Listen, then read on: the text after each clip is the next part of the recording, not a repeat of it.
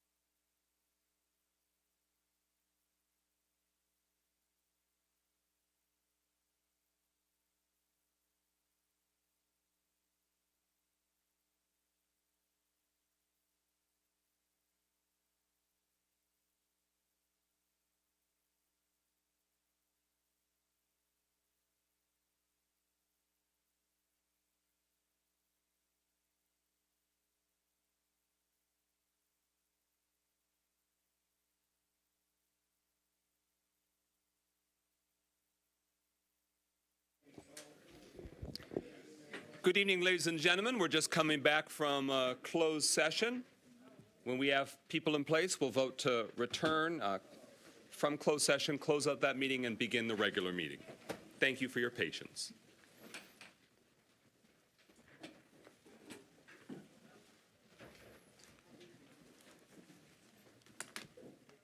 Is there a motion to come out of closed session? So moved. It has been moved by Councilwoman Jones, seconded by Councilman Parker, that we come out of closed session. Any discussion on the motion? Hearing none, roll call, Clerk Doyle. Jones, Yes. McGinnis, Yes. Parker, Yes. Carrington, Yes. Goodman, Yes. James. Yes. 6 yeas, no nays. That motion carries. We are out of closed session at 6:09 p.m. Is there a motion to adjourn the special meeting?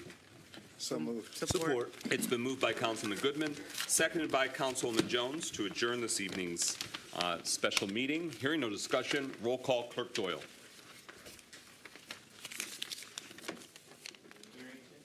Yes. Goodman, Yes. James, Yes. Jones, Yes. McGinnis, Yes. Parker. Yes.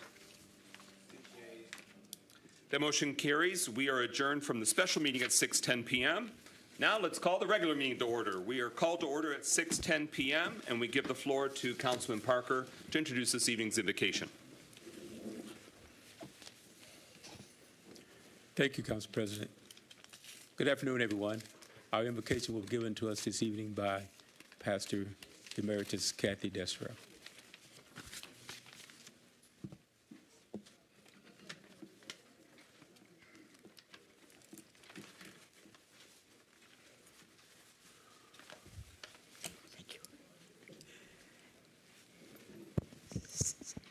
You get up in the morning, do you ask yourself why you're up again? Why you're there? Why you do the things you do? Are you thankful for what you do? Sometimes, if we just examine why we do what we do, we have a reason to be thankful or a reason not to be. So as we go to prayer tonight, I would ask you to think about, are you thankful for the blessings that you do have, such as the opportunity to be here in freedom to express your opinions in a country that will listen to them? Father, we thank you for today. We thank you for a sunny day and a warm day. And we thank you, Lord, that we have this place, and we have this town, and we have these people who care. And Lord, we ask that tonight, as the meeting progresses, that kindness and love and mercy would permeate the meeting, and that all that is said and done would bring honor and glory to your name. Touch each person and their lives and their needs, and we will be careful to thank you, for we ask it in Jesus' name. Amen. Amen. Amen. Please rise for the Pledge of Allegiance to the flag of the United States. I pledge allegiance to the flag of the United States of America and to the republic for which it stands, one nation, under God, indivisible, with liberty and justice for all.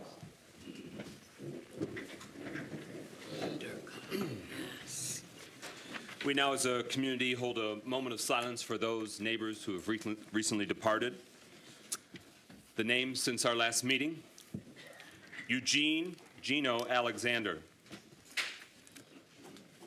Tamiko Hay, Donna Malinin, Beverly Moncrief, Kenneth Moss, Ernesto Munoz, Lynette Munson, Charles O'Connor, Kevin Reed, Steve Shelton Sr., Lucy Simpson, Jesse J.T. Turner Jr., James Williams. Also want to acknowledge that Pro Tem William Carrington lost his aunt Phyllis Ashford this morning, and offer our condolences to our colleague. This is a Pontiac neighbor who passed away nearly over 30 years ago, but news has just come out confirming his passing. His name is Anthony Gully. He was murdered in 1994. His remains were discovered decades ago, but now, thanks to DNA evidence, his identity was confirmed and his family can have that closure. And that was out of state. But so we include Anthony Gully in our moment of silence as well. Please join us as a community for a moment of silence.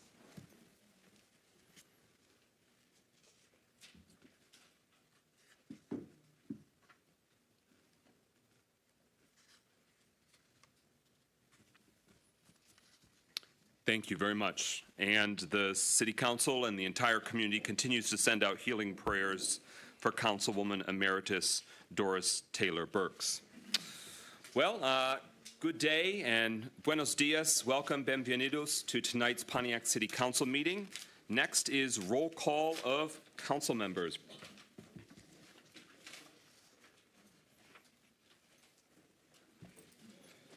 Carrington. Present. Goodman. Here. James. Here. Jones. Here. McGinnis. Present. Parker. Here. Rutherford. You have a quorum. Quorum is established. All members are present and voting. Is there a motion to approve this evening's agenda? So moved. Support. It's been moved by Councilman Rutherford, seconded by Councilman Parker to approve this evening's agenda. One possible change that's before us is that items number 16 and 17, it's been requested due to participation of some representatives, if that can be moved to be the new number 12 and 13 coming after number 11. So 16 and 17 on economic development, both of those are related to Presbyterian Village, or also known as the Village of Oakland Woods. So that Manager Younger would be presenting all of her economic development items together. Is that such an amendment? All right, Support. Councilman Rutherford is moving to amend the agenda to make that change. Councilman Parker is seconding. Any discussion on that proposed amendment? Hearing none, roll call, Deputy Clerk, on that potential agenda amendment. Goodman. Yes. James. Yes. Jones. McGinnis. Yes. Parker. Yes. Rutherford. Yes. Carrington. Yes. 7 yeas, no nays. Okay. That amendment carries. We're back to the agenda as amended. Any other discussion or changes or clarification? Hearing no further discussion, roll call, Deputy Clerk, on adoption of the agenda as amended. Carrington. Yes. Goodman. Yes. James. Yes. Jones. McGinnis. Yes. Parker. Yes. Rutherford. Yes. 6 yeas, no nays. That motion carries. The agenda is approved. Is there a motion to approve this evening's consent agenda? Is there a second? Support. It's been moved by Councilwoman Rutherford, seconded by Councilwoman James. The consent agenda includes A, City Council special meeting minutes from March 11th, 2025. B, resolution recognizing March 31st as Cesar Chavez Day in Pontiac. C, resolution recognizing April as Arab American Heritage Month in Pontiac. D, resolution to approve the purchase of new network security appliances for the 50th District Courthouse. E, resolution approving contract with Cintas for uniform services. These uniforms will be for Department of Public Works employees' operations. That's the consent agenda. Hearing no items pulled, roll call, Deputy Clerk, on adoption and approval of the consent agenda. James. Yes. Jones. McGinnis. Yes. Parker. Yes. Rutherford. Yes. Carrington. Yes. Goodman. Yes. 7 yeas, no nays. That motion carries. The consent agenda and its items are approved. A quick item for the community, noteworthy news. It was shared on social media earlier today about sheriff's presence outside of OLSA and PAE at the Baldwin Cesar Chavez intersection. Just wanted to make sure that the information got out. That was a traffic stop where somebody was attempting to flee, so that's why there were so many police officers at the site. There was no security incident or no concern at OLSA's facility or at the Pontiac Academy for Excellence. So there is no imminent, then or now, safety concern. We want to make sure the community heard that, since we heard a lot of inquiries about what was going on. So there was also a press conference this morning celebrating the news of RX Kids. We'll share out that positive news at a future council meeting. So that happened to also be happening that morning, so that's why there were some folks coming there as well. But the police presence was temporary, was not related to the school or the OLSA facility. It was a traffic interaction, and we want to make sure the community heard that news, since we got that question quite a bit. All right, first on the agenda next is a public hearing in the, not in the traditional sense, this isn't a legally required, but it's an opportunity for community feedback. The state of Michigan is reconfiguring Woodward Loop, the Woodward Avenue Loop, and with that, they're going to be making changes where it will no longer be one way going like a freeway around the downtown. They'll be turning it more into a boulevard with two-way traffic, and it's also going to impact how the state names the street. For the last 60-plus years, it's been known as the Woodward Loop or Wide Track Drive. And when it's no longer doing that loop, Woodward Avenue will continue, but it'll be along the straight route, which would be like the southbound side where Cass Avenue feeds in. That will be the remainder of Woodward Avenue, which means the state of Michigan, if the city does nothing, is going to revert to the name of the street 60-plus years ago. That street name was Park Street, P-A-R-K-E. So before there was the Woodward Loop, there was a regular, I think maybe two-way, not a crazy large street, and it was called Park Street. That was named for a surveyor from the early 1800s named Hervey Park that helped map and lay out some of the city. But so that street name went dormant or went away because the road overlapped it, although technically it's still on some maps. So we wanted the community to weigh in. The question was asked to the council and the city, hey, the state wants to know before they start ordering signs and finalizing their plans, were you cool with going back to that name from the 60s and before, or do you want to have a new name considered? So for the last 3 or 4 city council meetings, we've posed that question. And since then, it was communicated out to the community by email, some social media posts. And right now, we want you to be able to weigh in to say, the 2 primary options before us is, do you want it to be Park Street, P-A-R-K-E? And it's just going to be for a few blocks. Basically, think of where the Woodward Loop starts or splits, and then to where it kind of curves around near Saginaw Street. That'll be the section, just a few blocks long. It will be the new address for our community city hall, since our address right now is Woodward Avenue, what's in front of us. So it's changing regardless, and we want to help influence what change would you like it to be made to. So thank you, Councilman James, for making sure this was on council's radar, and then also encouraging more community feedback. In addition to tonight's public hearing, we did receive email responses, and we've tallied those up, as well as Facebook comments. And we're going to be tracking along here to see, for those that speak, we'll allow a minute a pop. If anybody wants to get up, all are welcome. You're not going to require to say your name and address like some of the more formal public hearings. This is not a legally required public hearing. It's more we just want to prompt your feedback before council makes that decision. So is there anyone from the community that wishes to weigh in on what they would like that name to be? Would you like Park Street?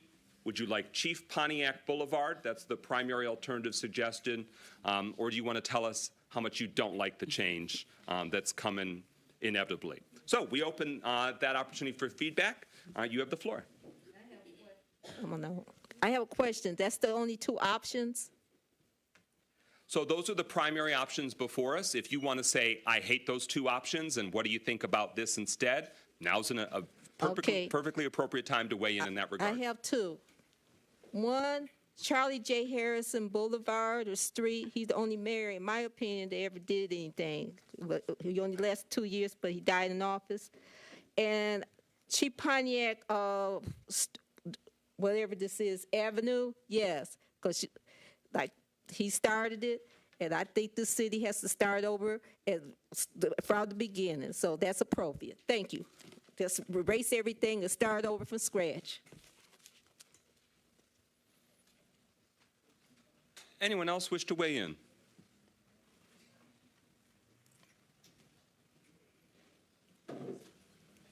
Good evening, Mayor, Council, and residents of the city of Pontiac.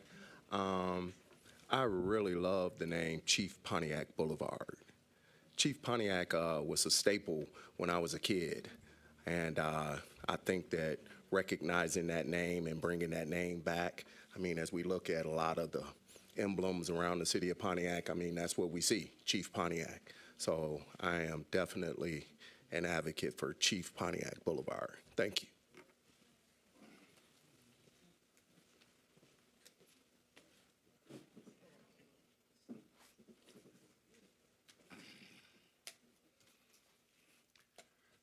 Thank you. My name is Robert Bass, and I'll be brief. I don't want to be up here, but Mr. McGinnis, you are part of the Historic Society. Was Woodward, is that how it got in the Guinness World Book? Because once it came through Pontiac, it made it the longest street in a certain vicinity. If so, I'd like it to stay Woodward. Thank you.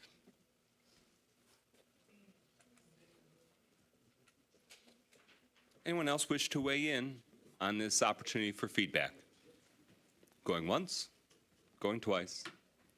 All right, with that, we'll close that public feedback opportunity. I should say there was a written submission. This is from James Thompson, Pontiac resident. Mr. Council President, if I may, I would like to use the system you have set up for disabled persons to make public comment during a council meeting, although I would actually like this to be part of the public hearing concerning the renaming of the stretch of road known as North Woodward, to us old-timers as Wide Track.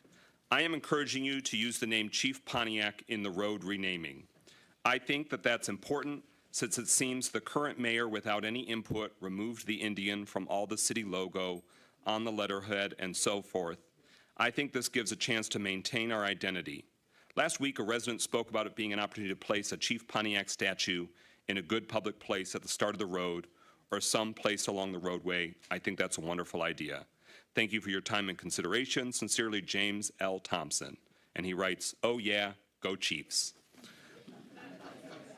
So I'll count that under the public hearing tally. The public hearing, the opportunity for feedback will be closed for those in person. We're looking at what has come in during tonight's feedback is 2 were for chief, 1 was for other. Ms. Beckley offered 2. I counted her as other since her first choice was other, although you heard her also give feedback on the Chief Pontiac Boulevard. And 1 was saying should be no change. It should not be changed from Woodward. For email submissions, of which we received a few dozen, 8 respondents said Park Street, 32 respondents said Chief Pontiac Boulevard, 7 responded saying another suggestion, a name, something different, of which it was varied, and 2 said none, don't change it.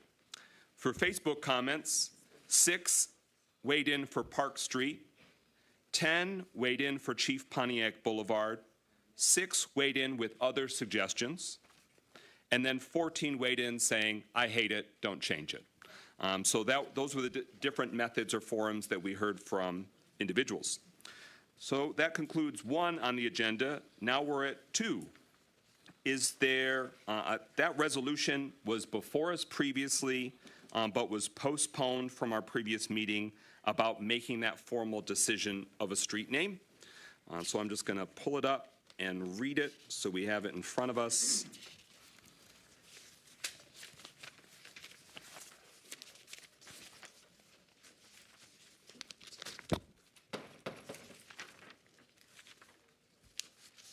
Well, it might not be handy. Deputy Clerk, is it in a different location?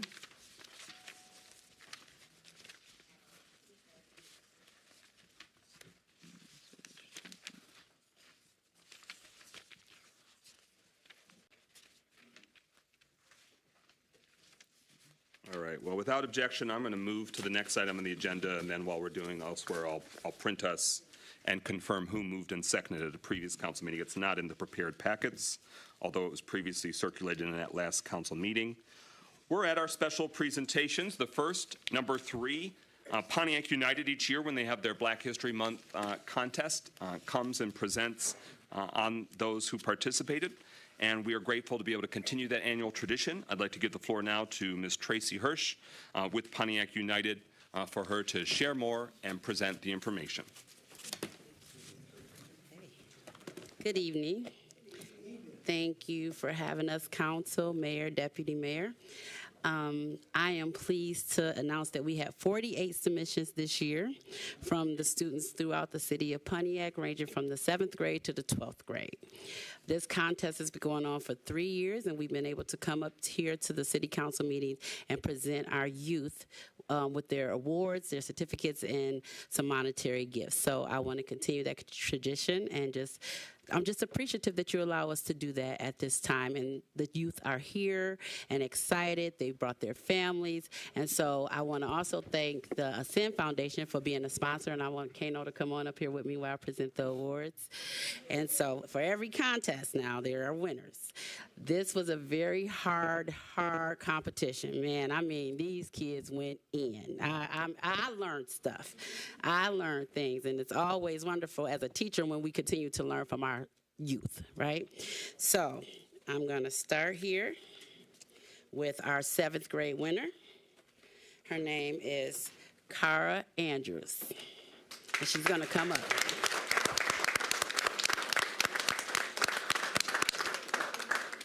And they're going to introduce to you who they wrote about and why they chose that person.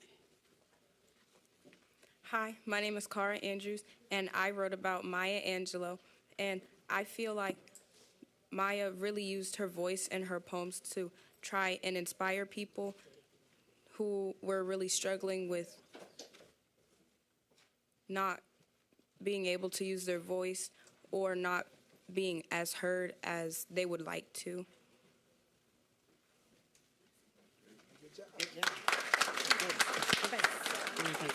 So our certificate says this certificate is proudly awarded to the 7th grader, Cara Andrews.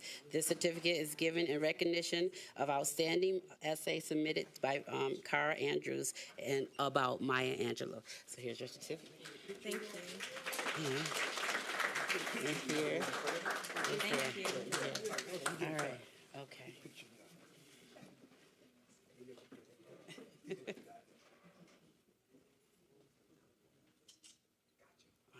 Stay right here for me. All right, our next winner is from 9th grade, is a 9th grader, and his name is Joshua Esparo Smith.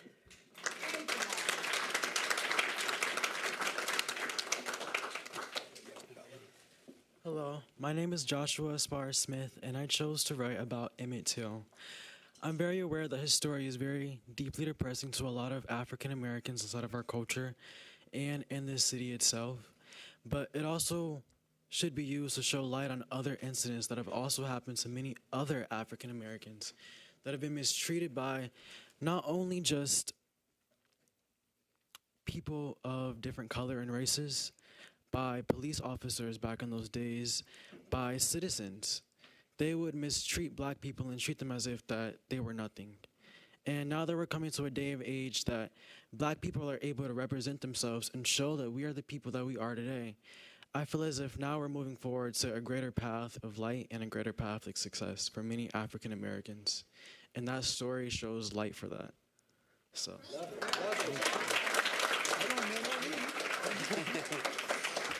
Your pen. Congratulations. Don't leave without that. Don't leave.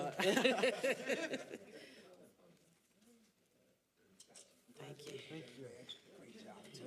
Yes, yes. Stay up here with us. Come on, you gotta come back here. Yeah. All right. Our next winner is a 10th grader. Her name is Brooklyn Washington.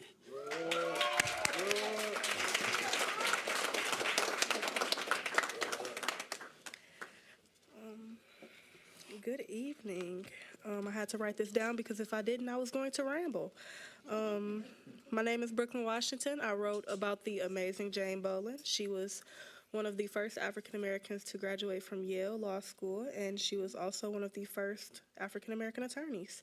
I read about Jane Bolin because I want to be a lawyer, and her story has deeply inspired me. Her determination, groundbreaking achievements, and unwavering commitment to justice show that with perseverance, it is possible to overcome obstacles and making a lasting impact. Her legacy motivates me to pursue my own legal career and advocate for justice in my community. Thank you.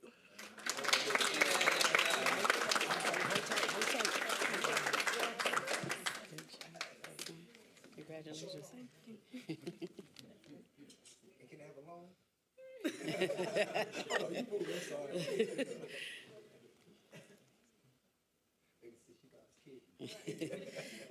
We have two more winners. They were unable to be here, but I do want to acknowledge them.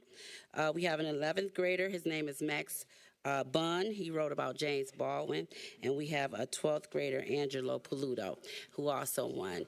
We had a large number of students from ITA submit essays, but we did get them throughout the city. So we're just excited. And once again, I want to thank you for having us. I left them standing here just in case any of you wanted to say anything to them.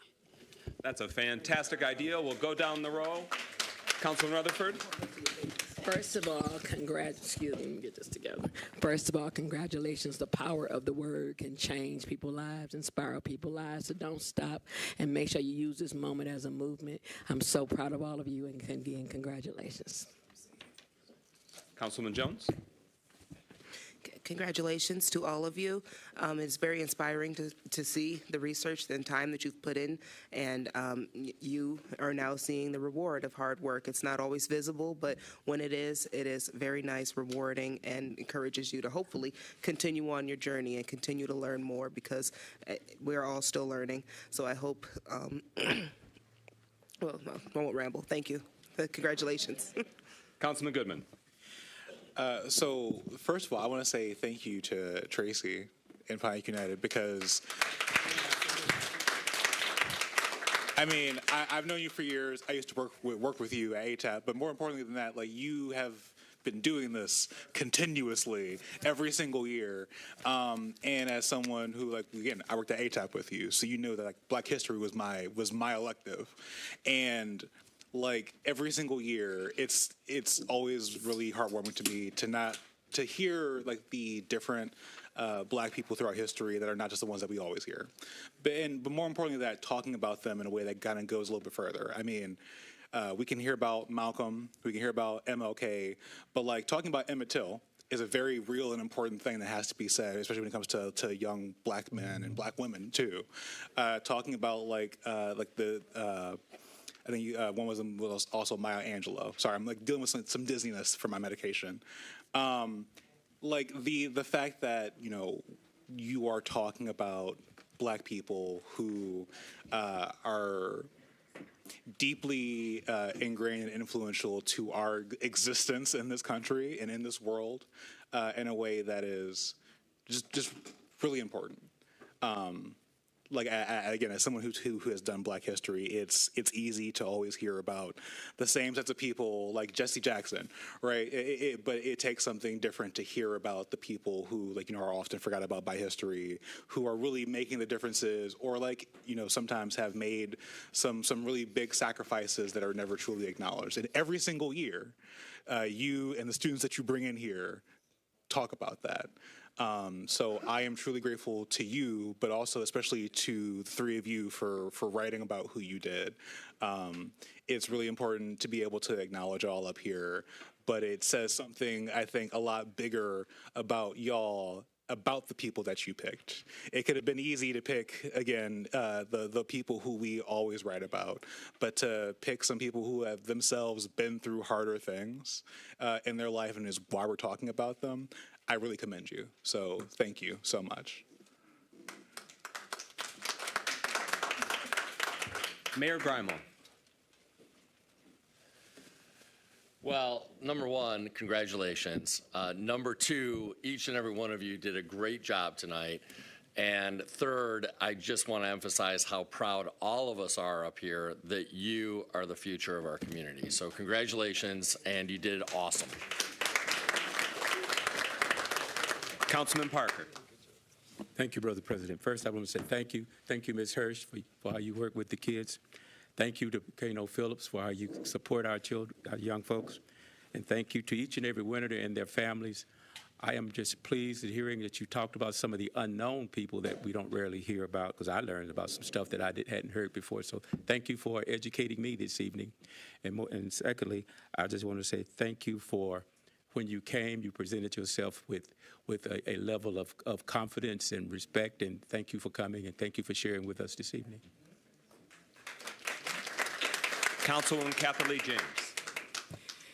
Yes, before I say to the young people, you guys did such a wonderful job, but I just want to say that your two advisors, Kano Phillips and Tracy Hurst, I am so amazingly proud of the two of you. The commitment that you have to the youth of Pontiac is absolutely, it's unbelievable.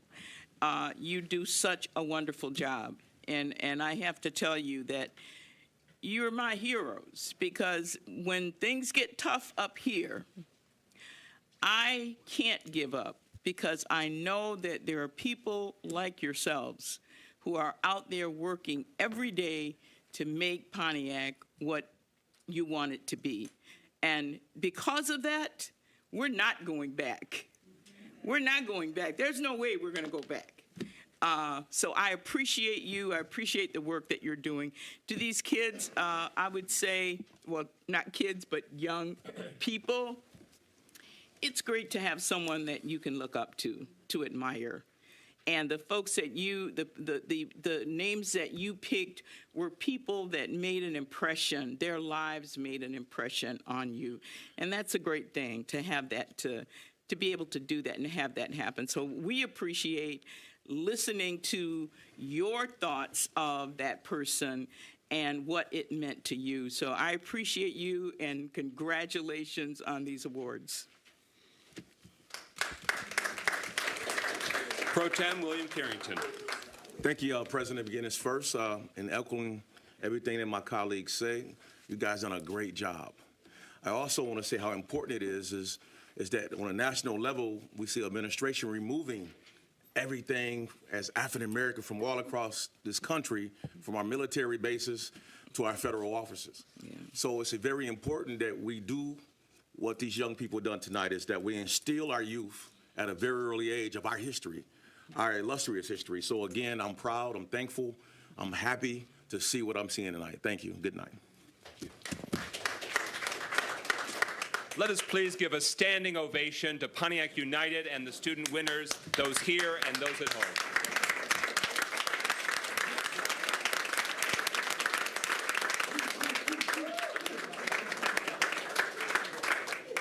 Thank you for being here, and thank you to Pontiac United for choosing the City Council. If you have any final remarks, you're certainly welcome. I want to know if y'all would take a picture with me. All right, there's a photo request. We can't deny them the Kodak moment. Let's do it. We'll cut that shit out.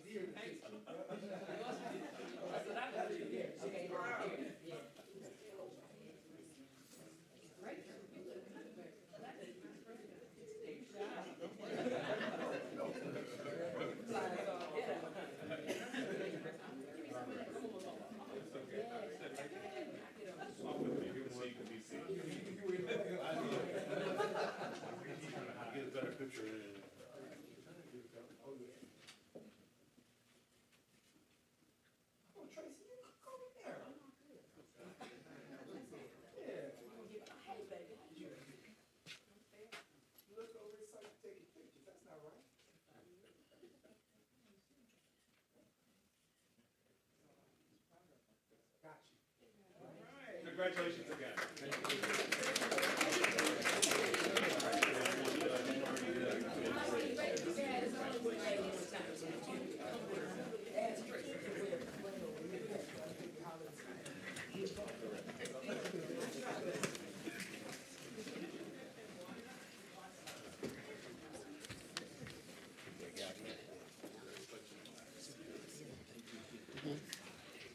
Thank you. Thank you very much. We're now going to revisit the resolution determining the future name of the roadway, currently known as the northbound Woodward Loop.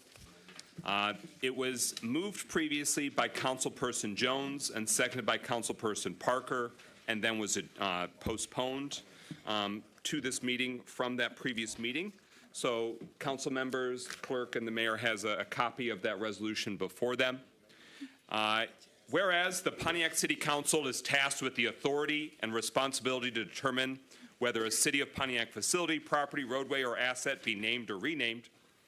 And whereas historically there was a roadway in downtown Pontiac named Park Street, which was absorbed into the northbound Woodward Loop with the construction and expansion of that thoroughfare in the 1960s. And whereas the Michigan Department of Transportation is undertaking a substantial reconfiguration of the Woodward Loop, which will undo the loop configuration, undo the one-way traffic, create a boulevard design, and eliminate the Woodward name from the northbound portion of what was the loop footprint, since the Woodward name will remain with the current southbound portion of what was the loop footprint. Now therefore be it resolved, the Pontiac City Council hereby formally renames the former Park Street to Chief Pontiac Boulevard in honor of the Native American leader who is the namesake of our great city. And further resolved, the City Council requests for the administration to take the necessary steps to implement this formal street name change and to inform the Michigan Department of Transportation of this name change in consideration of their progressing Woodward Loop reconfiguration project. So that's the item before us. City Council has heard at this evening and previous evenings, email and social media. So if there's an interest in making this decision, substituting a different name, or kicking the can to a future meeting, those are the options on the table. And since we heard a lot of feedback now and previously, I'll just go down the line to see if anyone has any reflections, if you're good with the Chief Pontiac Boulevard name, or if you want to take in another consideration. Councilman Parker, any reflections? Thank you. I can say it's appropriate. It's appropriate. Okay. Councilwoman James? Likewise. Pro Tem Carrington? No comment. Councilman Goodman? I feel like there should be probably a little bit more time for feedback on this, but I no comment on it myself. Okay. Councilwoman Jones? Someone suggested the name, I think it was Chief Pontiac Parkway, and I liked that. I just want to say that. I like the combination of the two. They both have historical significance, and I would also be interested in, waiting. But as a secondary, Chief Pontiac would be okay. Boulevard. Councilman Rutherford? I'm Chief Pontiac all day. Okay. So, Chief Pontiac being the primary focus, there's an interest or a possibility here of, instead of Boulevard, Parkway. That was one feedback. Most of the feedback has been Boulevard, but that's what was prompted of people, so I'm not going to say that that's the only option they wanted. Councilwoman Jones, you like Parkway instead of Boulevard? Correct. Councilman Rutherford, how do you feel? Boulevard? Boulevard. Your Boulevard? Mm-hmm. Councilman Goodman? I feel like I'm being a nerd here, but I think there might be like a actual difference between a parkway and a boulevard. So that's a cop-out. Pro Tem Carrington? Well, actually, I'm neutral on either, so I don't know enough about information about, what's the difference. And I think Councilman Goodman has made me think I'm a little more in depth about it. So I'm neutral, whichever one the council wants. Councilman James? Yeah, I am for the Chief Pontiac. I think it ticks all the boxes for us. Whether it is Boulevard or Parkway, somebody can quickly Google it and see if it is significant. I'm comfortable either way. Yeah. I like Parkway and I like Boulevard, but Chief Pontiac. The definition of boulevard, which is a French word, boulevard, is a wide open road, usually tree-lined. So that's boulevard. And parkway implies that there is a park-like setting that runs along it.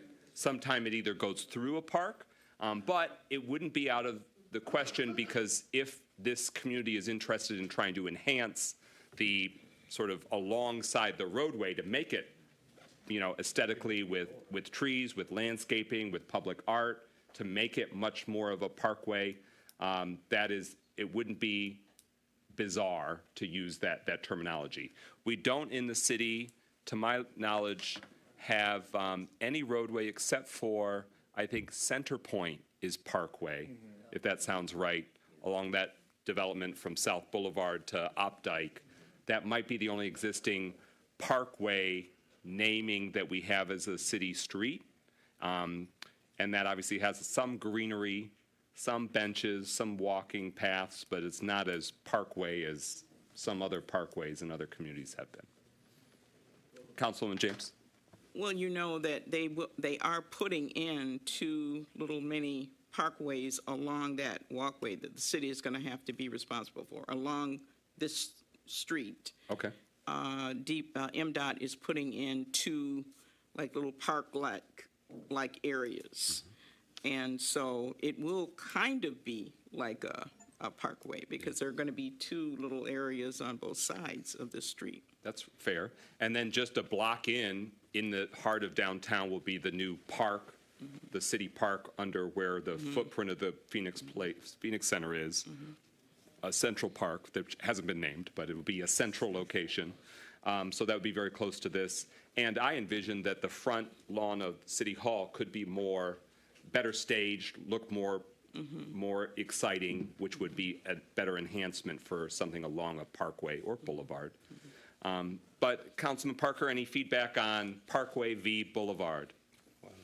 Neutral on that. Okay, so what we have before us is a resolution that would be Chief Pontiac Boulevard. Is someone proposing an amendment to replace the word boulevard with parkway? Yeah? I want to place that motion. Okay, is there a second? I'll second it. Okay. It's been moved by Councilwoman Jones, seconded by Councilwoman James, that the resolution language would replace boulevard, strike that, and replace it with parkway. Everyone clear on the amendment? Mayor Grimal. Just a question. Is parkway spelled the traditional way or with an E as an homage to park? It would be the spelling of P-A-R-K-W-A-Y. No E, no floating E in there, unless the council one. I know that's how you spell it, but, because of the historical sentiment there, I was considering tagging along the E, but. That would make my skin crawl. Okay, well, I won't motion that then. But your amendment is to replace boulevard with parkway. It has been seconded. It would be the spelling of P-A-R-K-W-A-Y, the legal spelling of parkway. Any further discussion on the amendment? Hearing none, roll call, Deputy Clerk, on the amendment striking boulevard and substituting parkway. McGinnis. Oh, man. Pass. Parker. Pass. Rutherford. No. Carrington.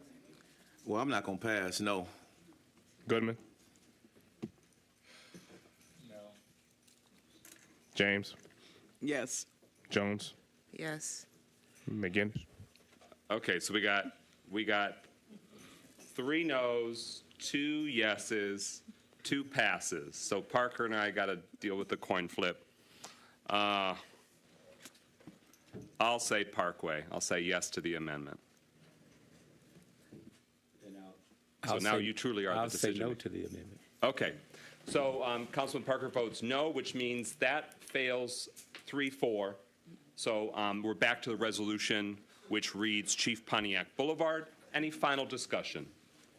Hearing none, roll call, Deputy Clerk, on adoption of the resolution formally renaming the street to Chief Pontiac Boulevard and therefore giving the notice to the state of Michigan before they finalize their work. Roll call, Deputy Clerk. Jones. Yes. McGinnis. Yes. Parker. Yes. Rutherford. Yes. Carrington. Yes. Goodman. Yes. James. Yes. 7 yeas, no nays. That motion carries. The resolution is adopted, and the community has made a decision. We'll let the state of Michigan know that verdict. And thank you to all the residents that weighed in. The strongest feedback was for Chief Pontiac Boulevard, and that feedback won out. You could applaud. Ms. Bowie's applauding. All right. I did have on the agenda a 1-minute recess to allow the special presentation participants to depart, but they already departed. So, those that wanted to depart. But if you would not want to be stuck for the next few hours listening to city business, now is an appropriate time if you want to exit. And thank you again. Congratulations.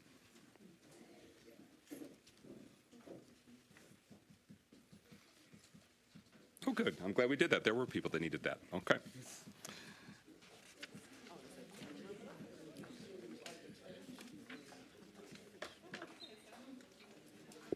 Next on the agenda, number 4, it's a special presentation from the Oakland County Water Resources team. So we want to give the floor to them. Mayor, is there anything you'd like to say initially before the Water Resources Commission presents? But we'll just offer, they're going to get into it in more detail. Council members, some of the council members have heard already about this matter. It's good news in that the county has received grant funding, and it means that there can be restoration to our urban wetlands, including in the land in Murphy Park and to the east of Murphy Park, which a lot of it is public domain. Mayor Greimel, any reflections?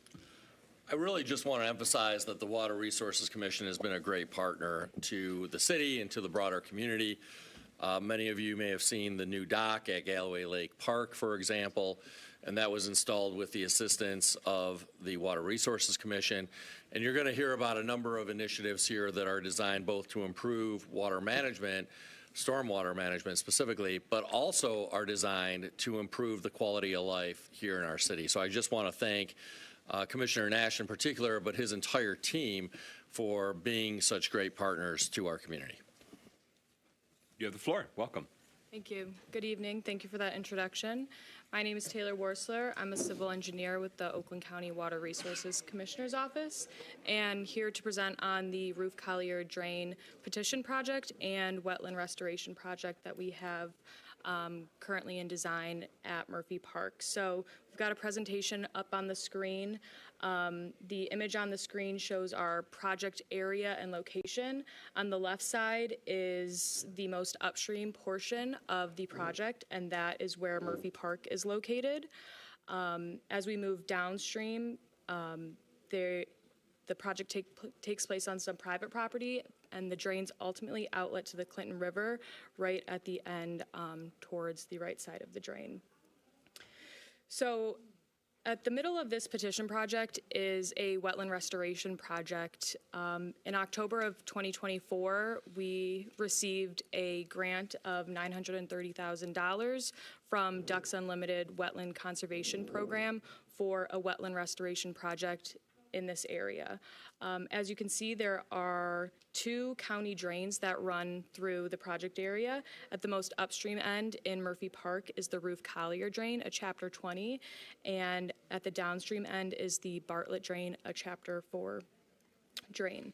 The wetland restoration project will take place from the upstream end all the way down to the downstream end where it outlets at the Clinton River, and the project aims to increase wetland storage and habitat, decrease erosion and sedimentation in the drain, stabilize stream banks, and fully design walking and biking trails that will connect Murphy Park to the Clinton River Trail extension. So looking at that picture kind of cutting through, if you guys see that trail that runs through there, that is the Clinton River Trail extension, also often referred to as the North Spur. So the project will design walking and biking trails to connect Murphy Park to a regional trail system. The project is currently in design, and it's at about 30% design as it stands. This is just another image of the project area with elevation contours and parcel lines added. The city recently acquired a few more parcels to be included in Murphy Park, which are that downstream area where you see the drain splits into 2 and comes back together. And if you guys have ever been in Murphy Park, it's a beautiful park, a great area. It's got over 60 acres. This project area has over 60 acres of continuous wetlands, something that you really don't often see in Southeast Michigan or in Pontiac in general. There's a strong elevation change, though, as you can see from the contours, which is contributing to erosion in the drain, and that contributes to sedimentation and overall reduces the capacity of the drain. So one of the major areas that we're looking to do some restoration at is where it is starred there. It's where the drain diverges into two and then comes back together. That is currently the Bartlett drain. The picture you see there is taken from the trail. The trail sits above this area, and this is a great opportunity to increase wetland storage and habitat in this area, really slow down the flows, infiltrate water, improve water quality. And this is also the area where we would be designing trails to connect to the Clinton River Trail. At the upstream portion of the project in Murphy Park, the open channel is not currently a part of the roof collier drain. It is not under our jurisdiction. This area is experiencing severe erosion. As you can see on the picture on the right, that is right in front of the culvert crossing. Our crew is out there multiple times a year cleaning that out, cleaning the blockages out from it. So as part of the project, the petition project, we're looking to extend the roof collier drain to include this open part of the drain that is currently experiencing a lot of erosion. So by extending it, we will be taking over maintenance in that area and look to address some of these concerns.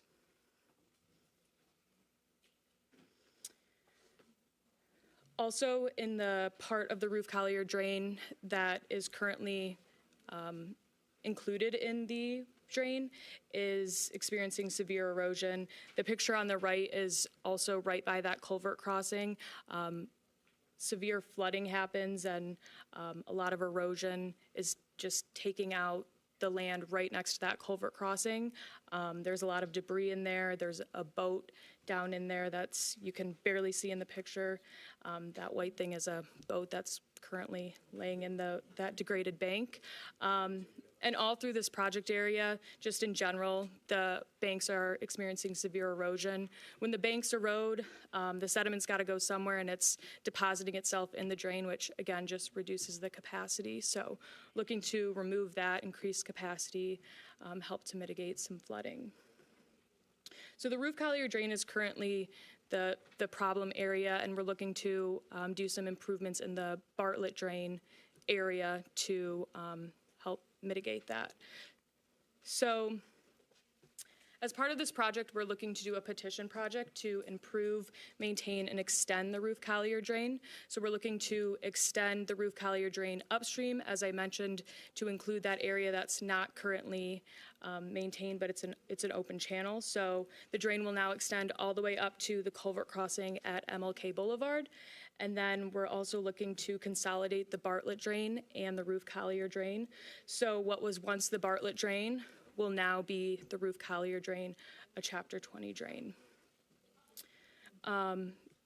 This on screen is the proposed district. It combines the roof collier district and the Bartlett drain district, and it also extended it to include a portion of Meadow Drive, which we've heard from the city that is a project that's ongoing that will add that area to this drainage district.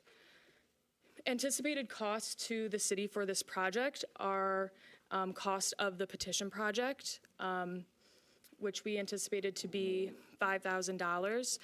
But again, that in return, there will be a $930,000 grant project that requires no match from the city. So this project will be able to help us maintain currently degraded parts of the drain at no cost to the city. If we were not to do this project, the conditions of the roof collier drain would just end up continue to get worse and worse, and eventually some sort of maintenance would have to come, and that would come at the cost of the city. More anticipated costs are just annual maintenance, which the city currently pays for the roof collier drain. and now it would include the portion of the Bartlett drain.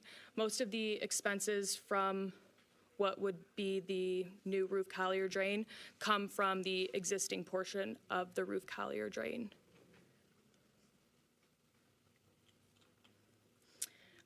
From the beginning of this project, we've been coordinating with the city. We've been working a lot with Torrance. We've been out there a few times with him and other DNR folks and Fish and Wildlife folks who are big fans of this project. So we're coordinating with them to design the trails that will connect Murphy Park to the Clinton River Trail extension. As you can see, that black dark line is one of the proposed trail locations that our design engineer has come up with. But we're looking to coordinate with the city to figure out where exactly they want those trail locations and get their input on it. We've also been coordinating with the city on the Meadow Drive project that's occurring just south of our project area. You can see that sandy area is the concrete plant, so Meadow Drive is going to extend or construct a road along there. So we're coordinating with them to make sure that our projects align and that their project isn't ongoing and conflicting with ours, or their project's fully complete and then we come in and have our project ongoing. We've already met, as Councilman McGinnis stated, with some of the council members. We attended a park subcommittee meeting and presented on this project. And we would also be looking and willing to do any sort of community outreach or additional education or to get additional input from the community on this project and what they would like to see out of it. We'll also be looking to get a few more drain easements for the stormwater basin, that area of that bowl-shaped area that I showed previously with the star on it. So we'll just obtain new easements in that area. We'll also be looking Just to clarify, is that privately owned, that land where the star was? That is currently, that's new City of Pontiac property. Okay, it falls in that footprint. Yep, so that's part of the land that was acquired in the land swaps with the concrete plant. We'll also be entering into a memorandum of understanding with the project just to have it be clear what will be under our jurisdiction for maintenance and what will be the city's responsibility for maintenance. And then just generally coordinating our project schedule to make sure that everyone's well aware of what we're doing and what we've got going on out there. So that summarizes our project, and be looking to take any questions or feedback. Well, thank you for the work that's gone into it so far from your team, and thank you for being here tonight. What should City Council expect in terms of your anticipated timeline when there might be a formal petition or vote before City Council? Will it require a vote of City Council for the petition action, and then I anticipate the memorandum of understanding would have to come before City Council for ratification as well? Any sense so far of the timeline to come? I've got Lynn Seymour here to help answer some questions too. Hi, I'm Lynn Seymour. I'm a chief engineer with Jim's office. So the timeline that we are hoping to follow is that the resolution would be passed today or voted on to start the petition process. So that at least starts us being able to do public comment, go through all the steps to start creating the roof collier drain extension and consolidation, and gives our office some security to know that the city's on board with us moving forward with the project for the $930,000 grant. And then we are holding off on presenting the memorandum of understanding because we'd like the design to be further along. So both the city and the county can really understand what aspects fall to each jurisdiction. Okay. Well, thank you for that. The administration did not submit the resolution, so it's not before us tonight. So sorry to be a buzzkill, but you won't get the shot clock starting March 18th. The next scheduled city council meeting is April 1st, so 2 weeks-ish, I think, or 2 weeks from tonight. So we can work to have that on the agenda then, and then council members have adequate time in advance to research and review the matter. But thank you very much for that answer. Other question on this, Councilwoman James. I don't have a question, but I do want to clarify for the project, because she talked about the connecting it to the Clinton River Trail. This project will do it will pay for the work on the drains, but it will only pay for the design of the trails, not the implementation of those designs. So I just wanted to clarify that we are not going to be expecting to see trails going through as part of this project. So it's a great project. We appreciate the work that they have done, but what they have included in the work that's being done on the drains is to put together that plan for the trails. So once we get the plan, we'll be able to go out for bid on, because we'll have already an approved design. So thank you very much for the work that you guys are doing. Now, have we worked with our Parks Director in terms of the easements that are going to be required, whether or not those would infringe upon our current situation with the DNR? So, I don't know, Terrence, if you want to speak to that, and then we can add on if needed. Good afternoon, good evening. We've had several conversations already. At this time, it's reported that it's not going to provide any infringement on anything with the DNR. I will have more details for you on Friday, subcommittee meeting. Okay. Very good. Yeah, the subcommittee will do follow-up questions on the status of resolving the decades-long deficit with parkland that the city has with the state, which has harmed our ability to get state funding for recreation projects or future opportunities for our city. Thank you, Councilwoman. Pro Tem, did you still have a question? No, actually. It was answered. Okay. Other discussion on this special presentation? All right, that'll conclude it. We'll revisit this matter on April 1st, and we'll work to acquire from you and the administration the resolution. Okay, if you would like us present at that meeting, just let us know. Okay, understood. And you are hereby invited to the Eastside Community Meeting the second Monday of April or May, whatever works best for you. So in April, that is Monday, April 14th at 7 p.m. if you want to present, since it covers in that current District 7 footprint. Okay, we'd love to. Thank you. Hearing nothing further, we'll move now to the next special presentation, Strategies for Addressing Streetlight Outages. This was requested by the City Council because there are substantial outages on our major thoroughfares. Council members have canvassed their areas, reported outages, received reports from residents, and brought it up for the last few months at City Council meetings. So it's obvious that there is some pervasive challenges, and we want to hear from the administration. How's it going for the fixes? What's the strategies moving forward? And we recognize that the Department of Public Works is new leadership. The new director is days in on the gig, but it's a need we've got that's especially acute during the season. Mayor Grimel, you have the floor. Well, thank you. We have a new DPW director who's been on the job about 2 weeks, maybe a little under 2 weeks, actually. And we are making progress on the streetlights, but there's more work to do. And so to walk council and the public through exactly where the current status stands and next steps, I want to introduce our DPW director, Larry Searles. Good evening. Right now, we did not have our contract settled with our contractor for streetlight repairs when I got here. That in the meantime, it has been settled. We have funding for it from the budgeted funds. There were specific areas of lights that were out.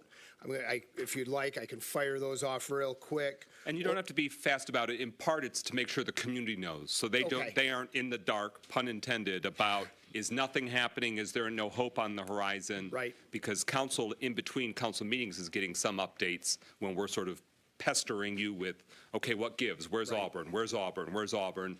Those residents have those same questions. You don't have to only answer Auburn, but that's one I especially care about. All right. So please delve into it. So these have been specific requests, that has multiple requests for these areas.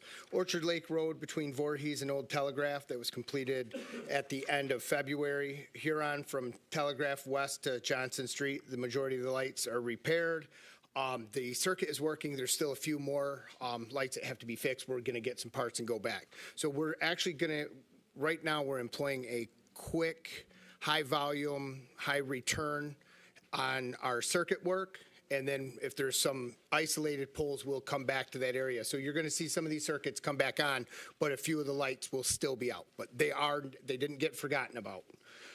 Perry between Greenwood north to Joslin, that is done. Baldwin between Walton Boulevard north to Collier, that is done. That was both on 312 and 313. Auburn between Sanford and MLK Boulevard, the circuit, the overhead feed is done. The overhead feed is done. I'm not 100% sure if that circuit is all the way back on, but we got the major work done on that one. It might be lit. Cesar Chavez between Woodward Loop and Montcalm. Early February, we did some work out there. We were waiting for DTE to replace the ground control component. We'll get back to that one as soon as DTE gives us as soon as they inform us that their work is done. Baldwin from Sheffield to Columbia, that started at the end of February. That completed March 14th. Joslin between Beverly and Montcalm, that one was completed on March 11. Today, Beechwood completed. Multiple complaints. Again, these are some with multiple complaints that are currently on the contractor schedule. Walton between Marshbank Drive and Baldwin. Walton between Joslin and Baldwin. Joslin from Walton to Columbia. Joslin Northfield to Collier. Walton and Greenwood. That should be done by the 25th. We've got a completion date of the 25th. And then 875 Barron Oaks Drive. That should be done by the 25th. There are a lot of street lights out. There are a lot of light poles missing. We have been working. We've had a couple, since I've been here, we've had a couple of meetings working on some grants. A grant that was secured to convert lights. That's not going to repair lights, but it gives us some relief on the light quality. And if a head happens to just be the only problem, changing the head from a high pressure sodium or mercury vapor to LED would turn it back on. We have exactly 2,224 lights that the city owns in the city. 2224? Yes. 1,090 of them are non-LED. Sodium? Usually sodium then? Sodium or maybe some mercury vapor in there. DTE owns about 2,200 also. They have 100 that's not converted to LED. That's just our energy bill, right? Okay, so in the city of Pontiac, we got over 2,200 lights that are city-owned, city responsibility, city obligation. Yes. And 2,200 lights that are DTE Energy-owned, DTE Energy, like if it's conked out, something off, it's yes. DTE's responsibility. Yes. So about half and half. And I didn't write down the exact number of what they own, but it's close to the same number that we own. But DTE owns a sliver, just a few dozen or 100 that need to be converted to some modernization. They only have to convert 109. So any grant funding for streetlight modernization will be on city poles. We'll include that. Includes DTEs as well. It's just a smaller fraction. Yeah, just a smaller. We have 1,090. They have 109. Okay. So that's what we'll be working towards with that grant. But we have to get a full inventory of our light poles. The city recently had done a LiDAR survey of the city. That's going to give us some tools to quickly identify what we have in the field, what the conditions are. It's AI, so you kind of got to teach it, what's it looking for? Is it looking for mast arm? Is it looking for a decorative pole? Once we get that, we really need to capitalize our light systems for reinvestment. We need to line them up with our road investments, and just any way we can, capitalize in economies of scale.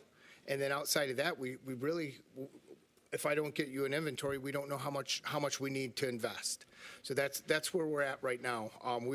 We do know we have quite a few poles missing. and we're going to start reporting those so that we're not getting the energy bills on them. Okay. Thank you for the information. Pro Tem Carrington? Yes, thank you, President McGinnis. First, thank you for the presentation. It's a few streets that I didn't hear in your report. University Avenue from MLK going west. It's like half the lights are out in that area. I know that I reported it previously, as well as Perry Road from the wide track going north. Have you checked those areas? I have a longer list. Okay. Those have not been distributed for repair yet. We have a longer list of streetlights that are out. Okay. I just wanted to give you an update of where you're going to see the action right now. Okay. I'm sorry. No and problem. I can get that for you guys. No. And my second question is concerning the coordination between DBW and DTE. Is you working on making sure that they've been notified of those streetlights that they own and operating? Yes. Okay. Yes. Thank you. So the contract that you stated that when you came in wasn't finalized, was that Great Lakes Power and Light? Yes. So I believe in early February, City Council voted for that expanded contract.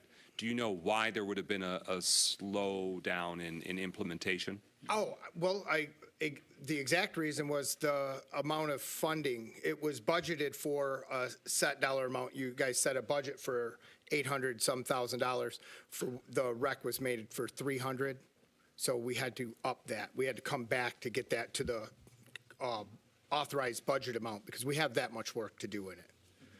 My point is that when council authorized that, I'm surprised that there was still another month or so. Maybe it wasn't that much. Maybe it was a matter of just days or weeks. But I just want to make sure that council is equipping the teams that they needed to do the work. We don't want. I'm going to say that was a mistake in our department. I think that was a mistake in our department. Councilman Parker. Thank you, Mr. President. I didn't hear you mention the road stretch from Perry to about Collier Road, going down Walton. Walton from Perry to about Collier Road. I've got Perry, Glenwood to Joslin. Are you meaning the Walton stretch? The Walton stretch. There were some Walton sections. Can you name check them again? And he's wondering if from Perry to Collier, that there's an outage there. We just want to make sure it's reflected either in the work to come or on the radar to be made into a work order. Which street? Walton Boulevard. Walton Boulevard, right going now, west from Perry. Marshbank to Baldwin, Walton, Joslin to Baldwin. Boy, I should have put Walton and Greenwood. I should have put these in order. Yeah.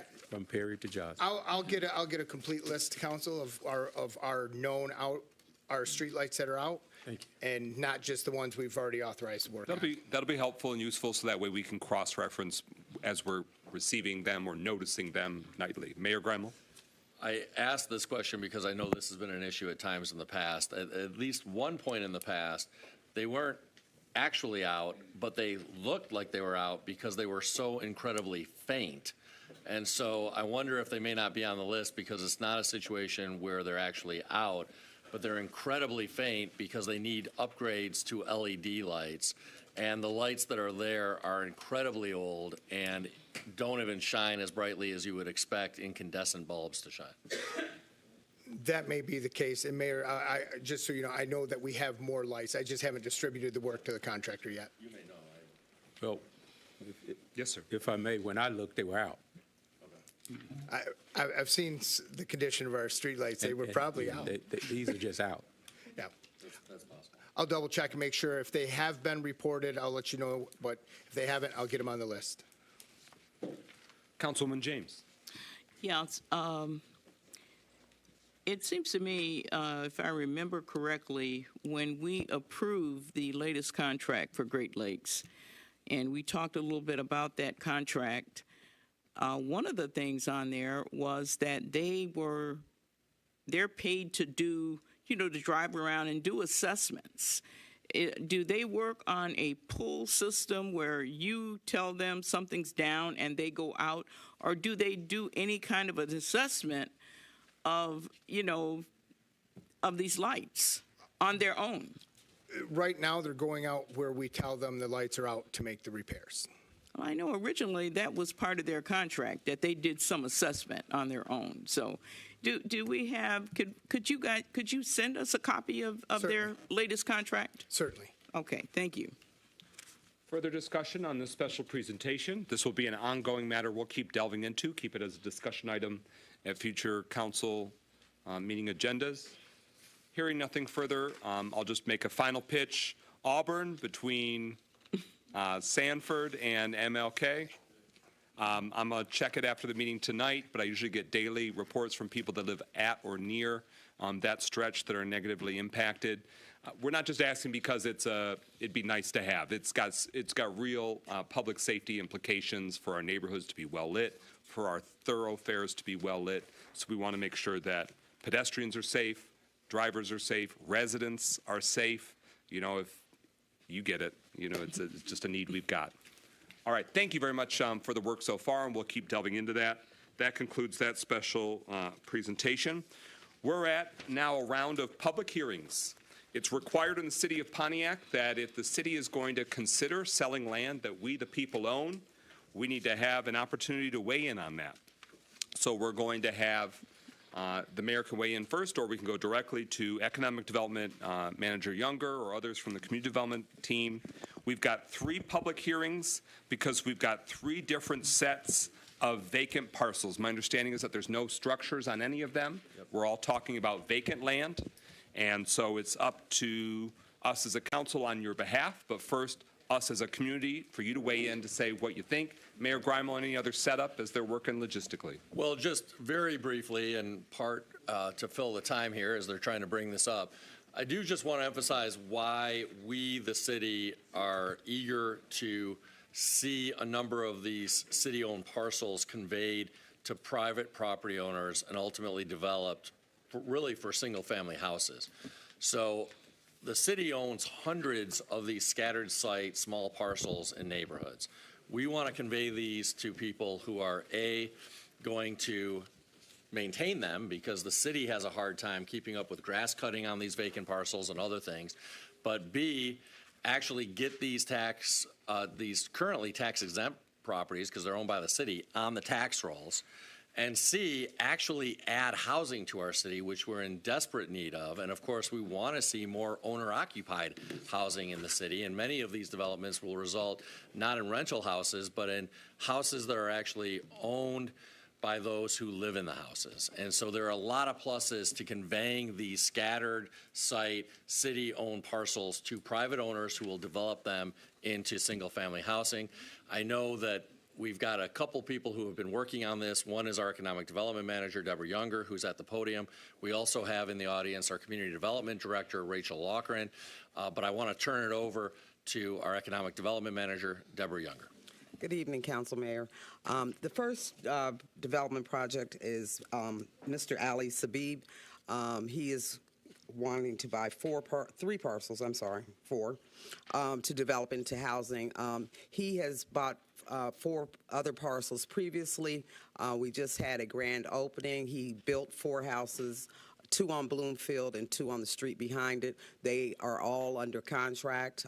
2 of them were affordable and 2 were sold at market rate. So this is an additional project that he would like to do with 4 more lots. The first lot is 476 California Avenue. That's a picture of it, the lot, and that's how it looks currently. The next lot is 586 California. Then 530 Luther, and that's these are the actual houses he has built right now. That's what they look like. There was a grand opening, and so that's what he proposes to do again. So those are the lots for Mr. Sabib. Also mentioned in the excuse me. The resolution on the agenda is 182 Rockwell Avenue. Is that also in this batch? I got to find it. I can't. Okay. But it's a vacant lot? It's a vacant lot, yeah. And it's located at 182 Rockwell? Yes. Okay. My glasses are... Okay. That one should be Clifford. Oh, okay. It might have been missed, yeah. Okay. All right, so Okay. what's the potential sale for? Depending on the final funding, the current ones sold for between $225 and $240. Oh, I'm sorry, I mean the lots. I'm sorry? The lots, what are we 1,000. potentially selling? Okay. 1,000 each. So it shows, therefore be it resolved, the city council authorizes your division pursuant to the Home Rule Charter to enter into an option contract to sell vacant infill housing lots as to describe in Exhibit A to Mr. Ala Sabi at a price of $1,795 for 476 California, $1,795 for 586 California, $2,555 for 530 Luther Avenue, and then $1,895 for 182 Rockwell Avenue, plus the combination of lot, plus the cost of lot combination taxes and other transfer fees. Correct. Is that representative of where it stands? Correct. Okay.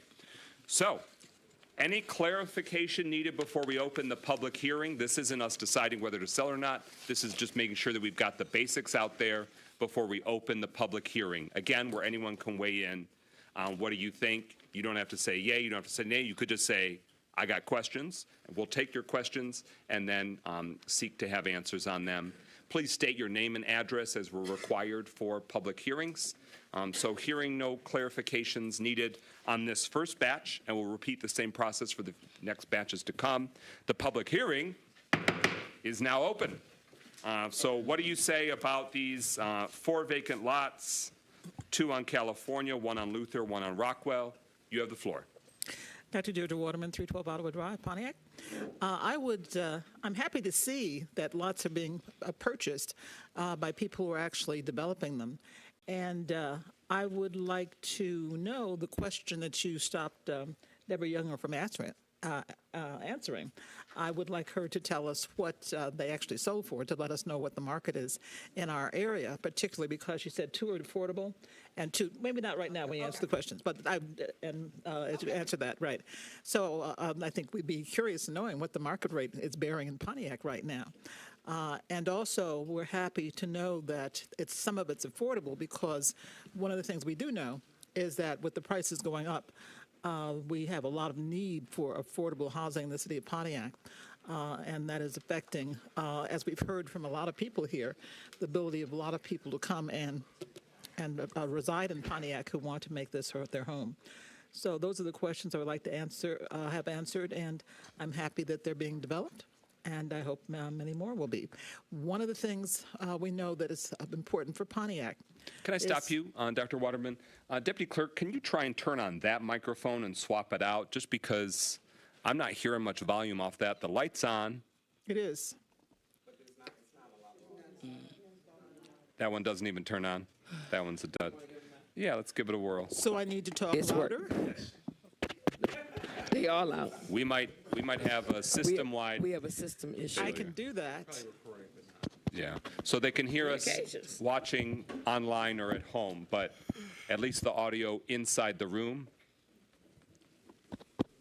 So I'm sorry, Dr. Waterman, please proceed. I'll stop the time so you can. So it's not necessary to repeat, just carry on. Yes, please. I will talk louder. I won't use my bedside manner voice that I often use in surgery. I can use my room projection voice, even though I have sore throat. The other statement I was going to make was that one of the things in terms of Pontiac's economic development was an important goal was to increase home ownership in the city of Pontiac. And for that reason, it was important to bring in some of the entities who are going to help people establish their down payments and to be able to own homes in Pontiac, because one of the things that is cited in terms of rating Pontiac's economic stability is the fact that we still have, even though this has gone on for years, 60% of the people in Pontiac are renters as opposed to homeowners.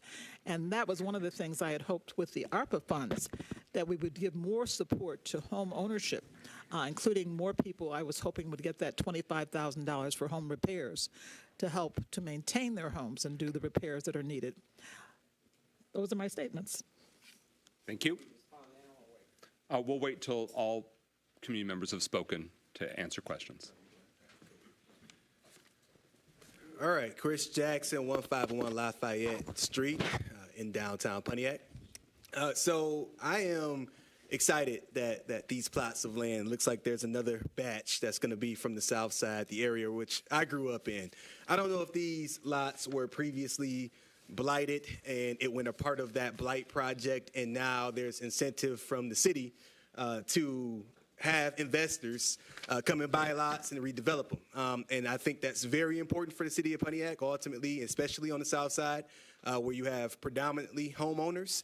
I too echo that I'd like to see programming that allows for renters to ultimately become homeowners. But the other thing is just really being and holding individuals who are investors accountable to make sure that the way that it looks now is the way that it continues to look within the measures and the rules and regulations that's afforded to them. So I'm also excited about the sale of these plots of land because I think we need redevelopment throughout the entire city, but especially excited to see us on the south side of town where I'm from. So if I have an opinion to give, it's to encourage council to vote yes. So thank you.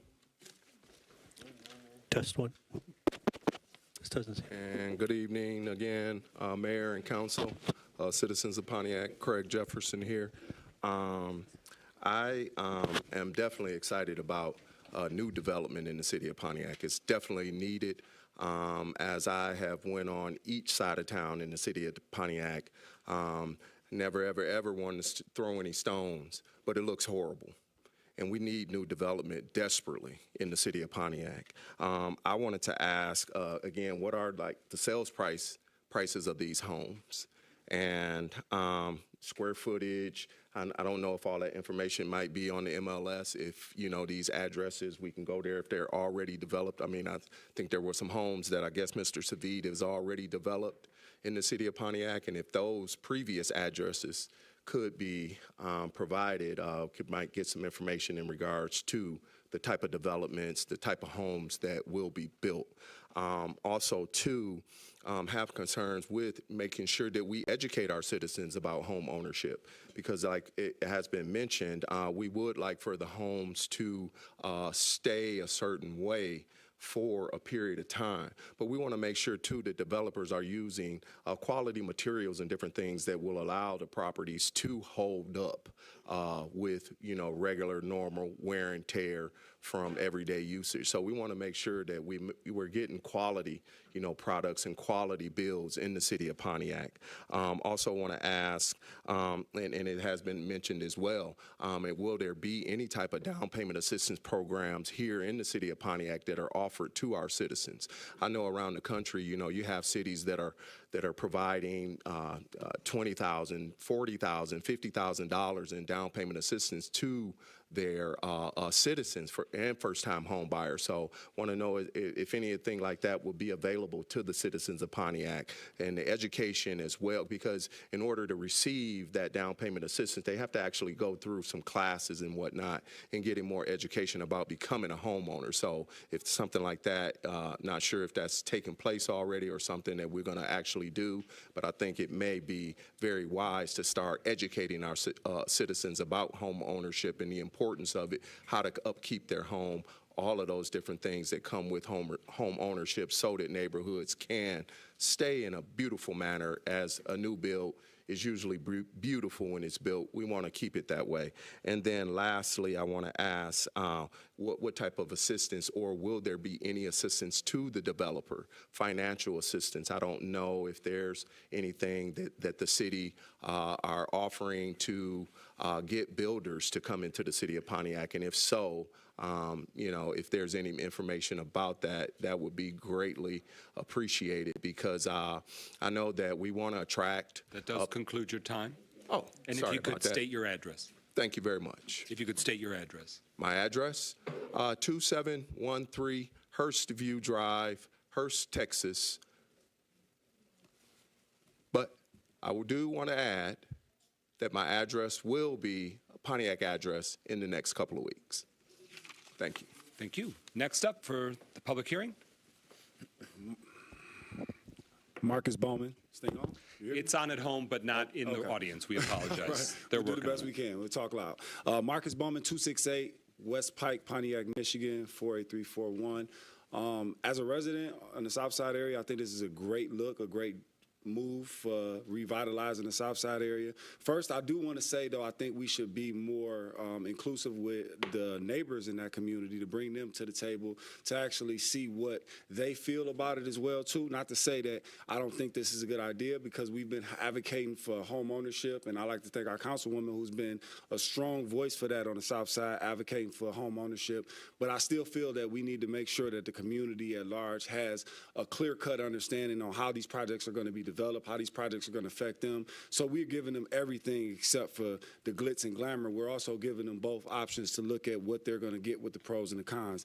Now, when they talk about home ownership in this community, I mean, that's a problem. So any community or any area and district that we can revitalize those areas and utilize the space and the land that we have, I think that's a big push for this community, because we need more home ownership, and the numbers are just stagnating, as you can see what Deidre was talking about as well as what Chris was talking about. So we understand this problem a lot because we live in those communities and we see some of those issues on a day-to-day basis. So I feel that council, you know, in my professional opinion, and my opinion as a resident, I think we should vote for this so we can get this pushed through, so we can start moving the South Side along and bringing some extra housing to that area and bringing some things of positive nature to that area for that community.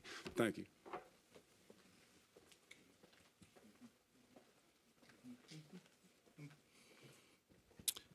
Yeah, Carlton Jones, 1323 Oakline Drive. I think I heard the mayor said we got several of these kind of lots in our city.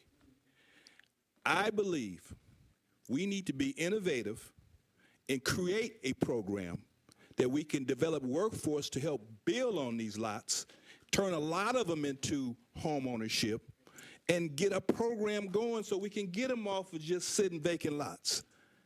We can do that, people. We can do it. We don't have to wait for somebody to come. I mean, I don't have any problem with that's what's happening, but we need to create our own program.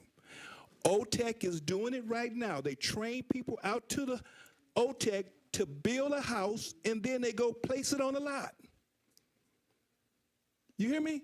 They doing it right now.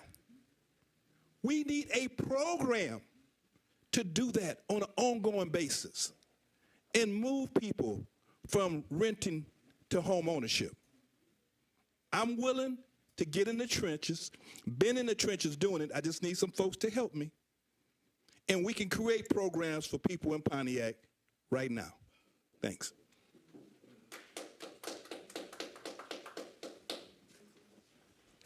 Chuck Johnson, 455 South Boulevard East. I don't oppose the fact that we want to sell these vacant lots and build housing on them, but we have to keep one thing in mind, that these shotgun houses that are being built, if you notice around the city, you go in at one door and you walk straight down the hall and everything is on one side of the room, and then you got a garage in another part of it you can't put a wheelbarrow in. But here's what the problem is. If we continue selling pertinent lots in various parts of the city, especially when they're double, you're going to have developers at some point, especially when the county comes to town and wants to start building some nice houses, large houses, for the folk who's going to be coming downtown. You're going to have a developer that's going to come here and want to build some really, really nice houses. But as long as you keep selling off these lots, and these guys come in here and build these little shotgun shacks, and they build them next to a big house to try and give it some,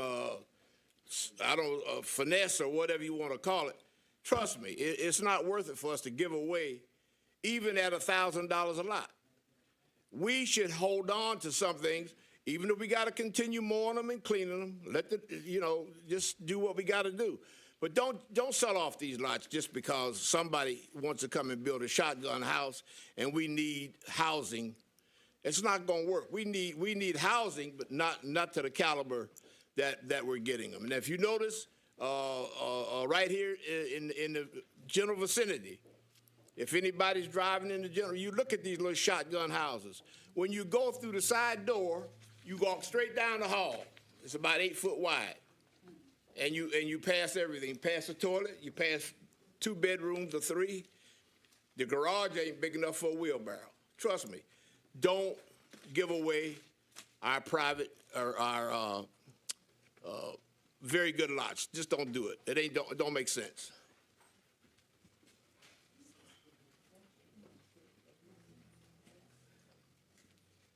Can I go?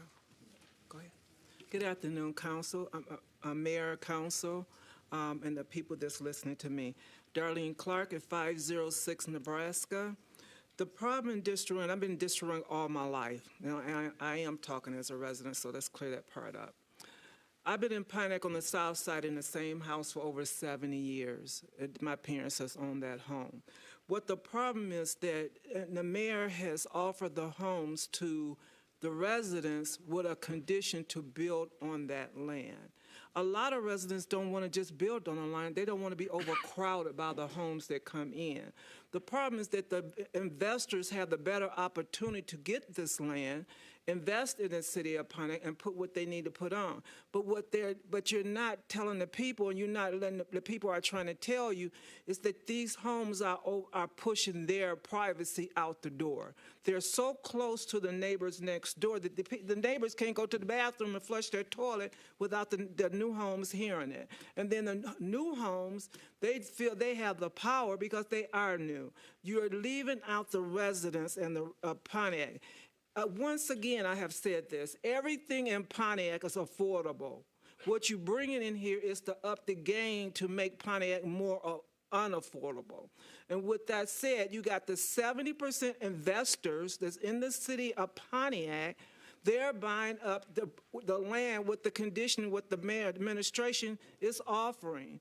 Let the residents work back and forth. Don't give it all to the investors. They're going to make money and leave. Give it to the residents who really want to just have privacy or have an empty lot next to them to make the street look better. The more crowded that you put into these neighborhoods, the more you're going to make Pontiac look worse. And you put in and I don't agree with Chuck, trust me, Chuck Johnson is not my type of person. I guarantee you that. But I would say this to you, he's right. He's right. And every person, you hearing people come to this podium you haven't seen come to the podium in 3 years. Now all of a sudden they got advice. Let me tell you about this. At home, we keep our advice in the house and we stand up for what we believe in. Again, the people who's giving you this advice are not the ones to listen to. Listen to the 30% homeowners are asking you. They have begged you people, please let me have this lot. I've heard said they try to get a hold of Deborah Young's office to buy the lot. No return calls. Now, once again, stop fooling the people because the people are not stupid. They see what you're doing. You're more interested in pushing them out than keeping them in.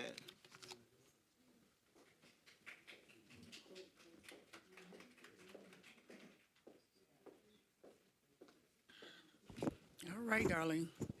I want to concur with, I have to go there. First of all, she is very true. I have a lot of relatives live in the city. I've been here all my life as well. I'm great for buying home because I come down here all the time talking about the people that's getting thrown out of their apartments. That has to be addressed. All these deadbeat apartment complexes all over the city. That's something we need to deal with. These people getting thrown out in the street. So we got to go there.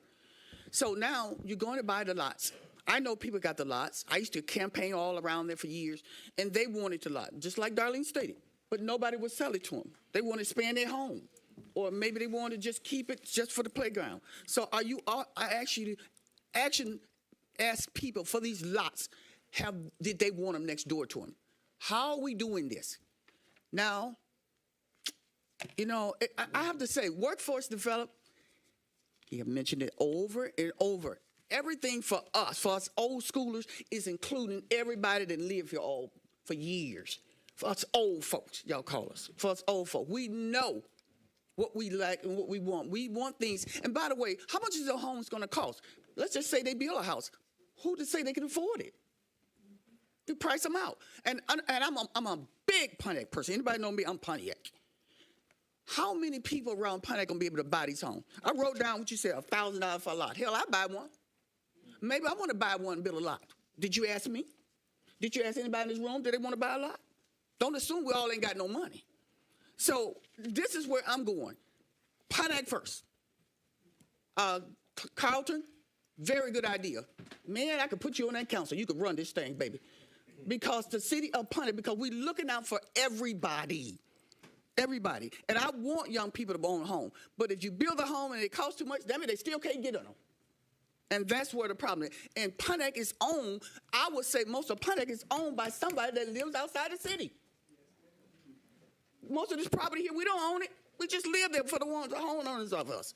When are we going to start owning our own? We want to own the land and the house. And that's what we are. And like I said, I know it's political season. I understand, you know, but people are watching. Wait, we had years to do this. When we was down with your mayor about 2 years ago, we were asking you about these lots. You had campaigned to get people, let them buy them lots next door, and you changed your mind. Hello. Thank you. Can you state your name and address, even though we know it? Just to comply with the statement. 431 Boyd Street, Harrington Hills, the great Harrington Hills. And your name. Oh, Gloria Miller. Any other requests to speak during the public hearing? Any other requests? Any other requests? Any other requests? The public hearing for this batch, she works for the city, is 7:50 p.m. We're closing that public hearing. Manager Younger, do you want to answer any of the questions about the substance? Sure. These affordable houses wish to subsidize the purchase price to $190 for the two affordable ones. The two non-affordable market rate ones, one was $245, the other was $235. They all have contracts. With regard to on one street, the actual daughter of a mother that lives on the street bought one of the houses, so she's now 5 doors down from her mother. That's anecdotal, but that is in fact happening. The lots are sold at 1/2 of SEV, which is a little more than exactly $1,000, depending on the lot. Down payment assistance, the grants department will be announcing a down payment assistance program shortly. I can't speak for grants, but I know that they are in fact getting ready to go announce a down payment assistance program. So the city will be offering down payment assistance. It was also asked about the size of the existing homes. They're 1,200 to 1,300 square feet, 3-bedroom, 2-bath, 1-car garage. The ones that have been built to date. What else was? Home repair, we're on our 90th home being awarded for home repair. And what else?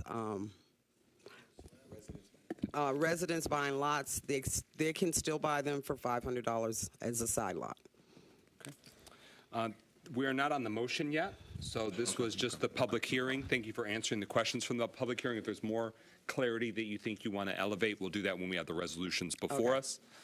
So we are going to do the second of 3 public hearings about specifically the parcel proposal.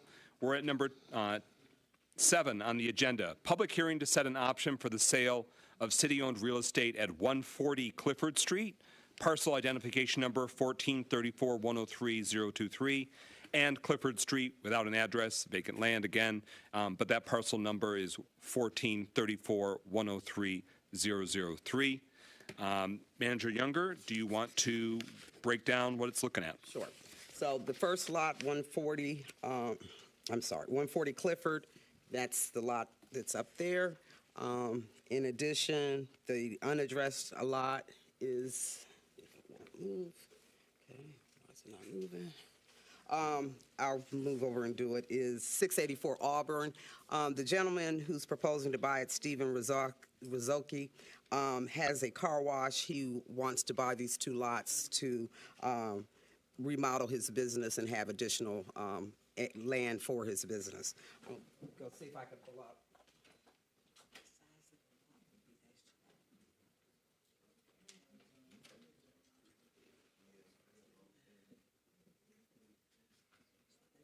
That's the second lot. So these are very narrow oblong strips south of the commercial block on Auburn Avenue. Correct. Sandwiched between those 2 residential lots. You may know it as there was a long vacant car wash that's blue and ugly. Sorry, but it is. A lot of resident complaints. This is a new owner and they are seeking to renovate that not into a car wash, but to a new business, a new commercial operation, and to make it work, they're seeking these slivers of land. Is that correct? That is correct. Okay. All right. Any further clarification you want to offer before we open up the public hearing? And please, during the public hearing, speak to the proposal before us, the specific potential sale. We are talking about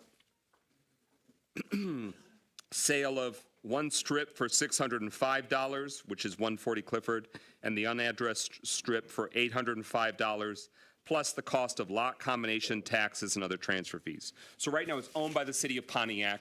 They probably are, we, the city, all of us citizens, are probably not doing a great job of maintaining it or caring for it. But in theory, it should be, if the city owns it, it's the city's responsibility. If it's privately owned, one, it's taxed, but two, they are responsible for the maintenance and cleaning of these parcels. That's true for the previous batch. So I think that the manager said as much as she knows to say. We are going to open that public hearing on these two parcels near Clifford Street on the east side at 7:55 p.m. We'll do the same drill.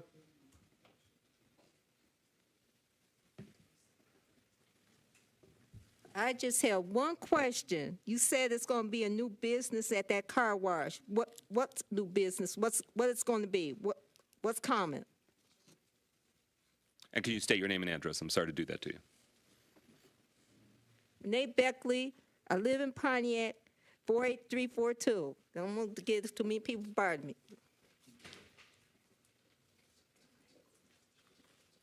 When we're Chuck Johnson, 455 South Boulevard East, Pontiac. I think as we look at the sale of these lots, and again, I'm of a mind that selling off these vacant parcels of land is not the wisest thing for the city to do.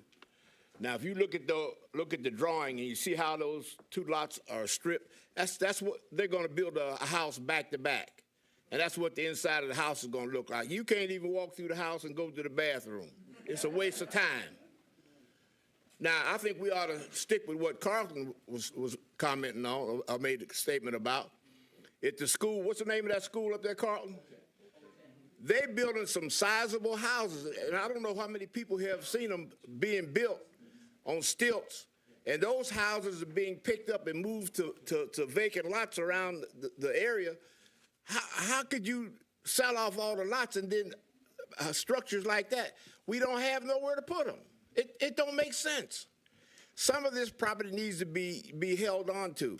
Now, the guy at the car wash, I was going to buy that car wash, but the guy who was trying to sell it for the owner had kicked the price way out of the ballpark, and I tried to buy it from the owner for less money. But I'm going to tell you what's going to happen.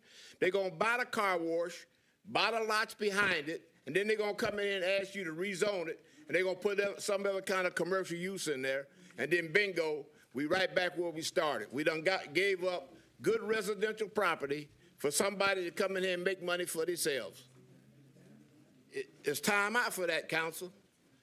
Hold on to these lots. We've been holding on for all these years. Let's hold on to them for a little while longer.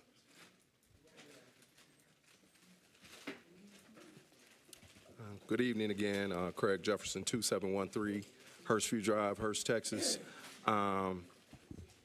I wanted to ask, well, I do want to say that I am in agreement with getting rid of empty lots and allowing those properties to get on the tax roll, okay? That is how the city brings in revenue, is with taxes. But we need to hold whoever purchases these lots accountable. They should not sit empty. They should not be vacant. They should not grow and become eyesores to the neighborhoods and the community. If we have investors who come into the city of Pontiac and are willing to invest, we need to be open to that. As long as the developments that come into the city of Pontiac benefit the citizens and the city of Pontiac, we need to be open to that.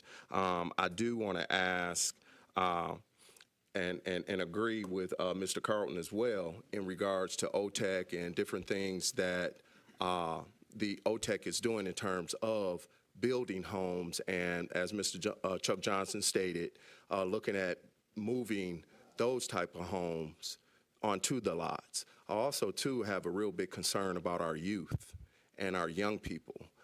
Those are people who we should be looking to get involved with these projects and making sure that they have opportunities to work work in the city of Pontiac. I mean, we have a lot of youth around the city of Pontiac who are unemployed, and we know when people are unemployed, they get into things still. So I think we need to have some programs that are letting our youth know that they are important, that we are thinking about them, and that we want to give them opportunities to work in their city, make money in their cities, and be positive and productive citizens in their city as well. Thank you.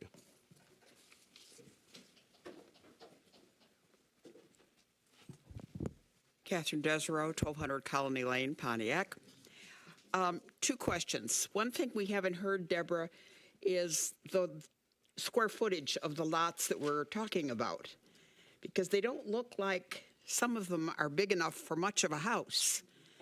And if we're just squeezing houses onto land, that's 5 years from now what it's going to look like.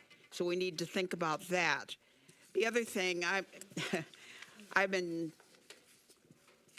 the OTEC land full force. I think our kids who have now built, I think, 3 houses, and they're good-sized homes.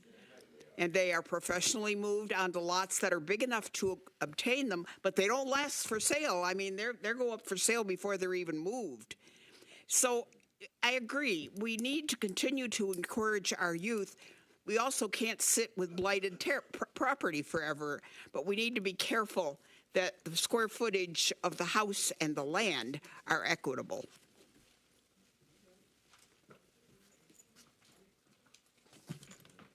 Good evening, Council Mayor.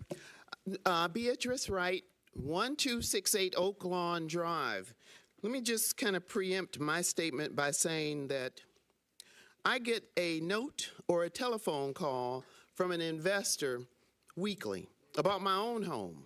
My home is worth $300,000, but they're not going to give me $300,000 for it. I think that we need to be prudent and hold on to these properties. There never should have been a car wash on that property. Car washes and gas stations bring down the value of homes. Now, that looked like a former neighborhood. Our properties are very small because those were very small homes. I'm thinking I see no home on the properties adjacent to that strip.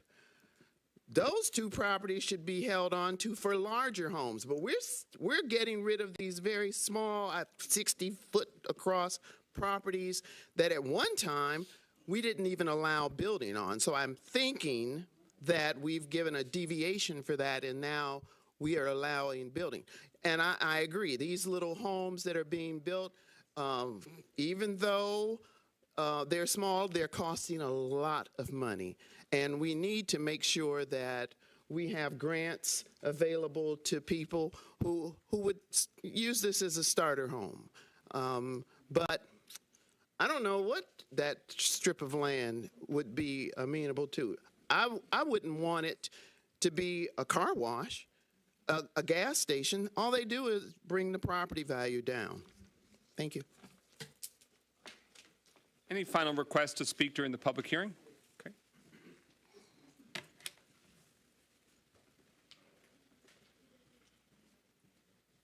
So listen to this, guys. You already know my name, right? I don't have to give it again. So listen to this, guys. I'm talking, this is me, residential. Okay, so listen to this. So for the last couple of years, the mayor's been trying to get rid of these 40 by 40 lots. And for the last years that we know of, investors been coming here, because you already said that 70% investors is in the city of Pontiac. So let's do the math, because that's my favorite subject. When you do the math, you got 70% investors. And each investor got maybe 10 lots. They got all that money to make money, but they don't live here, but they're investors. And they bring gas stations, car washes, apartments, all this kind of resources in for the city of Pontiac. But the part I'm not quite understanding, because I too am a mother, and I like to represent so my kids can have a future in their lives. You're telling me, people, that this is what you want to show the kids, that they have to just take anything? Because I'm not getting that. And that's what you give in Pontiac, anything. The people that come to this podium has been here longer than you guys probably got clothes in your closet. That's how long they've been here. And you want to sit and tell the people who keep telling you the same thing over and over, stop bringing this stuff in here. And I do not like Chuck Johnson. God knows I don't. But he said you bring it in here just to rezone it. Every time you go to rezone it, these investors come in here before they buy the property, they rezone it. You guys give them the property, and they put all this junk on here. So you showing your kids how to collect stuff. You showing your kids not how to have values with things, but how to collect stuff to make any kind of money. Like he just said, you put in these houses, you go from the front door to the back door. That's what's on California Street. That's where you want to put on Clifton Street. Again, look how narrow that is. Do not let this investor play your intelligence, because that's exactly what they have done. That does conclude your time. And in the public hearing, please do not opine on whether you like Chuck Johnson or not. The topic are parcels for sale. Other requests to speak during the public hearing on this topic? Any other requests? Any other requests? Any other requests? The public hearing is closed at 8:05 p.m. Manager Younger, I want to shed light on some of the questions that were raised. Sure. First of all, those strips are zone residential, but they're not buildable as residential. He is proposing a shop-like business. It's not a car wash. He's still in the planning process, and we're still determining what the exact business is going to ultimately be, but it's like a shop for his business is what he's proposed at this point. Again, those strips are pretty small. This would just allow him to square off his business by getting these two lots. They're not buildable as they are right now. They're too small.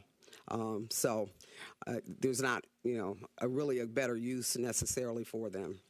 Do you want to look at the display, or maybe Mr. Martin can help you by looking at the display up close? What are the dimensions of the two lots? Because these are very awkward. They are not traditional lots. They are not buildable lots.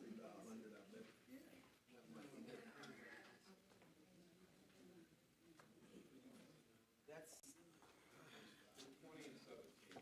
20 and 17.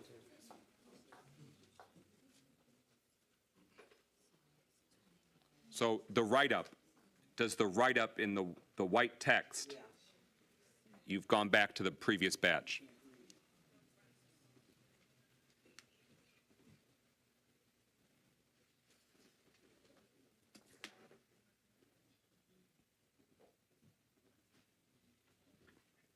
I'm just trying to help you guys out to get the information out before the decision's made. I mean, Mr. Martin, are you able to go to the screen? Does it, if you go up to the screen enlarged, does it tell you the dimensions of the lot? 20 by 24. 294, I'm sorry. So 20 feet wide by 294 long, or whatever. Yeah. Which one? 5,880. 5,000. Ladies and gentlemen, order, please. We don't have working microphones in the room, so we need to have one person speaking at a time. Manager Younger, would you like to shed more information on these strips that are behind commercial property? Right. That's Auburn Avenue. There are two businesses, the car wash and I think People's Party Store, People's Market. These are two strips of land. I walked them today. They are fallow, dormant land. I picked trash off them today. They might have been part of some alley 80 years ago. But there is even more vacant land on the Clifford Street side, and across from that, vacant land as well. So anything else you'd like to share in terms of these narrow strips under consideration? Okay, the second strip is 17 by 196. So 17 feet by 196 feet. Correct. So it's running behind People's, that smaller one, and the next one just south of it is 20 by 294 feet. It's sandwiched between the two residential side streets, but parallel with Auburn. Right. And his plan is to landscape those and, as a buffer. And would he be combining with his commercial parcel? Correct. Okay. Are there other questions that you heard that you want to answer? I don't recall anything else. Okay. All right, so that's the second of 3 public hearings. And thank you for bearing with us, even though the audio isn't working from the communications team in the room tonight. We are now at our third of 3 public hearings in terms of potential city-owned real estate for consideration. We're going to have the public hearing for 387 Luther Avenue, parcel identification number 1904-156004, 383 Luther Avenue, 1904-156005, 379 Luther Avenue, 1904-156006, and Luther Avenue, vacant parcel not addressed, 1904-156022. Those are the 1, 2, 3, 4 vacant parcels in question. Mayor, anything further before we give it to Manager Younger? Nope. Take it away, Manager. Manager Younger. Okay, so this is the first lot, Rachel's, and this is, that's 490, I believe 387 Luther. Then the next one is 383 Luther, 379 Luther, and then an unaddressed one on Luther. Glenn McIntosh is proposing to purchase those 4 lots and build houses on them.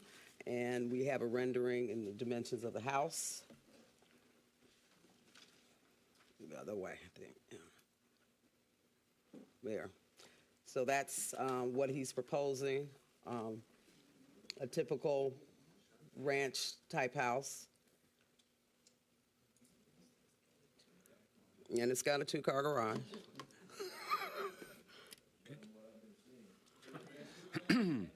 So one of the lots would be for $1,795, one for $1,100, another for $1,100, and finally $1,100, plus the cost of lot combinations, taxes, and other transfer fees. Correct. Other information you'd like to share with the community before we open up for a public hearing? No. Okay. With that, the time is 8:10 p.m. You know the drill. Public hearing's open.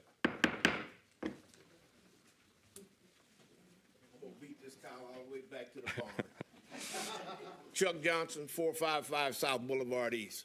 And again, now there's a decent looking house that's on the lot. That's doable. But when you look at, and I'll give you an example, if you go down Paddock Street at Willard, you look at this great big 4-bedroom house and this little shack down here beside it that just built. And in between the two, you got a vacant lot. Now, I don't know if that lot is owned by either one of the property owners, but it don't even make sense to put that little house up next to another house that's premium. Because whenever you have situations like Carlton talked about, these young folks building these houses, that would be the perfect spot to put one of these houses. But it wouldn't be available to anybody if you give it away now. And all these lots that you stretching out and selling near other commercial properties, they're going to come back here and go to the planning commission later on. They're going to try to get it rezoned. They're going to come back here and beg you to rezone it and do X, Y, and Z. Go down North Jesse Street and look at those 3 shacks. They look like dominoes sitting up on the side of a hill. It don't make sense. Folks, y'all got to remember that Oakland County is coming to Pontiac one day and real soon. And this whole city is going to change because a whole lot more people are going to be in it. Understand what I'm saying to you. And I'm going to tell you one more thing. It might change that we ain't even aware of. Pontiac may not even be Pontiac no more. It may be Auburn Hills on one half of Woodward Avenue and Waterford on the other half. And the historical thing of being downtown Pontiac. You won't even be a Pontiac no more. They get rid of that stigma. So why help them? Thank you. All right, and sounds like we've got restored audio in the room. Okay. Chuck Johnson woke it up. I'm Dr. Deirdre Waterman, 312 Ottawa Drive, Pontiac. Or maybe it was just Chuck Johnson's voice. Use your projecting voice, Doctor. All right, here I go. So I know Glenn McIntosh. He's administrator at Oakland University. Have a very fine reputation. I'm proud that he's investing in Pontiac and building these homes. But I was a little concerned when I heard Chuck Johnson was concerned about some of the lots on which they're building what he called shotgun houses. But clarify that for me, because I thought that when the council introduced this program of selling off our infill lots, our spare lots, that the Planning Commission went through a lot of trouble to design designations of how they should be built, certain criteria in terms of structure and certain qualifications in terms of quality and design, and in terms of materials that should be used. And I remember there was a lot of discussions at the Planning Commission. So I thought that had been adopted before we were even doing all these sale of infill lots. So I want that to be clarified, because there should be no reason in which there are homes that are not built that are not appropriate for the neighborhoods or bring down the economic value of the neighborhoods. So that's the question I would like to be answered, to make sure we're clarifying that, because I was sure that that had been put in place. And if it's not, then we should have been, because we talked a lot about it. The other thing is, Carlton Jones keeps playing workforce development, and I'm always looking for opportunity. And if OTEC has training and is building great houses, and we have the lots, if I were mayor, I'd go sit down with OTEC and work out a public-private partnership and say, hey, look, we'll supply the lots. You can probably get grants to bring in training, and then it's a win-win for everybody. But I'm just saying what I would do if I were mayor, but I'm not mayor right now.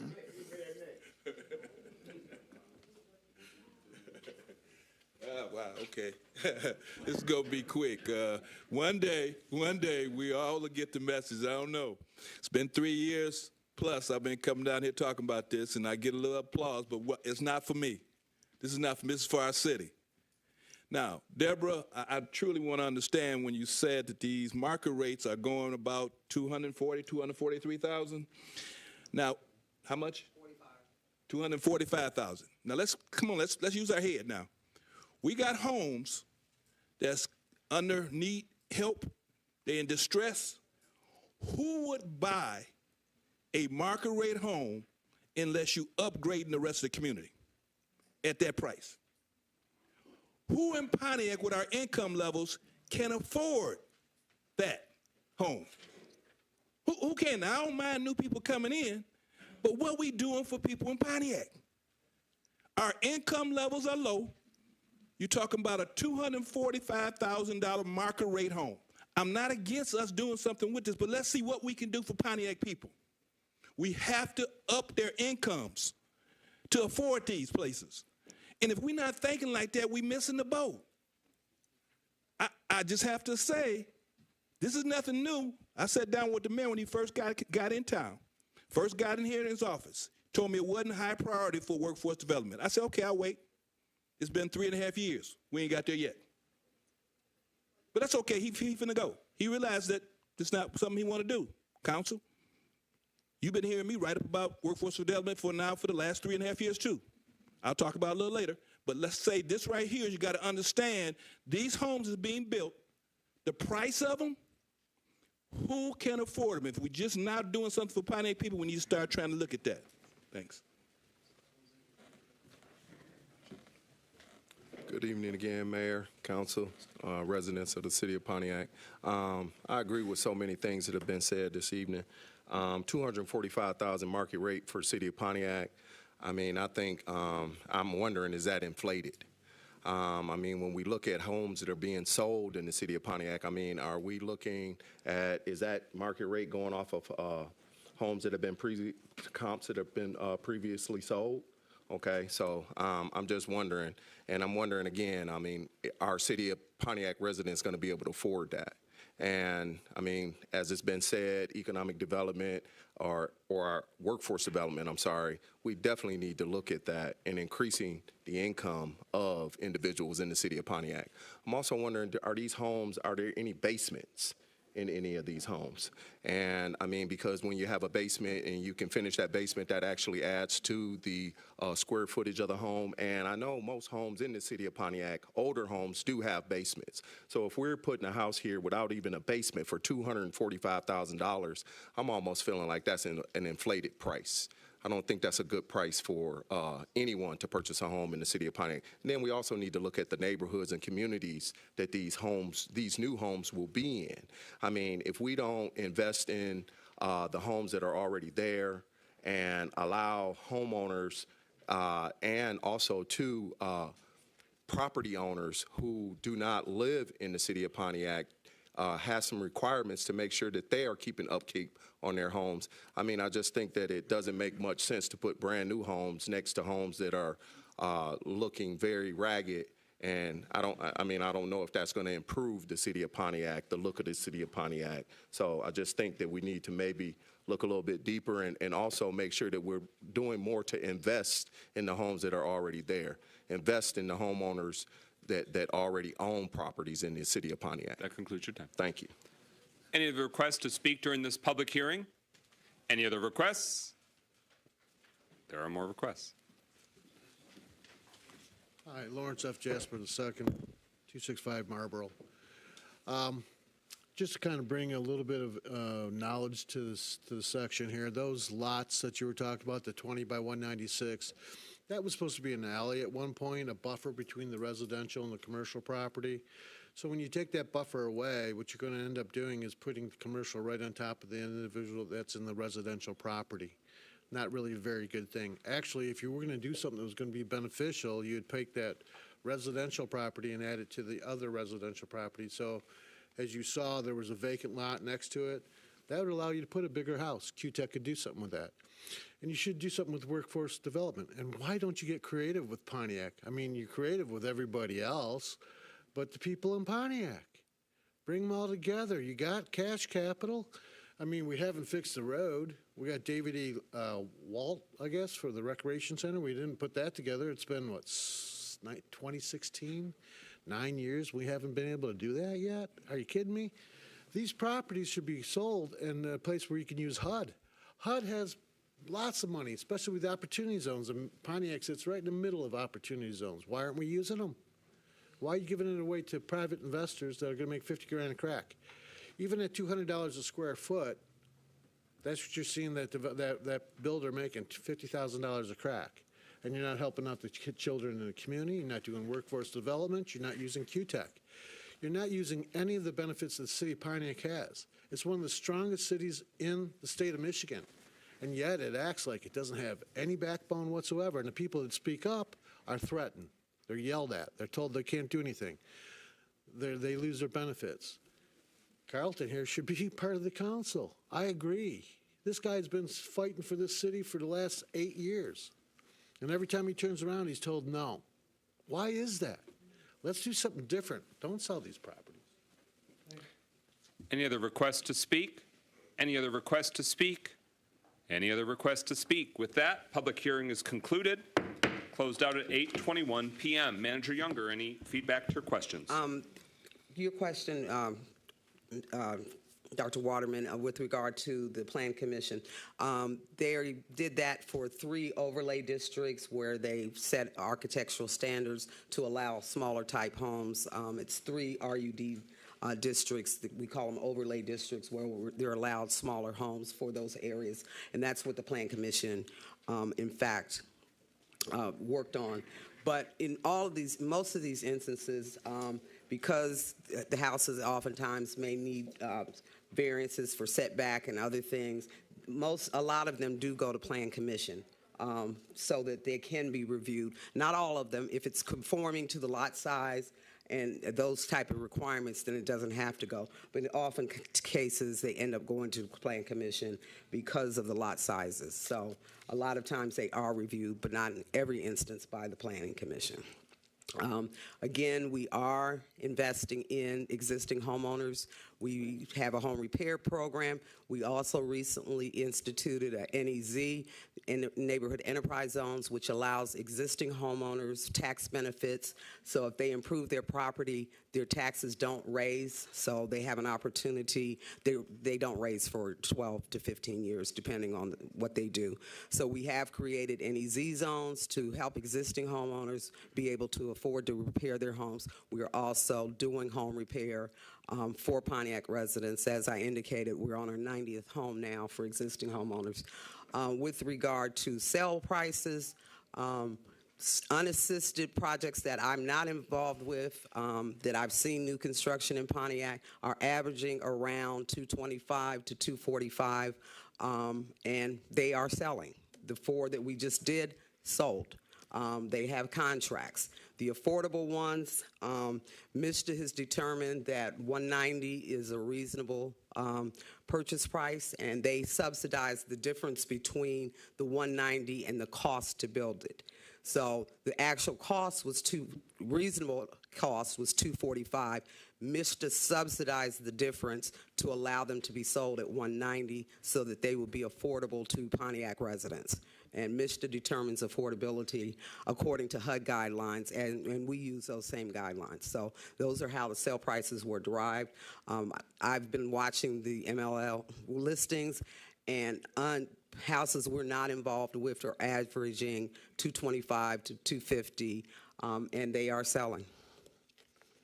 Okay. Now, it's anecdotal, but they are selling. Okay. So that is the public hearing. So we move now to resolutions. We're on number 9 on the agenda.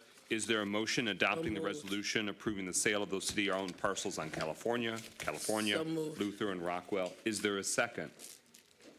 Second.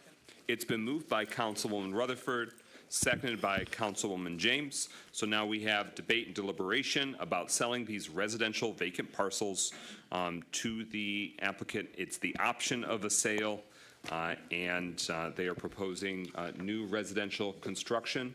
Discussion on the motion. Councilwoman Jones. Thank you. Is this the, or are these 3 parcels the ones that are the 20 feet by 294, or are No. they the 17 by 196? These are the more traditional, still small, but they're still traditional residential parcels that we see in much of the city, definitely in a lot of the south side. Oh, thank you for that. That was, okay. So we are doing the resolutions in order of the public hearings. So we're at the first public hearing, which were those 4 residential parcels. Okay. Further discussion, Councilwoman Rutherford. So, Ms. Deborah, first of all, thanks for a great presentation. I just want to get some clarity that's on the record. You are familiar with the first generation down payment assistance program that started in February through MISTA, correct? Correct. And the amount that they're willing to give is $25,000, correct? Correct. And so if an average person who is a first-time generation from the city of Pontiac, which MISTA has approved in February, that means they would actually qualify as long as they don't make over $65,000 for the $25,000. Is that correct? That is correct. We're also partnering, so you know, several banks, Huntington and a few others, are offering money on top of that $25,000. So in some instances, we're sending people and they're getting up to $50,000 in down payment assistance. And is it not also correct that if you buy certain property in District 1, that Flagstar has an initiative to give you an additional $25,000 to $60,000? That is correct. There are several banks that are doing that. So in knowing all that, if an individual wanted to buy the $190,000 house, let's say they got, because there's no limitation to doing the mixture, which is $25,000 to $50,000, and then over there in that area, because I bought my house over there on the west side, which is in the same border, that would be $60,000. So that would be a total of $75,000 for the down payment? Potentially, yes. And so their average mortgage would be about $897 a month. Right. Okay. And the last one, just so that I'm clear, the Alsa B bought property, and the last one, I believe, sold within 45 days, correct? Correct. And that was for $215? Mm-hmm. Okay. 225. Thank you so much. That's it. Thank you for those questions, and thank you for being an advocate for home ownership on the south side of new construction. Pro Tem Carrington. Yes, thank you, President McGinnis. On these particular properties, you said that this owner actually had already built homes in this area? Yes, he built 4 homes that we had a grand opening. Do you have pictures of them homes? I just trying to see the comparison. Rachel, can you go to the end?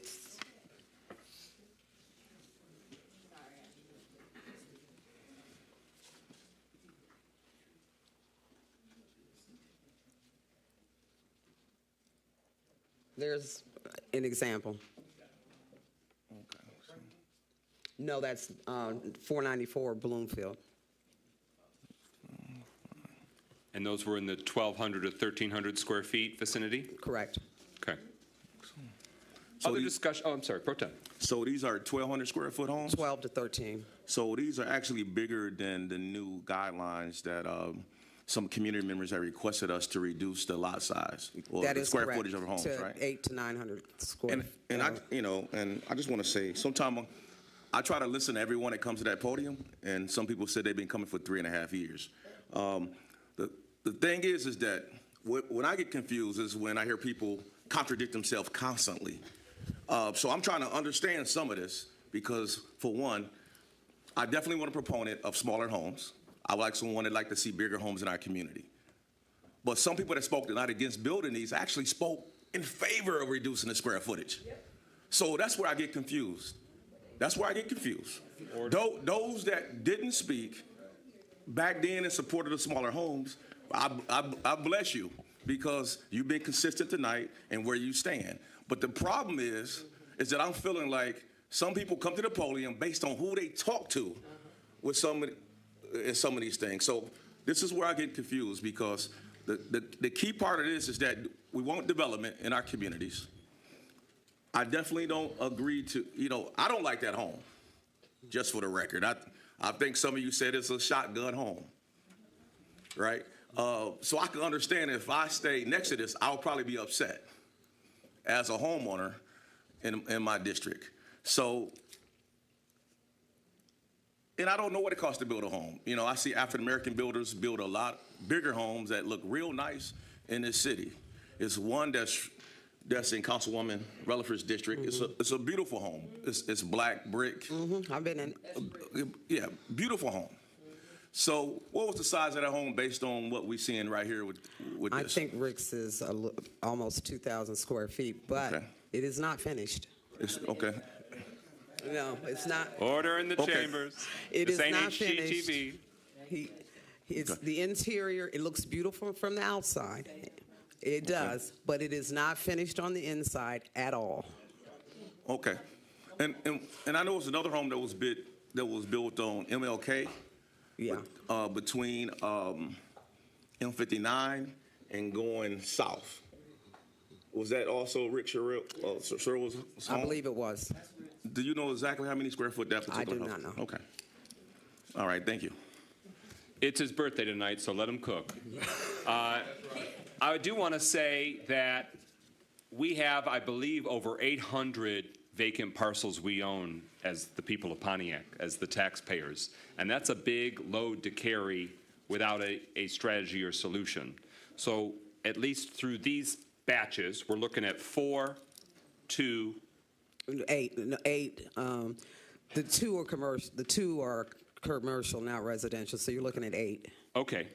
So 8 residential, 2 commercial slivers. And your point is that there are hundreds and hundreds, maybe over 800 residential vacant parcels in the city. That's what we own. Right. And then you think about privately owned or in from other state or agency or land bank. There are thousands of vacant parcels in our city. If we are to rebuild our city and make our neighborhoods whole, let's say each house today, construction market's crazy, the supply chain is nuts, but let's say it costs $150,000 to build a solid home in the city of Pontiac. If we're looking at just the properties that Pontiac residents, we own our vacant parcels, if we want to make them whole, make them productive parts of the city, that would be an $150 million initiative, which would be far beyond the scope of our capacity if we alone in-house without private contribution, if we publicly were funding new residential construction. Think about, for many of you, you might not know who it is or even what year it is. Think about who built your house. For me, it was over 100 years ago. I don't know who built it exactly. I know the family that was there, but I don't know in $1920 what that cost or what they listed it for or what they bought it for. What I know is that there's a quality home that's still standing and there. We need private development activating these parcels. We want it to be quality, but we need private investment, private construction to make it happen. Otherwise, we're just going to be able to nibble at the margins. We're going to only do a handful of homes if it was only public taxpayer dollars. It's not going to be able to really rebuild and make our neighborhoods whole. So I just raised that to say that this will be a question we have to keep asking as a community, what the direction we want to go in. And even if no one buys this home at what's listed, guess what? There's still a new home that's built. And then the price is going to go down, perhaps, or they'll have to flip it, et cetera. And then if unfortunately, there's inevitably always recessions, that could be sold or purchased by a new Pontiac resident or property owner for a fraction of what it cost. The builder's out, or whoever invested in it's out, but we have gained a productive property, no longer a vacant parcel that we, the taxpayers, in theory, should be mowing and cleaning, but we probably aren't mowing and cleaning. It's just collecting debris, and it's not adding even $1 on the tax roll. So I just want to make that point, not just about this, but of the batches. Manager Younger, and then Councilwoman James and Rutherford. I just wanted to let the council know and the citizens know that the state land bank has they owned hundreds of lots in Pontiac, and they were not conferring with us at all. And they have now agreed to turn over all of their lots to the county. So now the state no longer owns any lots in the city.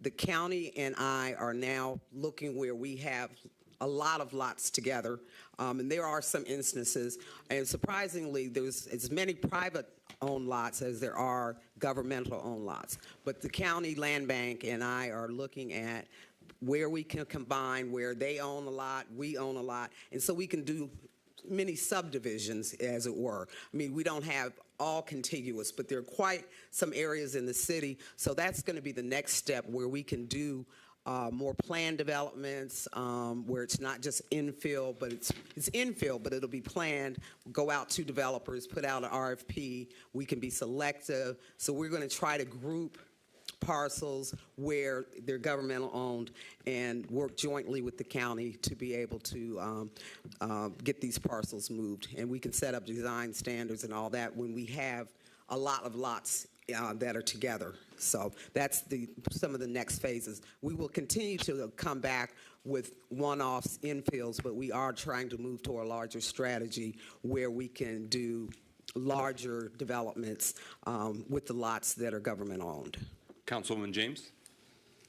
Yeah, that sounds really good, because that gets into my question, is that have we looked at, in the lots that we own, have we identified areas where we would prefer to see upscale homes? I mean, is there any kind of planning going on with respect to all of the lots that we own?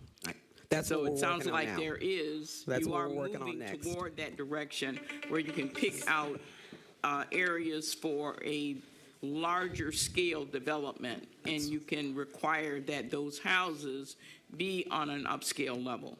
That's what we're looking at. That is correct. Not all of them will be upscale, obviously, but we have an intent to do just that. So. But not hodgepodge, Right, where correct. like someone said, you've got a really nice home and then you've got a little tiny home. It should be, the community, the neighborhood needs to be fairly consistent. So we agree, and we're moving toward that end. Okay. And the other comment that I wanted to make was in regards to the training. I think that is an awesome idea to see our young people in the city involved in training. But I have to tell you that in attending the graduations for these young people who build the homes at OTEC, these kids are predominantly white kids. I believe there was maybe one African American in that group, and I asked about that, and I said, well, where, here we got Pontiac High there, and I said, why aren't there more minority kids in that program? It's ridiculous, and that has to speak to what's the high school doing to get kids involved in that program, because that program's been going on for a long time. And, we talk, but the fact is very, very few Pontiac students are involved in that house building program.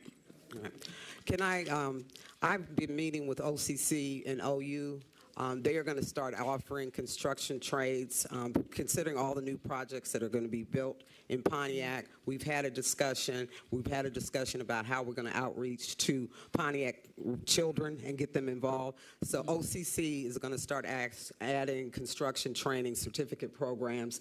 There are some smaller local entities that I'm talking to who do training for our children.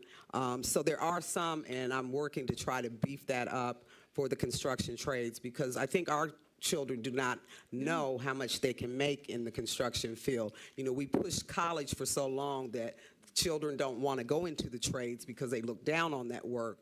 But the unions tell us that more than 50% of their workers are above the age of 50, and we have to replenish the trades. So I've been meeting with OCC and OU about how we do that, and some of the local entities that are doing it too.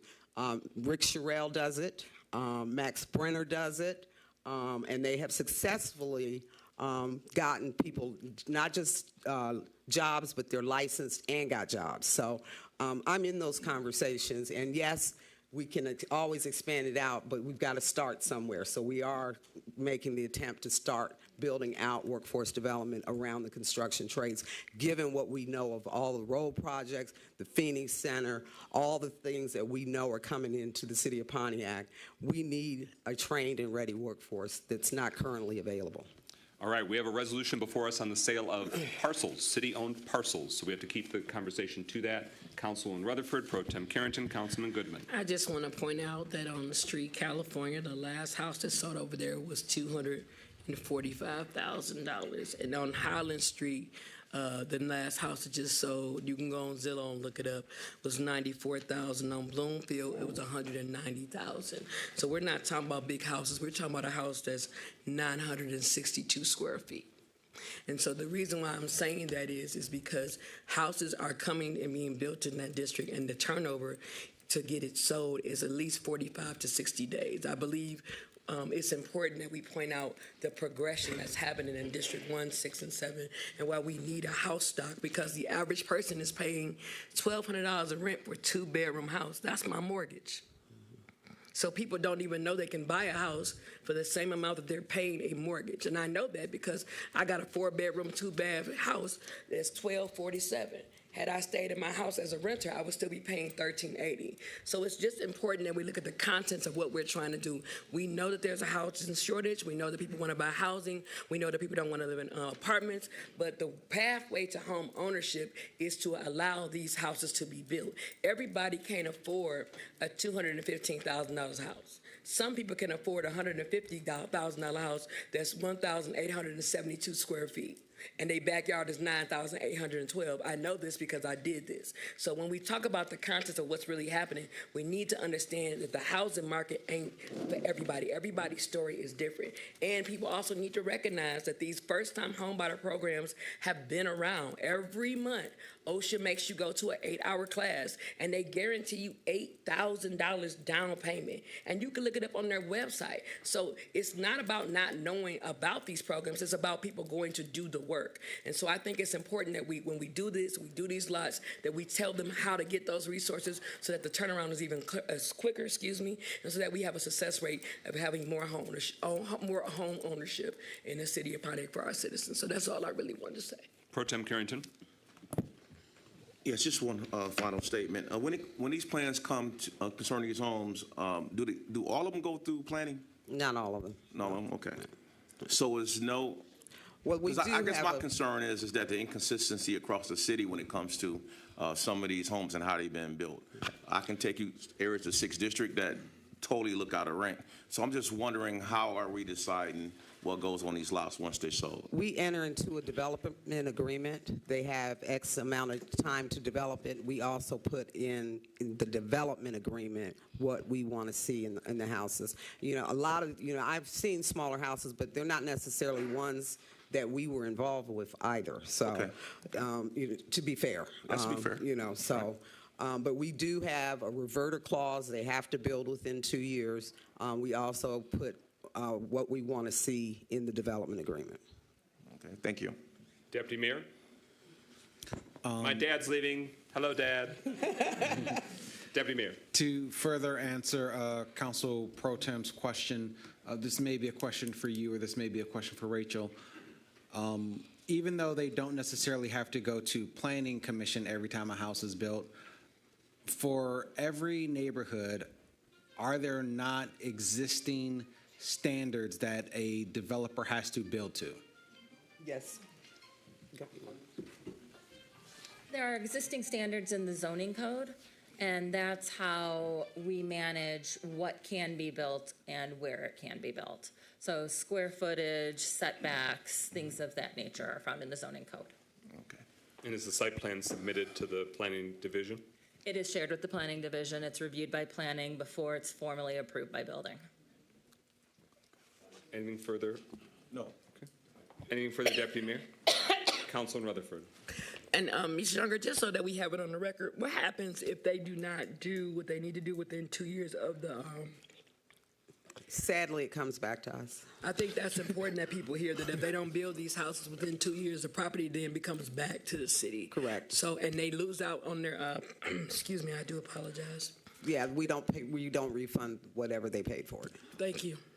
Councilman Jones? Was that a hand before? Okay.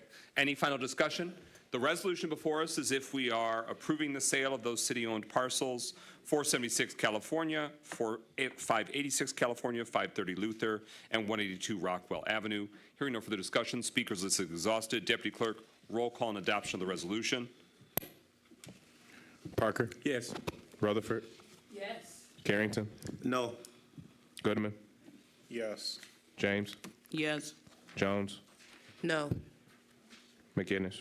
Yes. 5 yeas, 2 noes. That motion carries. The resolution is adopted. We're at number 10. Is there a motion to adopt the resolution approving the sale of city-owned parcels at 140 Clifford Street and unaddressed Clifford Street? It's been moved by Councilman Rutherford. Is there a second? Second. Okay, it's been moved by Councilman Rutherford, seconded by Councilman James. Discussion on the motion before us. For those following, this is the second public hearing. This is those 2 strips south of Auburn Avenue and south of those businesses. Mayor Pro Tem. Well, I just want to amplify what our Economic Development Manager, Deborah Younger, effectively said earlier. And I'm saying this again, especially for those at home, because I know that the microphone at the time wasn't working. But these are 2 strips of land, probably alleys at one time, that at this point in time are too small, too narrow to be buildable unless they're combined with another lot.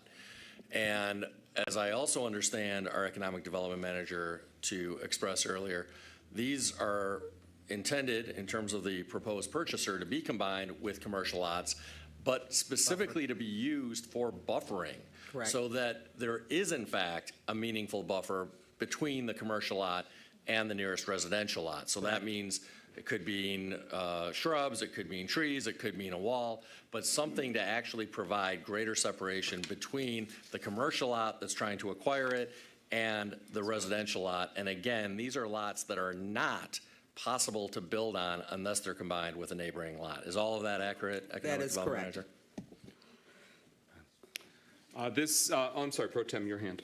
Yes, thank you, President McInnes. Concerning these parcels, what are the business owners planning on doing with these with these particular parcels? They're going to be the buffer, so they'll be landscaped or a small wall built to be the buffer between the residential and the commercial. And this is based on conditions that you guys worked out with these particular business owners? They're still going through site plan, but that's what they're proposing now. Right, thank you.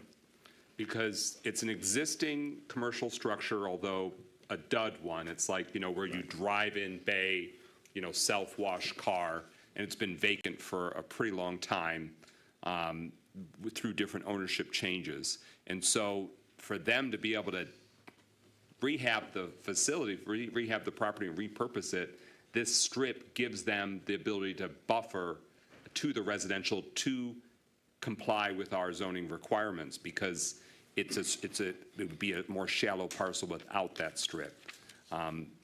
But to one of the residents' points, it may have to come for some future approval if they want to try to do anything extra. And that's the protection, that's the safeguard. They'd have to get the approval from the city council or the planning commission or both, which I think is an important safeguard. This is located in District 7 on the east side. I've walked the property. I think it's appropriate that we rid ourselves of these slivers because we are not adequately caring for them now. I can say that with certainty. But I want this blight fixed. The car wash that is no longer a car wash. I've heard from residents on Midland, residents on Russell. They have been frustrated by the previous owners in terms of its very unsightly condition. As we enhance Auburn as a corridor, this parcel definitely needs to be improved, so I look forward to seeing that happen. Is there other discussion on the motion? I'm sorry, Parker and then James. Thank you, Mr. President. You said they was going to make it into a buffer. How long do they have to make it into a buffer? The typical, our 2-year reverter clause is typically what we would do. But I think they intend to do this sooner than 2 years. They're in preliminary discussions with our planning division, and they're working on the site plan now. So. And have there been any discussion with some of the surrounding neighbors? I believe so. But I don't do the planning part of it, so. But I think there have been some conversations. Thank you. Councilman James? Yeah, 2 questions. Microphone. 2 questions. The first is, will those lots require rezoning? Yes. And then the second one is the alley behind those lots. I know the alley starts there at Clifford and runs behind People's Market, and also the car wash. I'm not sure if it runs all the way out to that next street.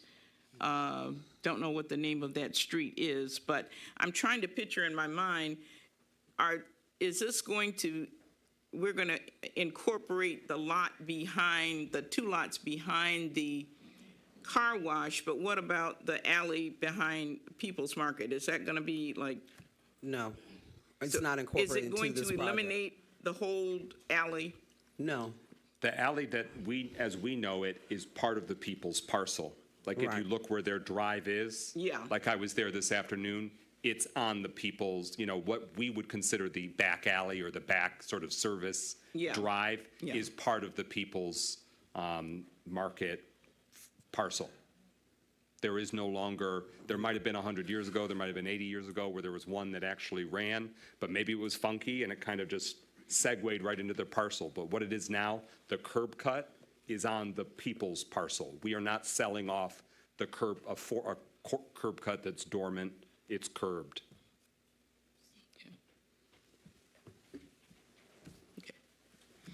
Pro Tem? Councilman Parker? You mentioned that it would have to be rezoned, so it would be rezoned from commercial to residential? No, it's residential now. It'd have to be rezoned to commercial. Why would it need to be rezoned? Is all I'm going to do is make it a buffer? Well, you still, because it becomes part of that project and part of it would be combined, the lots would be combined with the commercial property, and it needs to be rezoned to do that. But if I rezone it, then I can still change my mind about what I'm going to do with it, right? Technically, I guess you could, but I mean, it'd be rezoned to commercial, which would be in keeping with the project, the building they're buying in front, the old car wash. I understand. But if I rezone it to commercial, I don't have to put up a buffer, do I? No, you're going to have to as part of the site plan approval process, yes. So if I don't put up what I said, then it reverts back to the city? Correct. Okay, thank you. Councilwoman Jones? Well, that in part answered some of my question, but just do a clarification round. The only change happening to this alley is that buffer wall. That is the only. It may not be a wall. I don't want to say wall, but it could be landscaping, trees, bushes, that kind of thing. We don't have the final site plan for that, but they have indicated that they will use that as buffering. So. Okay, and that has to be rezoned to industrial for it to be made into a buffer, period. Commercial. I mean, commercial, excuse me. For it to be made into a buffer, period. Well, it'd be part of the project, so yes. They want to buy it so that they can have a buffer. It squares their property off. So it just makes sense to do that. And in their negotiations with the planning division, that's what's been discussed. to use those lots as buffering, to buffer the residential uses, to make it more appealing as a commercial site as well. Okay. Thank you. You good? Yeah, thank you. Okay, so if this were to be rezoned, it would come before this body. It cannot happen without this body, and it would go to the Planning Commission first.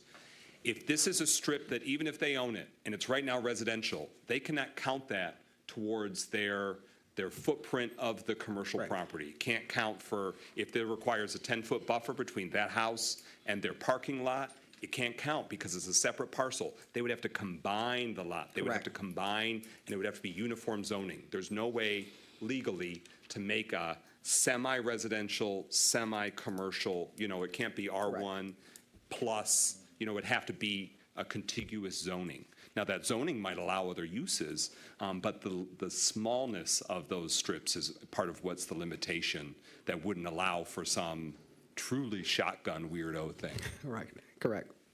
Councilman Parker, did you still have a hand? You're good? Pro Tem Carrington, you good? Further discussion? All right, these are two parcels between Clifford and Russell, south of Auburn Avenue, east side. Hearing no further discussion. Roll call on adoption of the resolution approving the sale of the city-owned parcels. Deputy Clerk. Rutherford. Yes. Carrington. Yes. Goodman. Yes. James. Yes. Jones. Yes. McGinnis. Yes. Parker. Yes. That motion carries. The resolution is adopted. We're at number 11 on the agenda. So moved. It's been moved by Councilman Rutherford. Is there a second? It's seconded by Pro Tem Carrington. This resolution approves the sale of city-owned parcels 387 Luther, 383 Luther, 379 Luther, and vacant Luther Avenue, those 4 residential parcels. Discussion on the motion before us. Yes. Housing, more housing. Again, this is going to transform that street that doesn't have a lot of houses that's readily available into the future homeowners. I hope that you come into District 1 and see what you can have your family here. You can build a better community here, and I'm excited to see this go forth. That's it.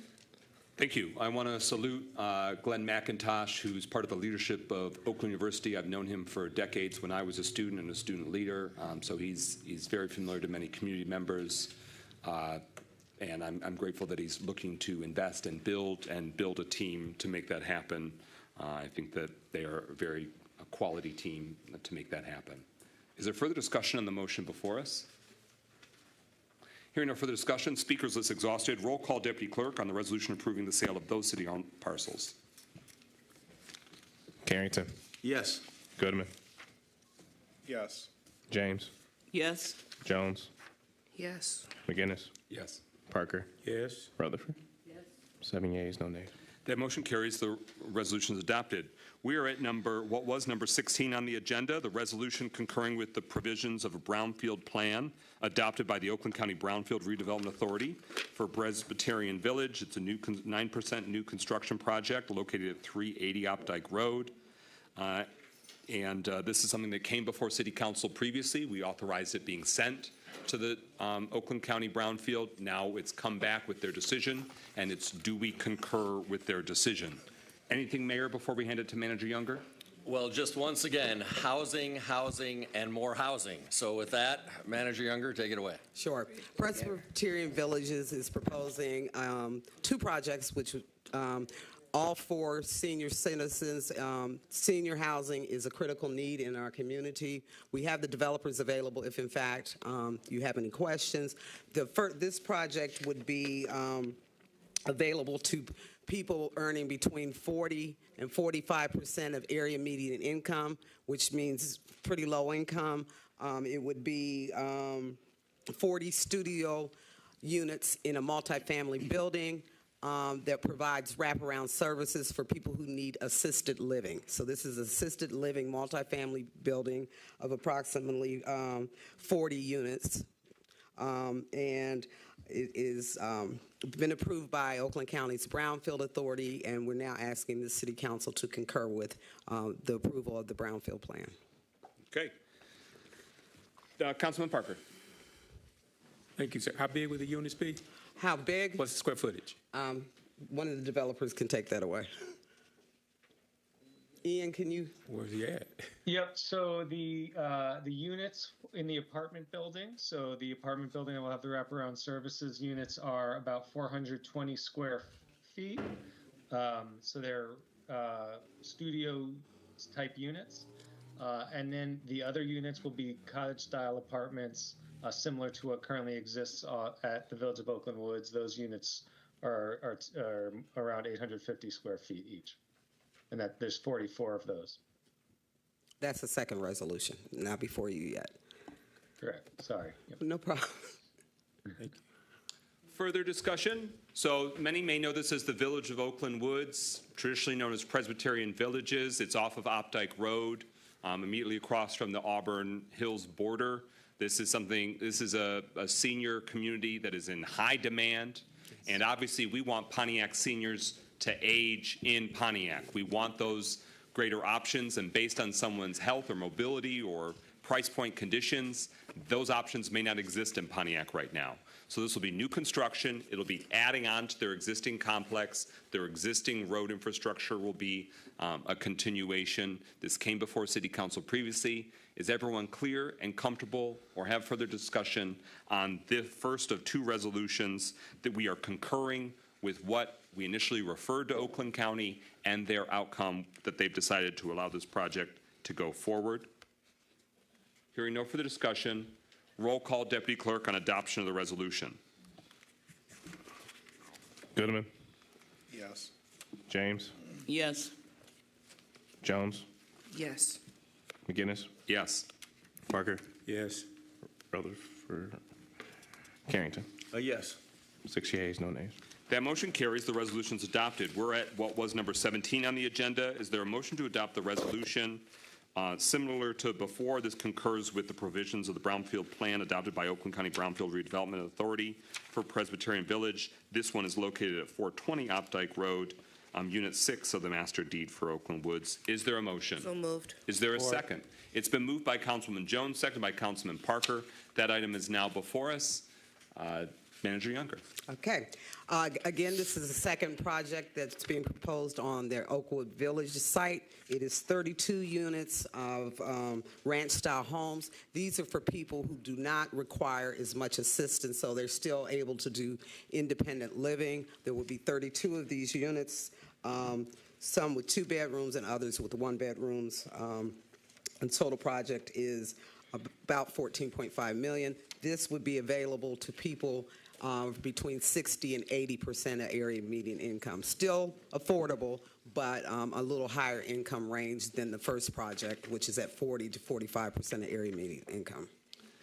A question for the for yourself or for the project lead. What is the timeline after this affirmative decision? Should it be affirmative?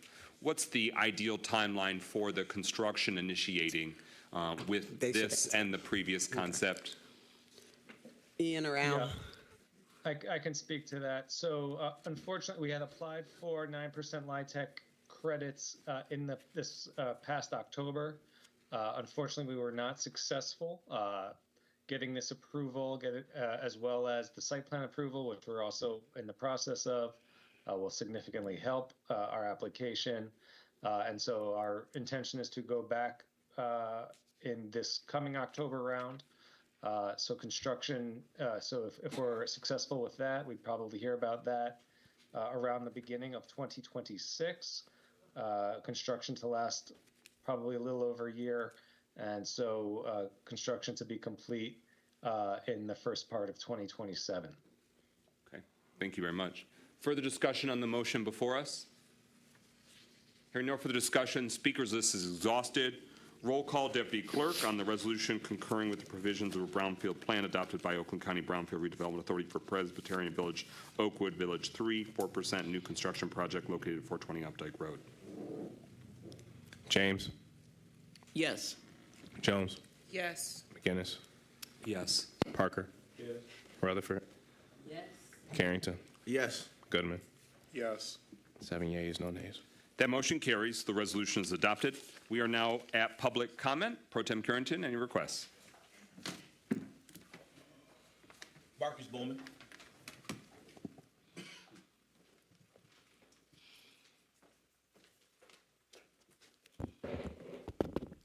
Good evening, good evening, good evening. It's been a long one. First off, I'd like to start by saying happy birthday to Pro Tem Carrington.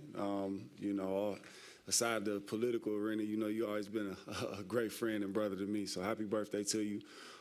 Secondly, I would like to start by saying on behalf of MIP, we're putting on an Easter brunch / dinner at the Bowen Center on April 15th.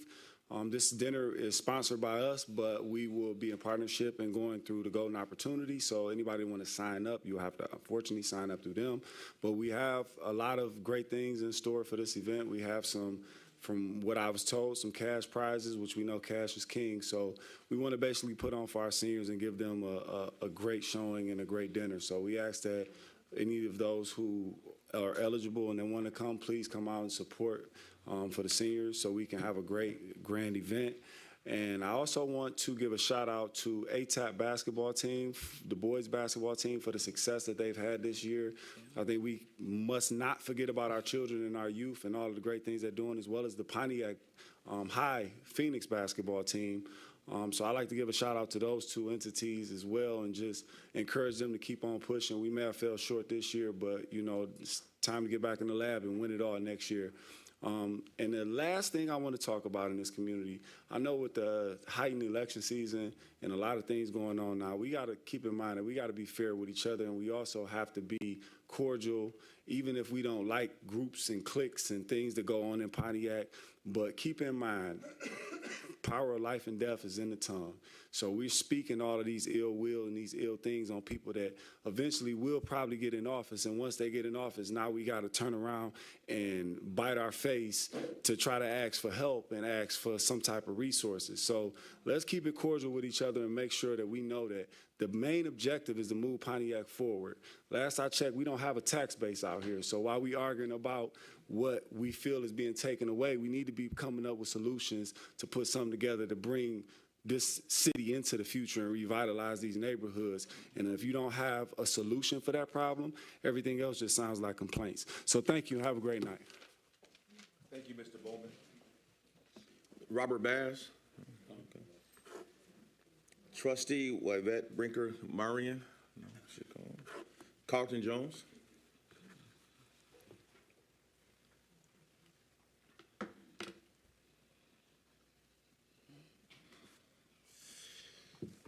Yeah, got some good news for the city, for all of us. Some great news.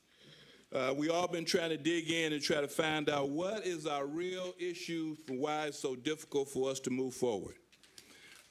In collaboration with a lot of the community leaders, we have really dug down to the crevice of what our real issue is. And I'm going to share some information, it's factual information. The county of Oakland County, 31 cities. Pontiac is the 6th largest city with voting numbers of registered voters. Pontiac, in participation, is the lowest. The last election, major election, we were the only city that was less than 50%. We was at 44%. The average for the state was 72%. This is our issue, and we're going to do something about it. Pontiac, get out to vote. We're going to try to do our best to match the state average in this next election cycle. We're in it right now. We have to understand if we want our city to grow, we have to participate in the process, and we have to get our people to vote. I'm taking it on with other local leaders to gain, and I've talked to the people at the county and I've talked to the people at the state. They appreciate that because there's no reason why Pontiac numbers are so low. We're the 6th largest registered voters in the whole county. No one else in the county was less than 60%, but we was at 44%. We're going to do it. We finna turn this around. We finna turn it around and we're gonna get registered in this cycle. This is the time where we get a chance to speak. We want better, we gotta do better. So I wanna let you know this is gonna be my biggest push. As much as I push workforce development, I'm gonna tell you, Councilwoman James, the reason why the situation OTEC, we do not invest into the pipeline to get our students ready to get in those classes out there. I work with both sides. I've been trying to get more of our students in Pontiac, but we don't invest. We didn't invest $1 into our students from workforce development. And you wonder why they're not there? That's why. We put money every place else, but we don't invest in our own. I'll be back around to talk about what happened last week up under agenda address, because I see the bond issue, because I was disappointed. I was out of town last week, but I'll be back on that. Thank you. Thank you, Mr. Jones. Dr. Deidre Waterman.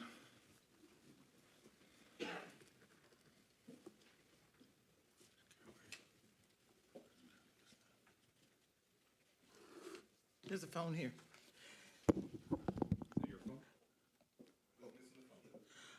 I'd like to start out with an activity that's going on because this is Women's History Month, and there is going to be a women's event at the Pontiac Public Library on March the 29th, which is a Saturday from 12 to 2, which I'd like to make public and invite people to, women, of course, and the title of that is Women Investing in Women, which is an important topic in Women's History Month or any month, as we want to give back and build up the ego of our women who are potential business owners and entrepreneurs and contributors to society. So they asked me to be a participant, knowing that I have all my career kind of reached out to give opportunities to young people. In fact, as an ophthalmologist, I would often take in young people who had just finished high school and said, that's okay, I'll train you on the job. Not only that, but I encouraged them to go on to get advanced degrees. And I said to those who are going to go on, and a few of them went on to become RNs in nursing or masters in public health.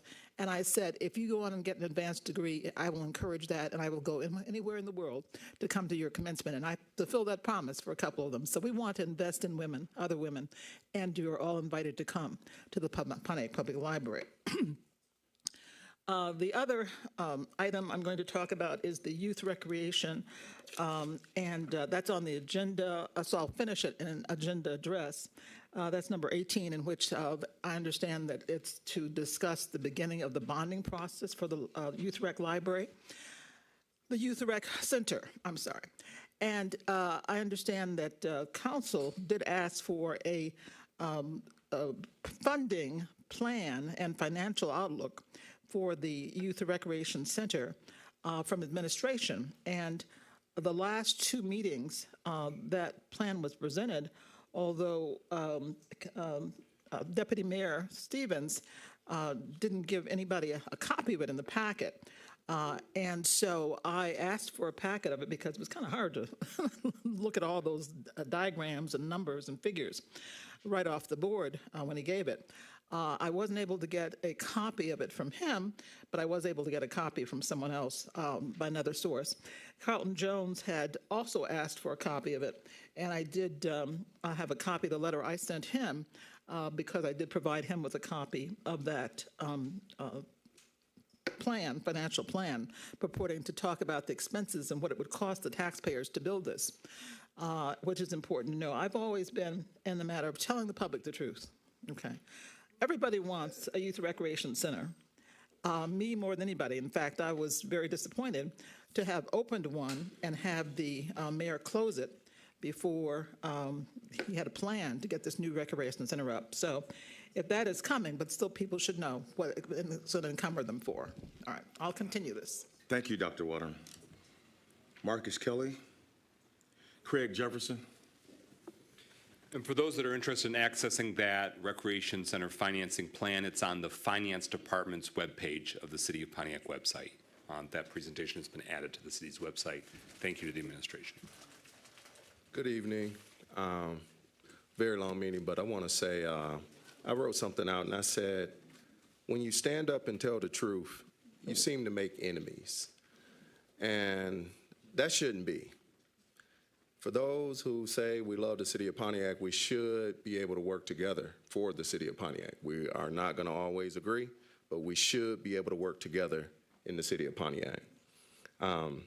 Many of you may know me. I'm Craig Jefferson. I've been born and raised here in the city of Pontiac. I'm a member of the Justice Impact community, and my vision is simple here in the city. We need every resident, no matter what their background or zip code, to have a voice here in this city. We need to have all folks at the table.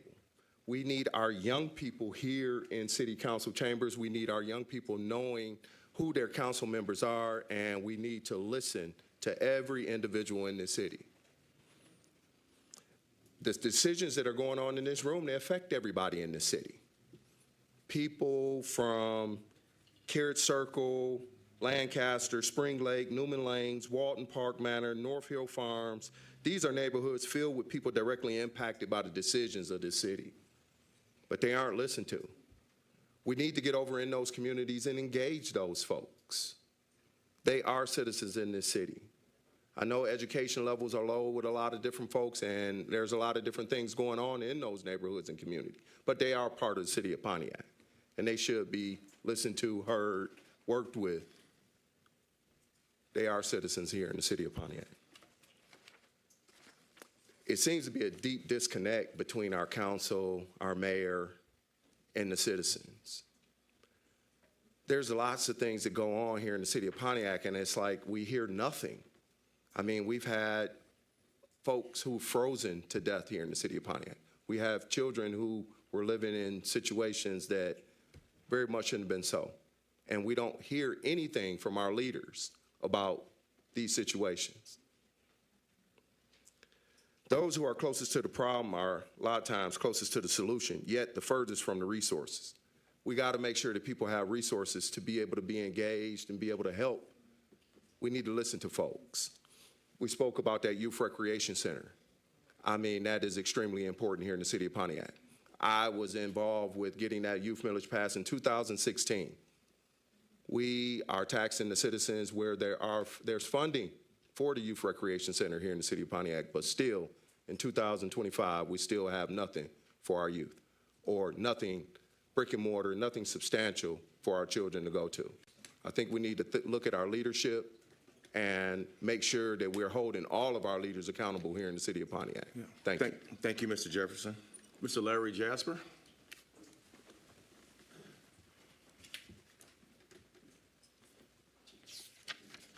Hello, everybody.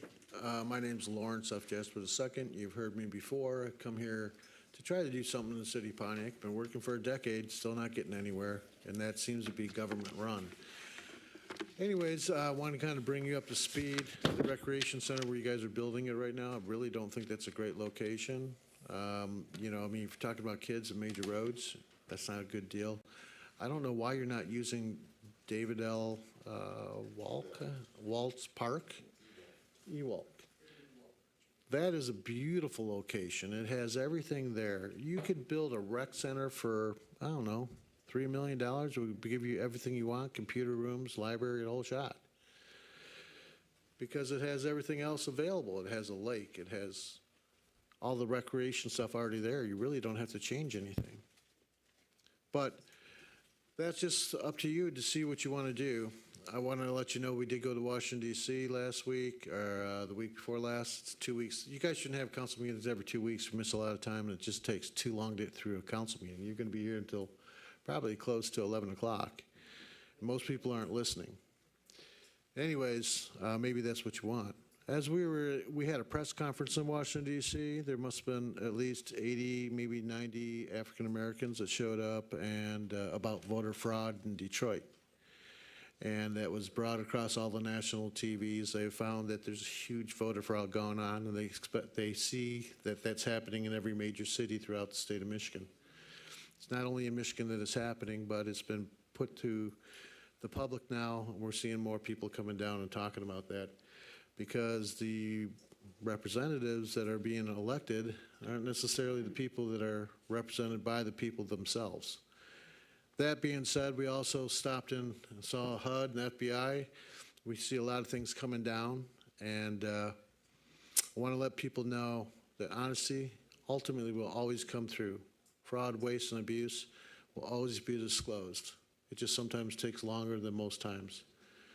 And that's what we're trying to accomplish here, trying to make a change for the people in the city. I've been coming to these council meetings for, I don't know, 5 years now. And I was recently attacked in a hallway from the same individual that stopped my RFP when I provided to this city. In 5 days, took a 200-page business plan, didn't give it to the council, and denied it. Then used every angle possible, every illegal angle, by the way, to stop it from coming down. And I informed the mayor about what happened when he first came into office. Didn't seem to change anything. But I got to tell you, sooner or later, it's all exposed. Stand up, people. We stand together for ourselves, for our Constitution, our country. Thank you very much. Oh, thank you, Mr. Jasper. Mr. Renee Beckley.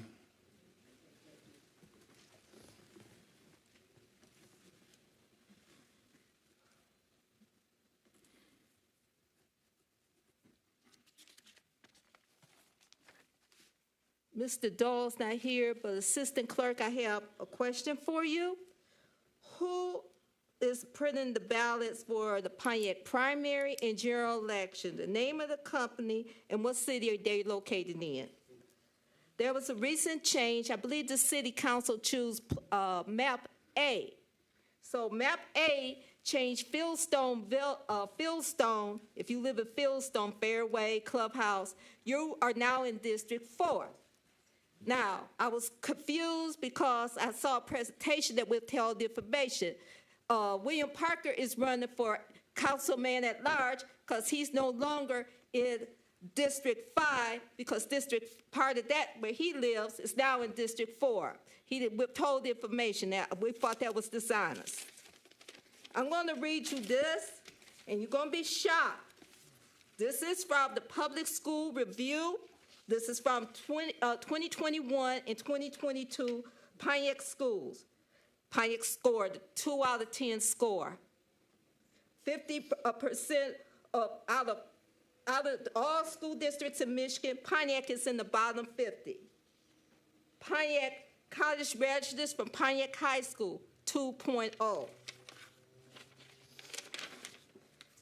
Out of 7.3 out of 866 schools in the whole state. Pontiac math scores, whole district 10%, state 34%, reading 17%, state 45%, science 14%, state 38%, Pontiac graduating rate 53%, the state of Michigan is 81%. Now, we got 2 people up there, and there's one supposed to be coming, trying to be elevated. Got Gil, Mike, and Will Carrington, all came from the school board. And Mike writing on his website while he running for mayor, I led Pontiac students to a success. Does that sound like a success to you? No. Then you up here talk about I led the charge for the AARP funds. I saw people in December scrambling to meet a deadline. That is up to the council to keep up with the deadline. You're supposed to go to Tim. You don't wait for Tim to come back. Tim is skedaddling out of here trying to be a senator. Not from Pontiac, you won't be. And that's just ridiculous. These people just want to try to move on up, and they can't succeed at the things like that. It's the kids. It's not about you and what you want to be.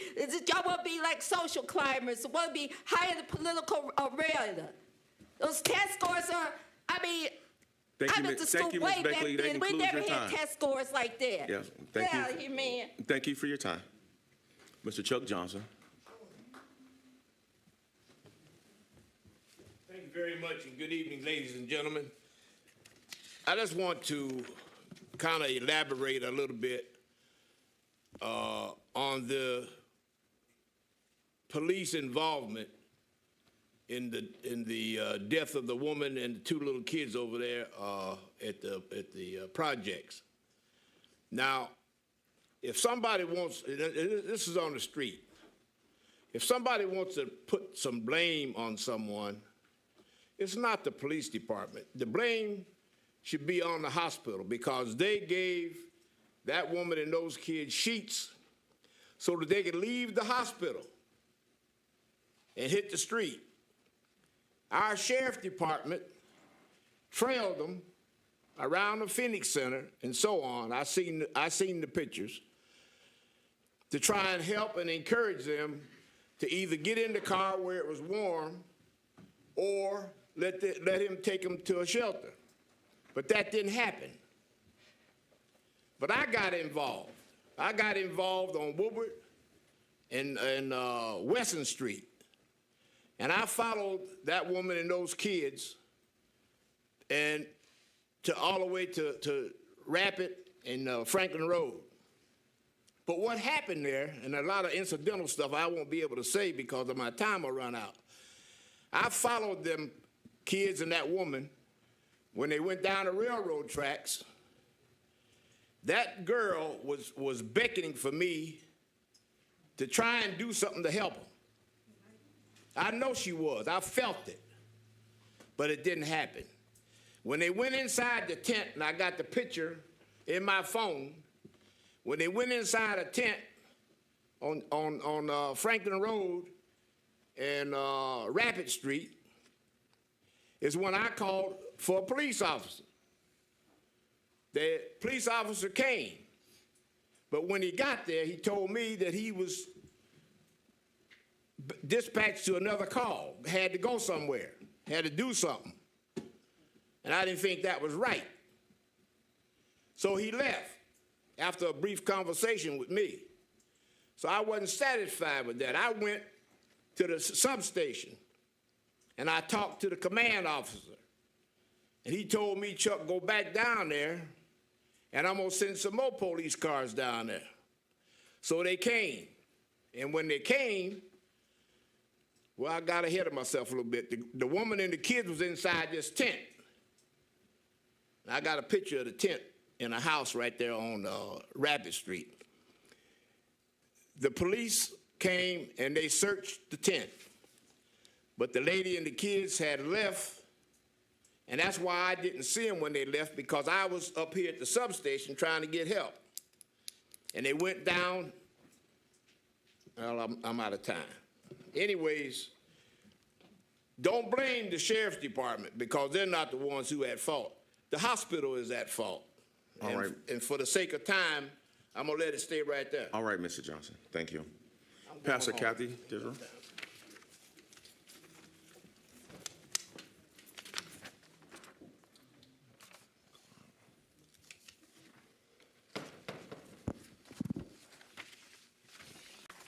Happy birthday to Mr. Carrington. Many, many years ago, I gave birth to my first child on this day, so you share the day. I'm very concerned about these kids that we're teaching trade to, but we don't have any place to have them working. Where's the local guys that are picking up our kids that are learning how to build houses that we need desperately? They leave the city. They go work somewhere else. There's something terribly missing here. First of all, we haven't taught our kids that trades is not a shameful career. It's a pretty good career. I'd like to make the money some of these trade guys make, and girls. But we've taught now for at least 3 or 4 years how to build houses, and they've been beautiful houses, and it's fun to watch them build them. Where do they go? They graduate. Is there anybody in this town hiring our own kids? You think their parents and their grandparents are the only ones that are discouraged? We're not leading these kids into anything that's valid.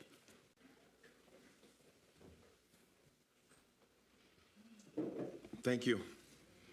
Ms. Darlene Clark, and then Gloria Miller on deck.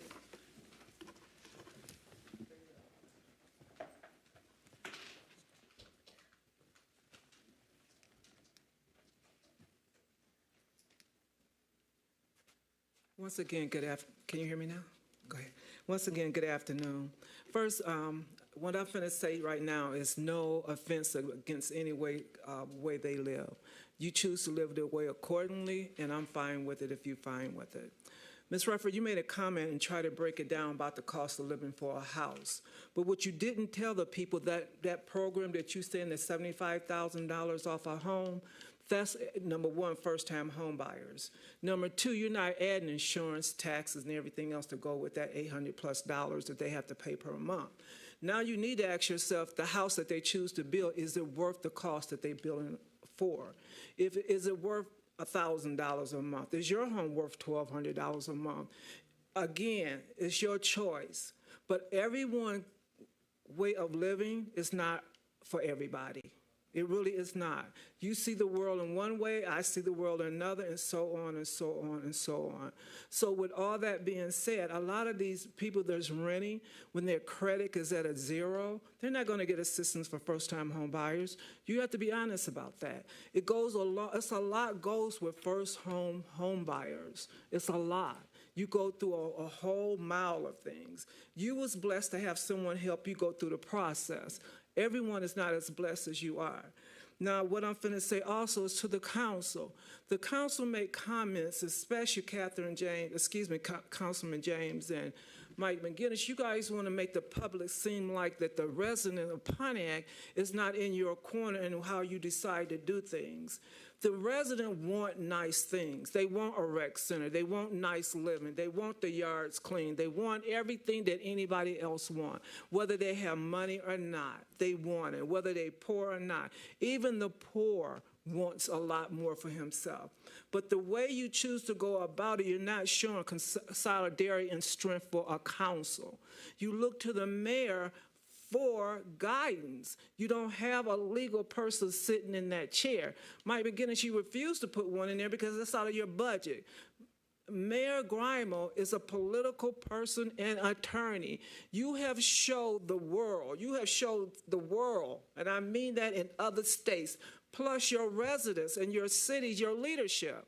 You showed them what you wanted, that the leadership is there. You have no leadership. You have no morals. Actually, you don't even know how to stand on your own ground, whether you're right or wrong, and take the responsibility for your own actions. You look for others, and it shows. It's not something I'm making up in my mind. The people see your conduct. You see the Melody getting up every 5 minutes. You see people not talking in each other's ear. You're not listening to the people, and that's what the people are feeling. You need to address the real elephant in the room, and it's not the people, it's you. All right, thank you, Ms. Clark. Ms. Gloria Miller.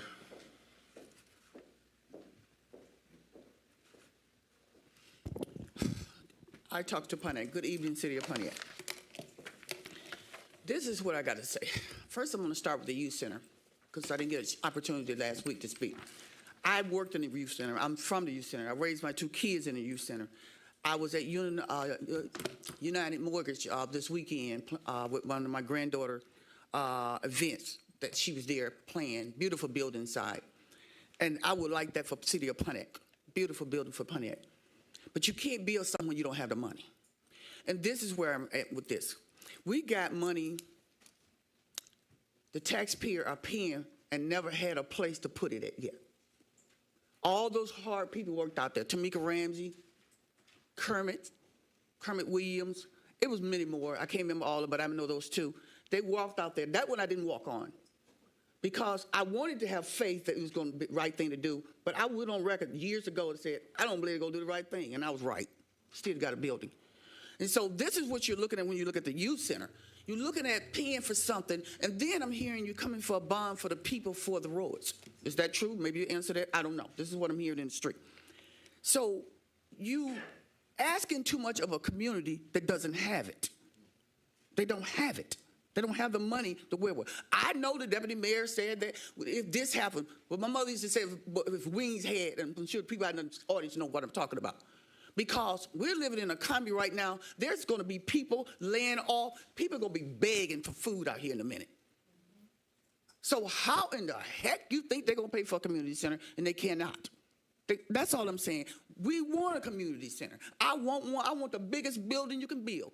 But I want the people to know it's my job as an ex-elected leader is to tell them the truth. I would give it to you if I could, but right now we can't afford it. And not to mention, you've been there for 3 years and you didn't do it then. You did it election year. Looks bad. Doesn't look good. And I'm going to say this, and I don't mean no harm to anyone, but I live with the adage of this. I don't care if you like me. I don't care if you go with my proposals. I work for me and God. I don't care about the rest of this stuff. I don't care about fame. I don't care about clicks. I don't even need clicks. I work for myself. And Darlene is correct.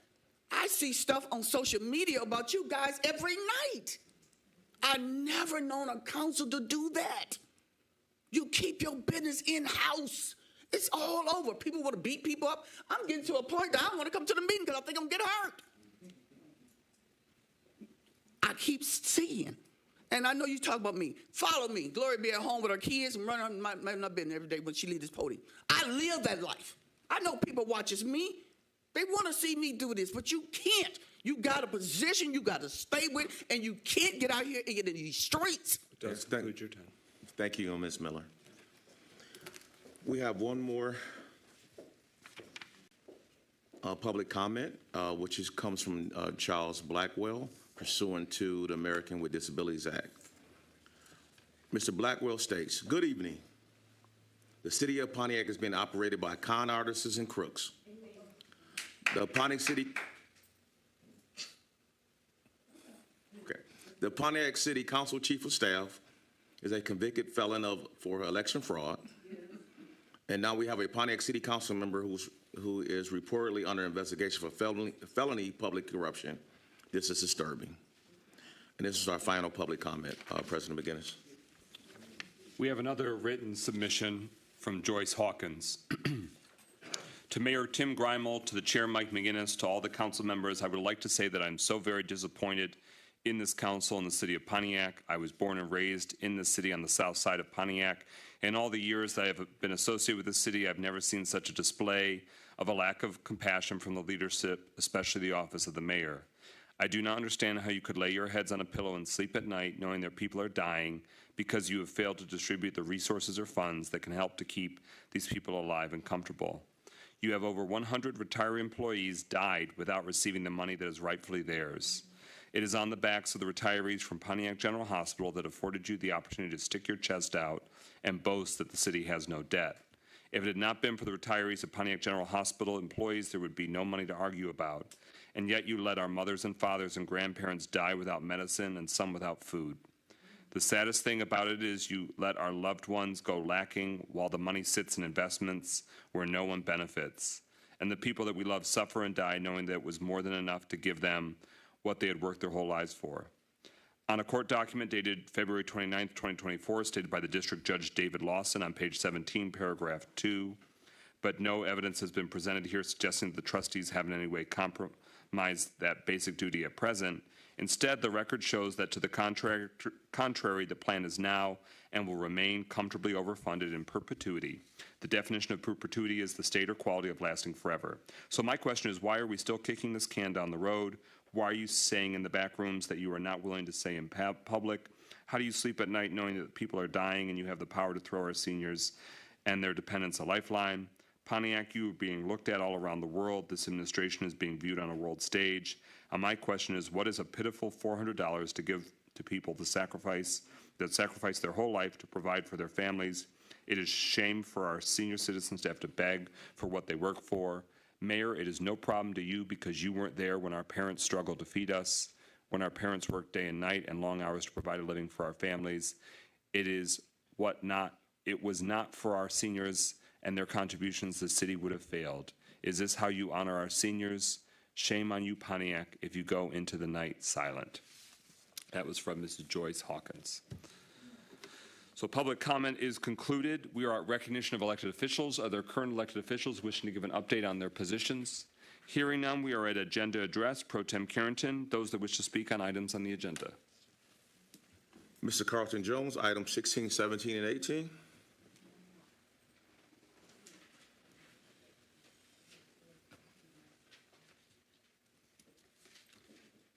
know we was trying to move these items up 9:30 here. Okay, you see how often the people will stick around for this. But let me just say this. I was out of town last week, and I did have a fortune enough. I'm glad we do have a recording of what goes on in our meeting.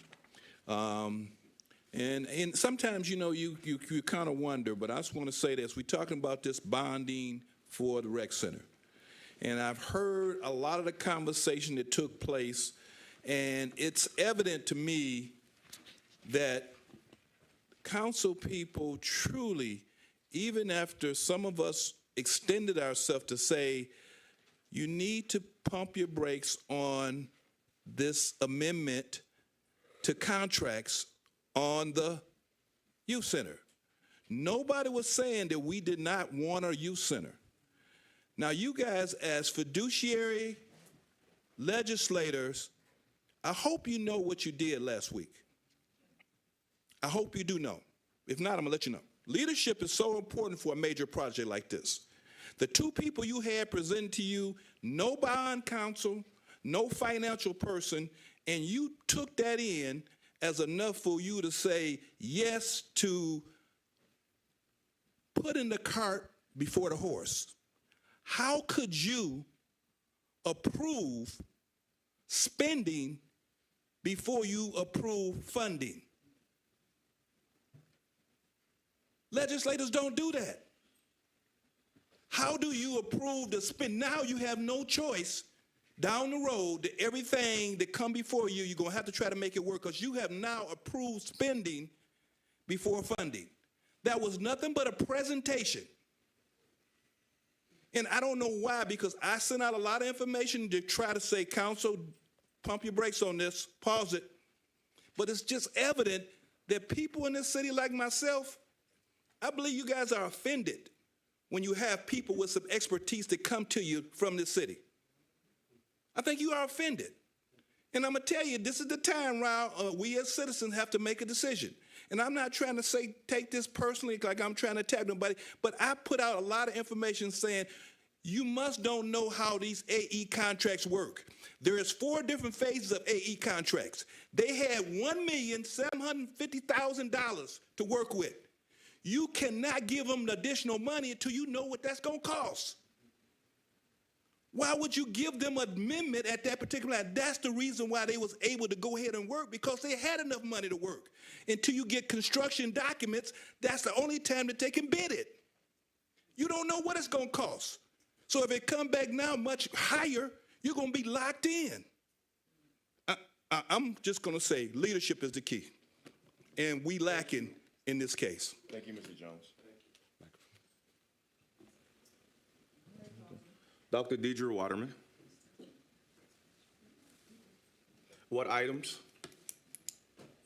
On the paper it says 16, 16 and 18, but I don't have time for 18. Okay, thank you.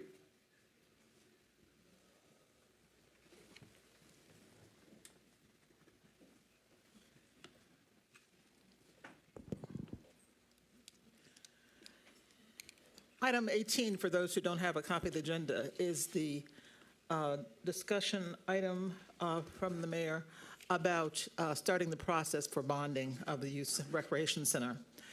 And once again, like I said, when you gave the funding report for the Youth Recreation Center itself, there was nothing in the packet for the people to review. I'm glad you finally put it up on the finance page, but that was after I brought to people's attention that it wasn't in either packet where it was actually discussed. So that's not the way that you want to be straightforward with people.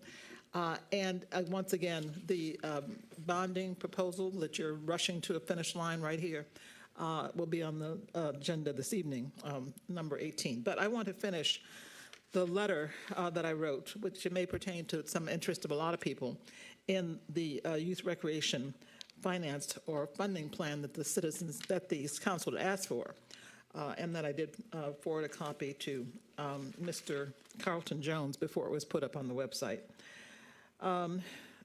As I stated during the agenda address at last week's council meeting, this report that purportedly outlines the financial plan and funding for the project of the Youth Recreation Center it leaves out any operating expenses.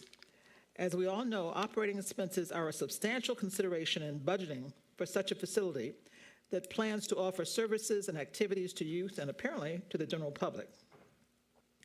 The youth recreation millage is a dedicated millage passed by the people, which can only be utilized for youth up to the age of 21, but the state law says that's for the purpose of curtailing juvenile delinquency. That was a question, Deputy Mayor, you stumbled on last week when people asked you, what could a youth recreation millage be used for? And you knew that, but I think you just didn't want people to know that that was not part of the operating plan for something that's going to have also services to the general public. But that is the fact. It is us underestimating these expenses that has caused a number of municipalities in Oakland County to have to downsize their programs after expending substantial public funds to build or renovate their ambitious facilities. So you talked about that, President McGinnis, before. Almost everyone in Pontiac has a mutual interest in, at long last, bringing a youth recreation center back to the Pontiac for the purpose of serving our youth. I, more than anybody, as much as anybody, has that. In fact, that's why I worked so hard with the previous council to get one established. And it is unfortunate that they don't still have that youth recreation center that they loved while they're waiting for this new center to be built. Thank you, Dr. Waterman. Is it Jeremy Pruitt? Yeah, I'm going to wait because it's for the number 15. Yep, this will be the time for you to weigh in before it's decided. Do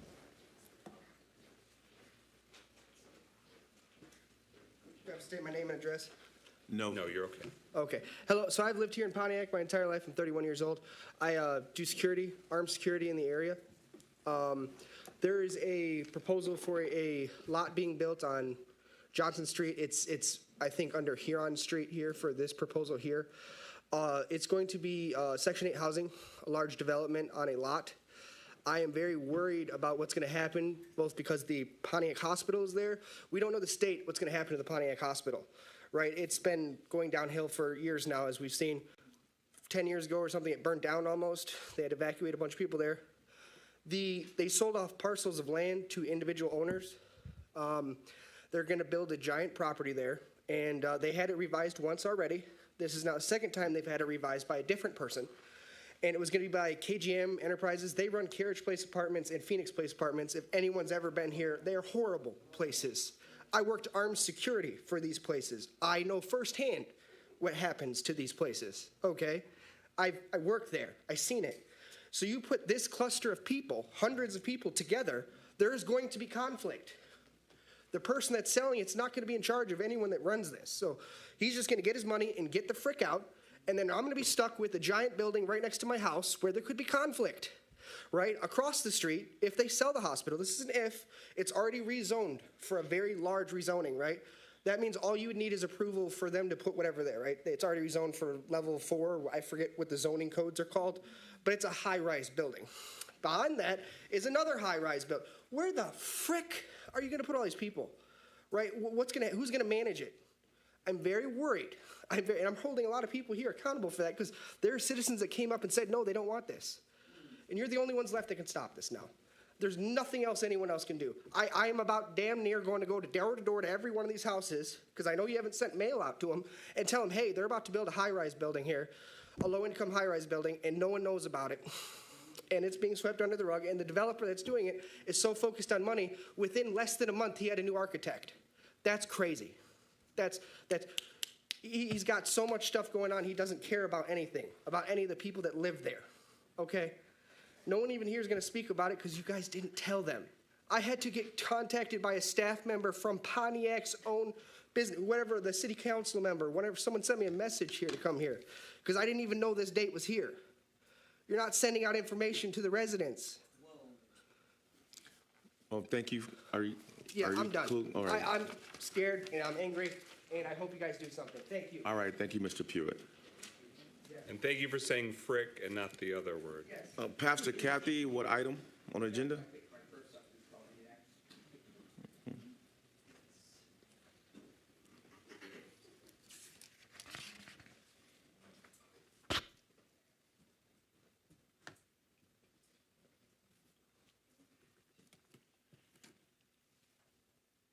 I'm very concerned about something that continues to happen. Galloway Park. Been at least 3 years since we had our first meeting on Galloway Park. We've had specs, we've had pictures. Hey, Pastor Kathy, this is agenda address. So what items on the agenda that you? Item 4, I'm getting there. We've had a lot of work, but nothing much has happened. And I wouldn't care so much, but we have some inner city parks that are getting big money and doing things. And I don't mind if they have it. I mind that we don't. And I'm telling you, the District 5 watches. We told them at least 3 years ago now, we're going to have our park fixed. It's going to be great. And they believe it. And they come and they ask, what's going on? How come nothing's happening? I can't give them an answer to anything they want to believe because it just doesn't happen. But they're happening downtown. It's a constant problem in District 5. And I'm sorry because I hate to sound that way. But it is a problem. We are dismissed because we're that group up at the top that doesn't really count because hardly anybody up there votes. And when... Yeah, I never said it. Oh, okay. You're not out, I just never said it. You forgot to put it on? Okay. Yeah, you can, another minute. The other part of what I wanted to say was, you know that I listen to people in restaurants and church and places all the time. And things like this Galloway Park issue, which is a watershed issue as well, because we have a lake, they want to know why it hasn't happened yet. Why doesn't this happen? You tell us this is going to be a big thing. Why doesn't that happen? You tell us that nothing ever happens in District 5. And guess who's getting cut up the most in the new districting? We are. But we are dismissed like the poor stepchild. And that's why, aside from the fact that there are a lot of renters, they know we don't care. Okay. I don't want to be disrespectful to you, but you did state item 4, right? For the agenda address, I just want to be clear. She's saying that work's being done in Murphy Park, but not in Well, we talked about the Galloway Murphy Lake. Park watershed. Okay, all right. Just trying to understand. Thank you. Ms. Darlene Clark, what items, agenda address? Okay.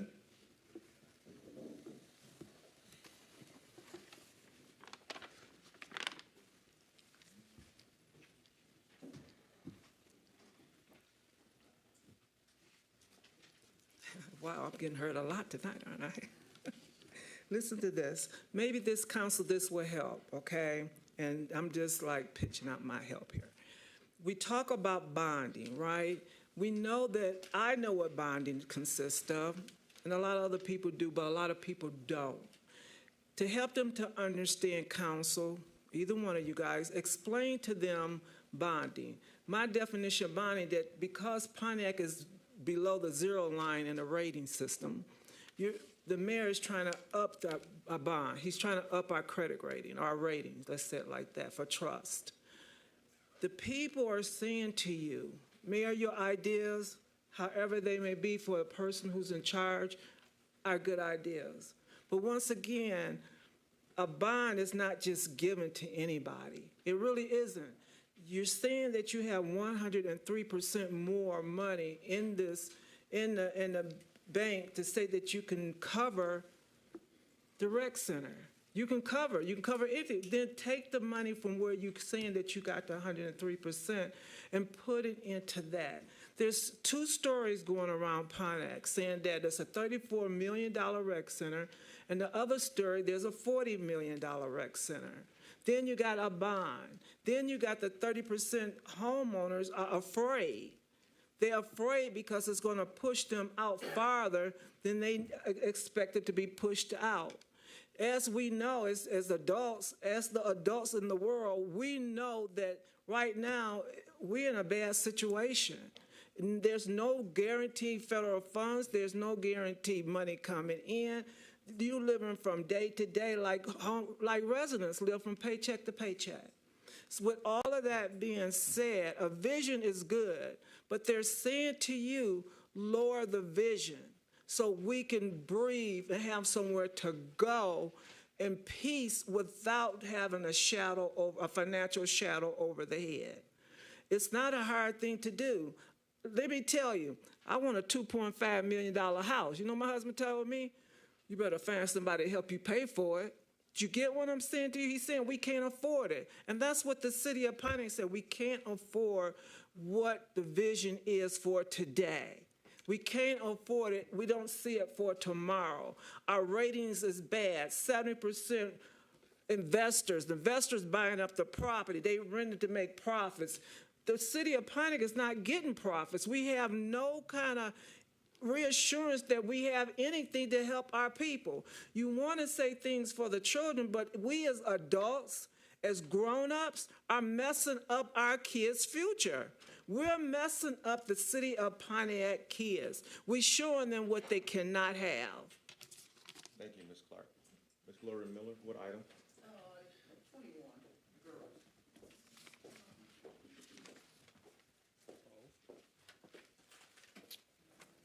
Okay, City of Pontiac, I'm talking to the girls members out there. I haven't forgotten you. Okay. You know, there's an old saying, the love you have for your people determine who you are. So I think about the girls. Now, we've been pushing this under this administration for three years and 3 months. And then under the last administration for 4 years. So 7+ and on and on and on. And I want to say this to you girls members out there. It's important who you put in them seats. I truly believe that if some of us was left last time, you wouldn't be going through what you're going through. Because we know the fight. We know the history. It matters who you put in those seats. Put your differences aside. Look at who fights for you. Because when you don't, they don't recognize the fight and they don't understand the fight.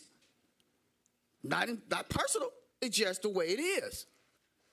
And the reason I say that is because it is true what Ms. Hawkins said about the people are dying every freaking day. And nobody seems like they cares. Now, I'm gonna be big enough to say this. I don't think girls sometimes give a damn. I don't think the mayor give a damn. Sometimes I feel the council don't give a damn. I don't think Viva give a damn. And CPRA. Because you know what? You could get together for the betterment of girls and work this out. Now we're playing this into a political season, girls, and all you out there. I know a lot of you don't live here, but you got family here. They don't take care of you, and I did say June, but I'm going to push that a little sooner. I want you, Mr. McGinnis, how's the meeting going so far? Have we got any farther than what we got? Because I heard Mr. Albright say he want to get this over with. We want to get it over with. Tell us what you're going to do. Is it a yay or nay? So we know what to do. You keep voting till you get somebody there that's going to do what you need them to do. You're right, Carlton.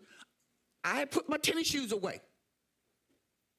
We got to make people come out and vote. You want to change, you got to bring it.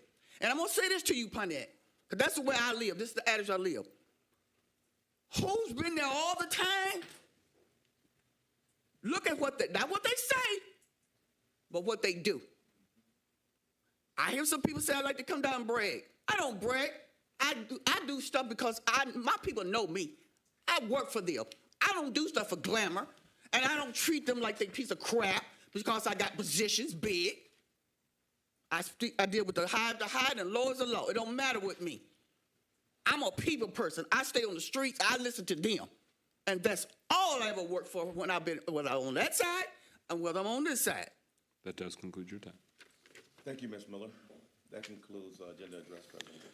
All right, we're at number 12 on the agenda. Is there a motion for adoption of an ordinance amending the reinstated Pontiac General Employees Retirement System (REGERS) to incorporate Secure Act 2.0 requirements and amending Pontiac General Employees Retirement System (GERS) to incorporate Secure Act 2.0 requirements. It was moved by Councilman Goodman, seconded by Councilwoman Jones. It is before us. It was previously before us for a first reading. This is the second reading. Do we want to give it directly to the council, or Mayor, do you want to offer something? Well, I know we talked about this last week, so I won't belabor that point. I do just want to introduce our attorney from Miller Canfield, Mickey Bartlett, who's been working on this, and she can provide a summary. Okay, so I think you did mention it's a second reading, so this is the one that you'll end up adopting. I can go through the resolutions if that'll help. I can read them, but I also wanted to note I made some small changes. Part of that is because I got with your municipal attorney, and she explained to me how far in advance we need things. And so I made a couple edits on these, and in the future, I'll get in sync with her. So if you want to look at the one for GERS and REGERS first. Okay. And you'll see on the memo I just noted it's now the second reading, and I was able to get a copy of the second plan, and so I updated the section references on that first page. I'm going to read the resolutions if you're okay with that, and then I'll point out a couple changes in the plan amendment itself. Okay, ready? Resolution to approve the second reading of an amendment to the General Employees Retirement System, GERS, and reinstituted General Employees Retirement System, REGERS ordinance, numbers 2377 for GERS and 2381 for REGERS.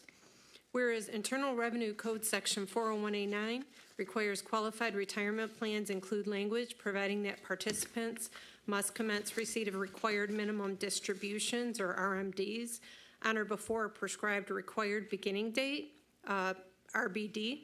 And whereas in accordance with Internal Revenue Code Section 401A9, the City of Pontiac reestablished General Employees Retirement System, or REGERS, as set forth in Ordinance 2381, and the City of Pontiac General Employees Retirement System, GERS, as set forth in Ordinance 2377, contains such RMD language.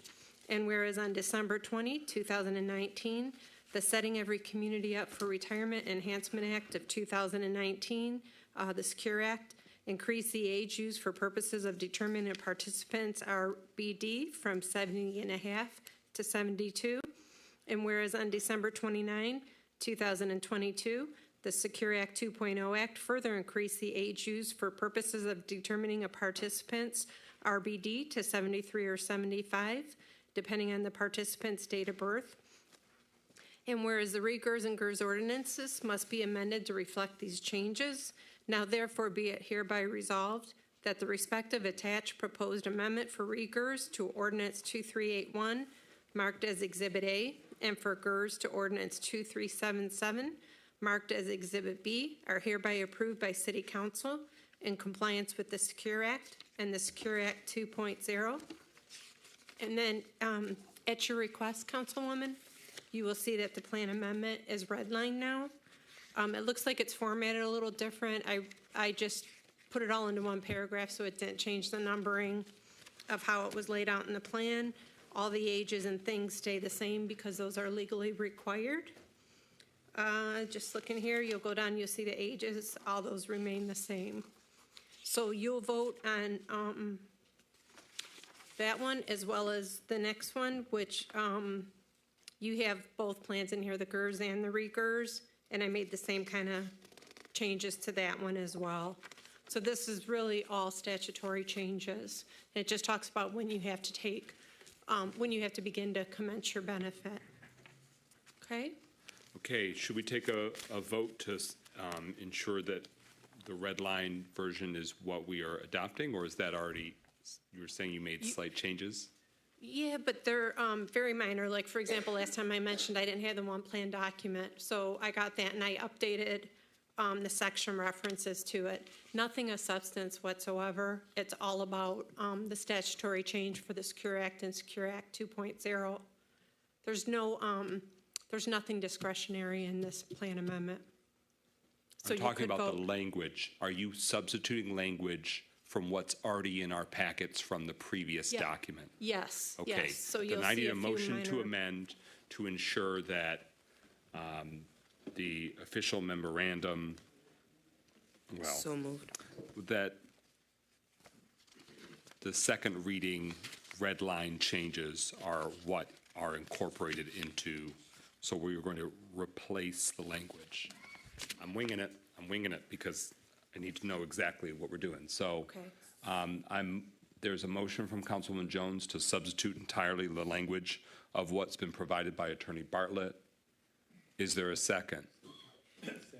Moved by Councilman Jones, seconded by Councilman Parker.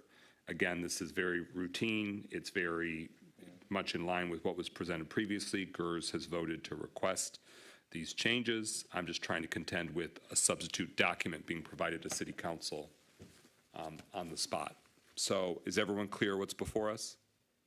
It's taking the language and ensuring that that is what is true and official for consideration. Deputy Clerk, roll call on the amendment, ensuring that we are all looking at the same language. McGinnis, Yes. Parker, Yes. Rutherford, Carrington, Yes. Goodman, He stepped out. James, Yes. Jones. Yes. 6 yeas, no nays. Okay, that amendment passed, so we are at the second reading of adopting an ordinance with this, ensuring that we're all looking at the same language. Do you want to go through any changes, even though we've done it before? Yes, so now we're on fire and police, right? And so, again, I just put down that this is a second reading. If we go over to the resolutions themselves, I can go ahead and read through that. Okay? Is it different than what you just read? We're still on GERS and REGERS. Right. Oh, I'm sorry. So, no, GERS and REGERS, we were all set. It was all the same little minor tweaks, just like section references. Everything in it is statutory for both plans, GERS and REGERS, and they were packaged together in one package. Okay. Any discussion on the primary motion, which is the ordinance amendments for GERS and REGERS? Hearing none, roll call, Deputy Clerk. Parker, Yes. Rutherford, Carrington, Yes. Goodman, He stepped out. that's right. James, Yes. Jones, Yes. McGinnis. Yes. 6 yeas, no nays. That motion carries. The ordinance amendment is adopted. We are now at the proposed ordinance amendment for a second reading for the Pontiac Police and Fire Retirement System. Is there a motion to adopt? Moved. Is there a second? It's been moved by Councilwoman Jones, seconded by Pro Tem Carrington. Madam Attorney, you have the floor. Okay, so I can go ahead and read the resolutions again. Resolution to approve the second reading of an amendment to the Police and Fire Retirement System Ordinance. Whereas the Internal Revenue Code, Section 401A9, requires qualified retirement plans include language providing that participants must commence receipt of required minimum distributions, or RMDs, on or before a prescribed required beginning date, RBD. And whereas in accordance with Internal Revenue Code, Section 401A9, the City of Pontiac Police and Fire Retirement System, as set forth in ordinance this number, contains such RMD language. And whereas on December 20, 2019, the Setting Every Community Up for Retirement Enhancement Act of 2019, the Secure Act, increased the age used for purposes of determining a participant's RBD from 70.5 to 72. And whereas on December 29, 2022, the Secure Act 2.0 further increased the age and for purposes of determining a participant's RBD to 73 or 75, depending on the participant's date of birth, and now therefore be it resolved that the second reading of the attached proposed ordinance to this ordinance marked as Exhibit A is hereby approved by City Council in compliance with the Secure Act and the Secure Act 2.0. I do need to point out something in the language that I saw as I was sitting here. I had our copy center copy this, and I think they hit a Control P. So in the very first paragraph of the redlining, it has the word internal for Internal Revenue Code crossed out and the letter P next to it. So I think she hit Control P to print. I will give you a new one, but that will be the only change. From the first reading, apart from that item, is there any language that has changed? On From the first reading on in the this? Exhibit A. No, I don't see anything in this one that I changed. Okay, could I please have a motion to amend so that way in Section 5, subsection C, we strike the letter P and replace it, return it to the word internal? Yes. Is there such a motion to amend? We're just correcting that overriding of the word internal. Support.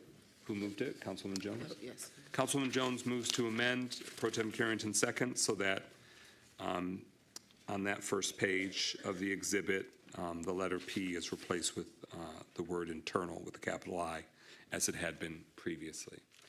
Everyone clear on that small but important change? Hearing no further discussion, roll call, Deputy Clerk, on that specific amendment. Rutherford. It was Rutherford. Was it Rutherford? Yeah. It wasn't Parker. Yeah, that got crossed up. So. Carrington. Yes. Goodman. Yes. James. Yes. Jones. Yes. Yes. Yes. Rutherford. Yes. 7 yeas, no nays. That motion carries. We are back to the main motion, the ordinance amendment as amended. Any further discussion? Any further changes? Anything else you want to flag for us, Attorney Bartlett? I know just that there will be more amendments coming down the pike, very minor amendments to some that are coming from the retirement plan boards. Nothing really to call out. But not before us tonight. Not before you tonight. No. Okay. Further discussion on the motion before us? Hearing none, roll call, Deputy Clerk, on adoption of the proposed ordinance amendment. It is the second reading for the Pontiac Police and Fire Retirement System. Jones. Yes. McGinnis. Yes. Parker. Yes. Rutherford. Yes. Carrington. Yes. Goodman. Yes. James. Yes. 7 yeas, no nays. Motion carries. We're at what was number 14 on the printed agenda. Is there a motion for adoption of an amending ordinance for automobile services? Thank you very much, Madam Attorney, and sorry that it's been a marathon night.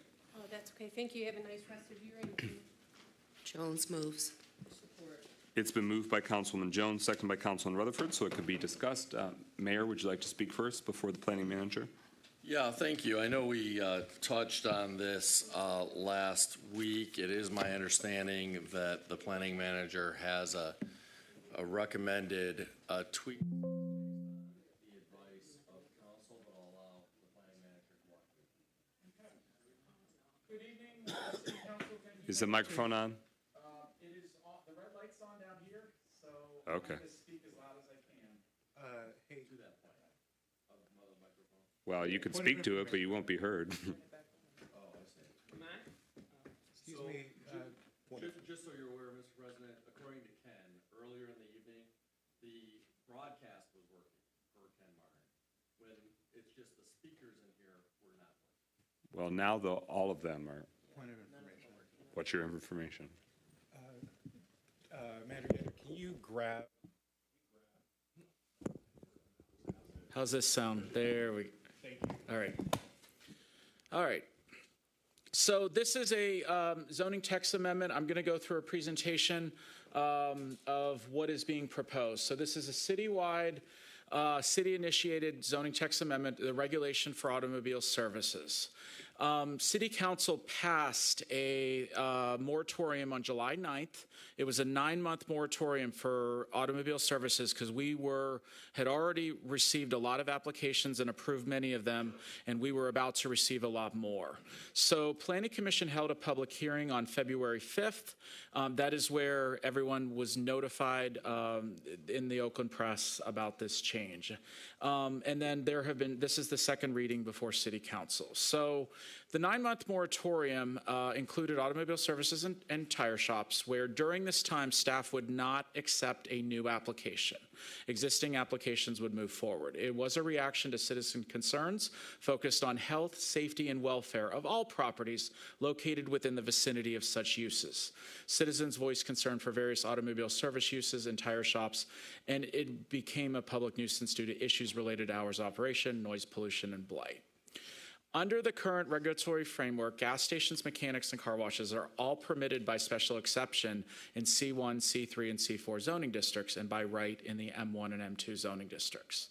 Over the last few decades, automobile services and especially auto mechanics have proliferated across the city's major thoroughfares and contribute to increased blight and disruption to residential neighborhoods, especially when you look at certain corridors. We have a lot of automobile service stations in a small clustered area. The current ordinance provides little in the way of protection for residents. There's for residential properties in a Type B landscape buffer, but beyond that, there's very little to protect residents from off-site impact of uses. So tonight's proposal is that instead of being grouped under one umbrella, it would be looked at 3 different land uses, one for gas stations, one for auto mechanics and tire shops, and the third one for car washes. And as I mentioned at the first reading, staff looked at many zoning codes we did really like, and we've modeled off of some of Royal Oak's zoning code regulations. These are not exactly what Royal Oak has, but we used it as a model to create these regulations. So let's talk about automobile filling stations, which is gas stations. With this would be required a Type A Option 1 buffer, which is a landscape buffer adjacent to residential instead of the previous required Type B. Type A requires more screening. This change also would require a wall where it was an option previously, and the number of trees that are required, again, this is between a gas station and residential, would go from 0 to 2 for every 100 feet of frontage. Petroleum pumps will be required to be 30 feet from any lot line, and filling stations are required in the ordinance you currently have, required to be on a Type A street. I do want to mention that as part of my presentation a little later, which is defined as in our ordinance as those streets with traffic volumes exceeding 15,000 cars a day. These are generally the major thoroughfares of the city, and the goal was to reduce encroachment into the neighborhood. Filling stations with more than 10 pumps would be required to have 1 EV charging station. This does not apply to most of the gas stations we currently have in the city, but if a larger proprietor wanted to have a larger gas station, it would require an EV charging station to provide that service. Retail displays are limited to 8 feet outside the principal building. So, if they're selling salt or something like that, it should be adjacent to the building and not scattered around the property. Broadcasting of media that could be heard off-site would be prohibited. And then applicants that are going through a site plan process would need to provide a truck turn analysis as part of the review, just to make sure that the sites are designed for safe and easy navigability for fueling trucks, dump trucks, and the customers that are using these sites. So the second one would be automobile service stations. So this would be your car repair.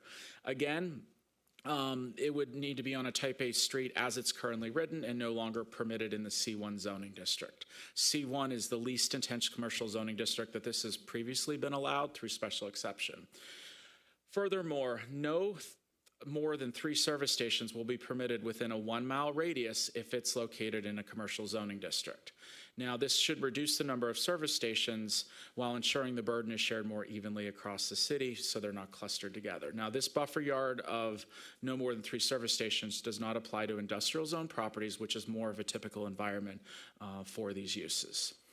Overhead doors will be required to remain closed at all times except when necessary for ventilation and not directly facing a residential property. And then overnight outdoor storage of vehicles is limited to 3 vehicles per indoor stall. So this is intended to reduce the concentration of impaired vehicles stored on commercial properties while still allowing operators enough leeway to continue their operations effectively. So if there are 3 bays, you can store vehicles inside overnight, but you would be allowed a maximum of 9 overnight, just so you weren't storing too many, that it was looking more like a junkyard or a storage yard per se. Service stations, the hours would be prohibited from being open between 9 p.m. and 7 a.m. And as I mentioned, is an increased buffer yard requirement adjacent to residential with a screening wall and 2 trees per 100 feet. Let's talk about car washes. This is the third and last one.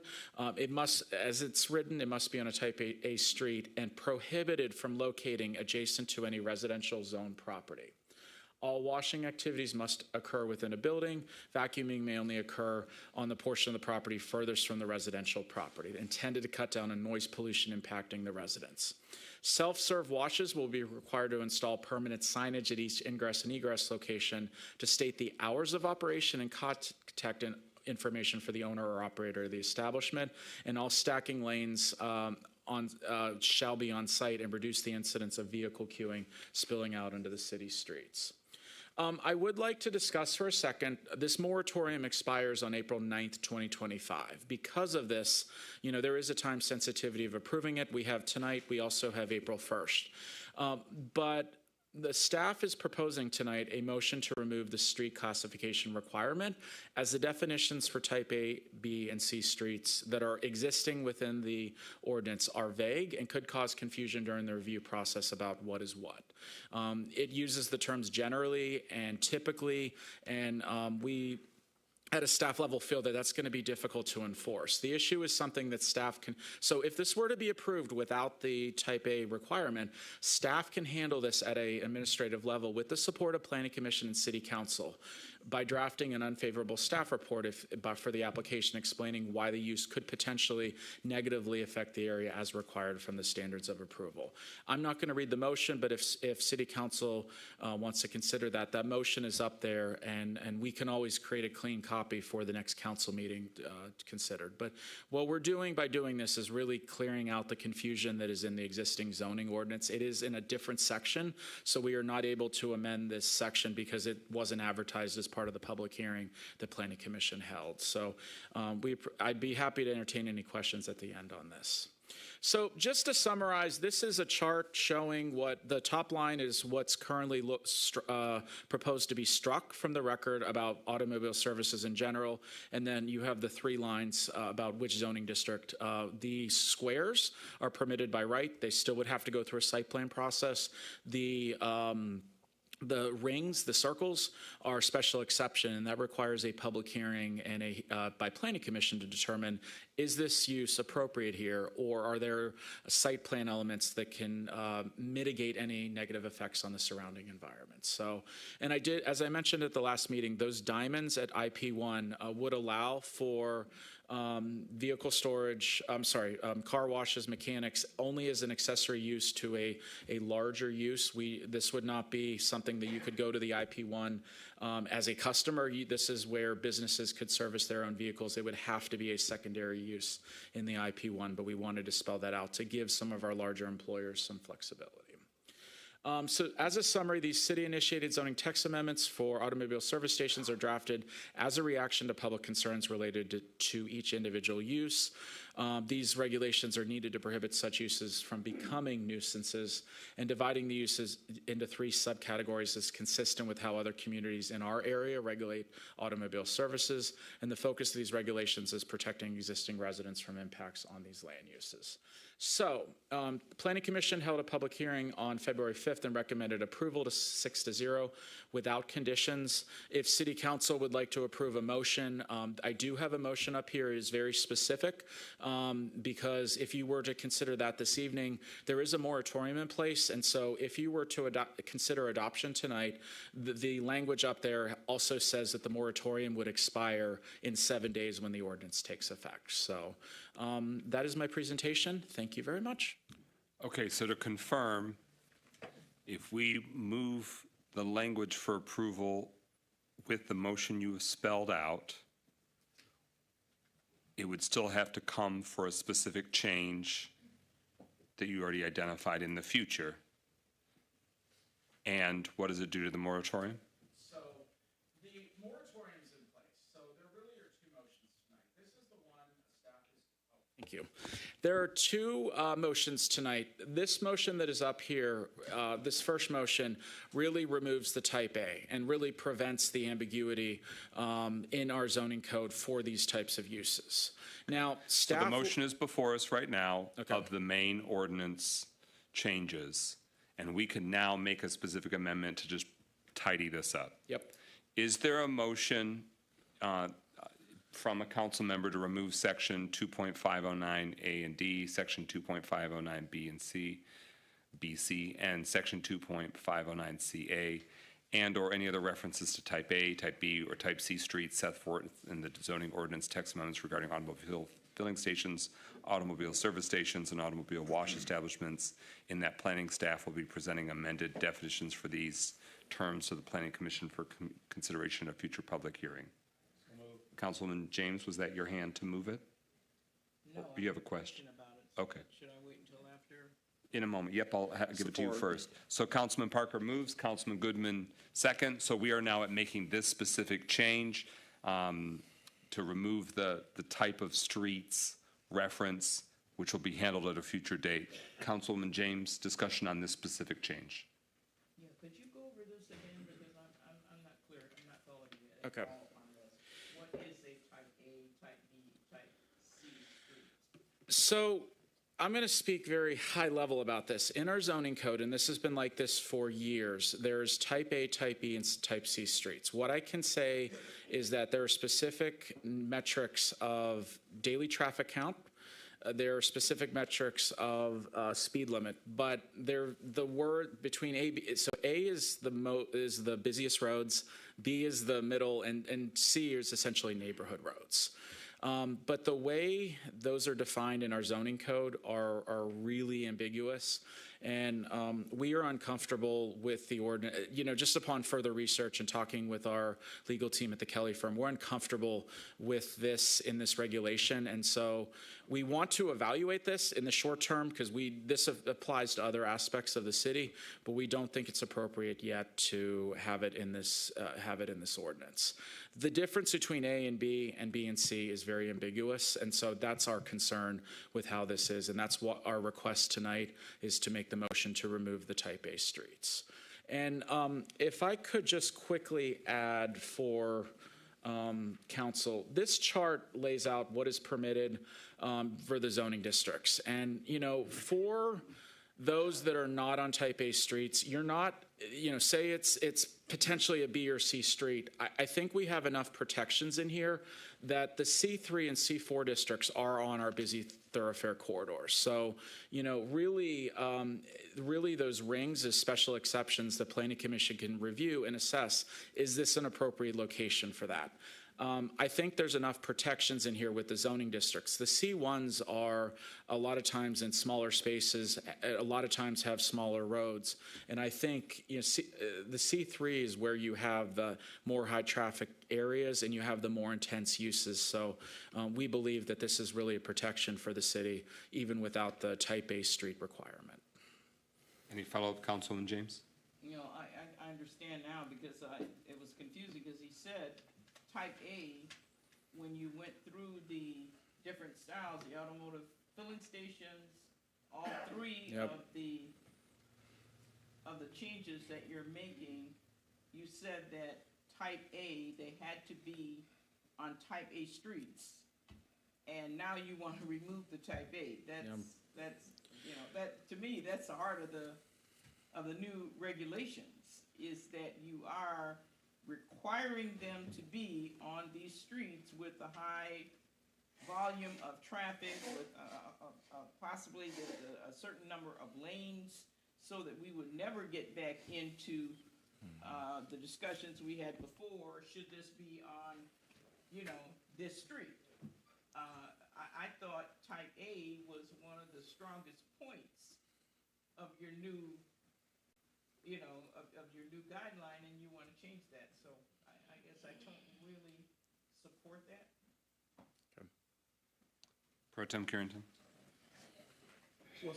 So what's the turnaround for you to bring the other changes to the council concerning a great understanding of what streets fit into these categories? Our timeline, the earliest we'd be able to do it is at the May Planning Commission meeting, and then work between May and June for the 2 readings of City Council. And then my second question, and I haven't confirmed this with the council. So, what if we just extend the moratorium until you guys totally get this ordinance together? Because it is a little bit confusing, even though myself and President McGinnis was in a conversation earlier, and we have a little more background. But I guess my concern is that this is not all done ahead of time, and this 2-story patching seems a little bit confusing for some of the council, as well as some of those are sitting here in the audience as well. So. If I may, so I would like to invite Nick Castro from the Kelly firm. We've had discussions with the Kelly firm on this, and we've really received advice, and I want him to share that with you tonight for your consideration. Thank you. Good evening, Council.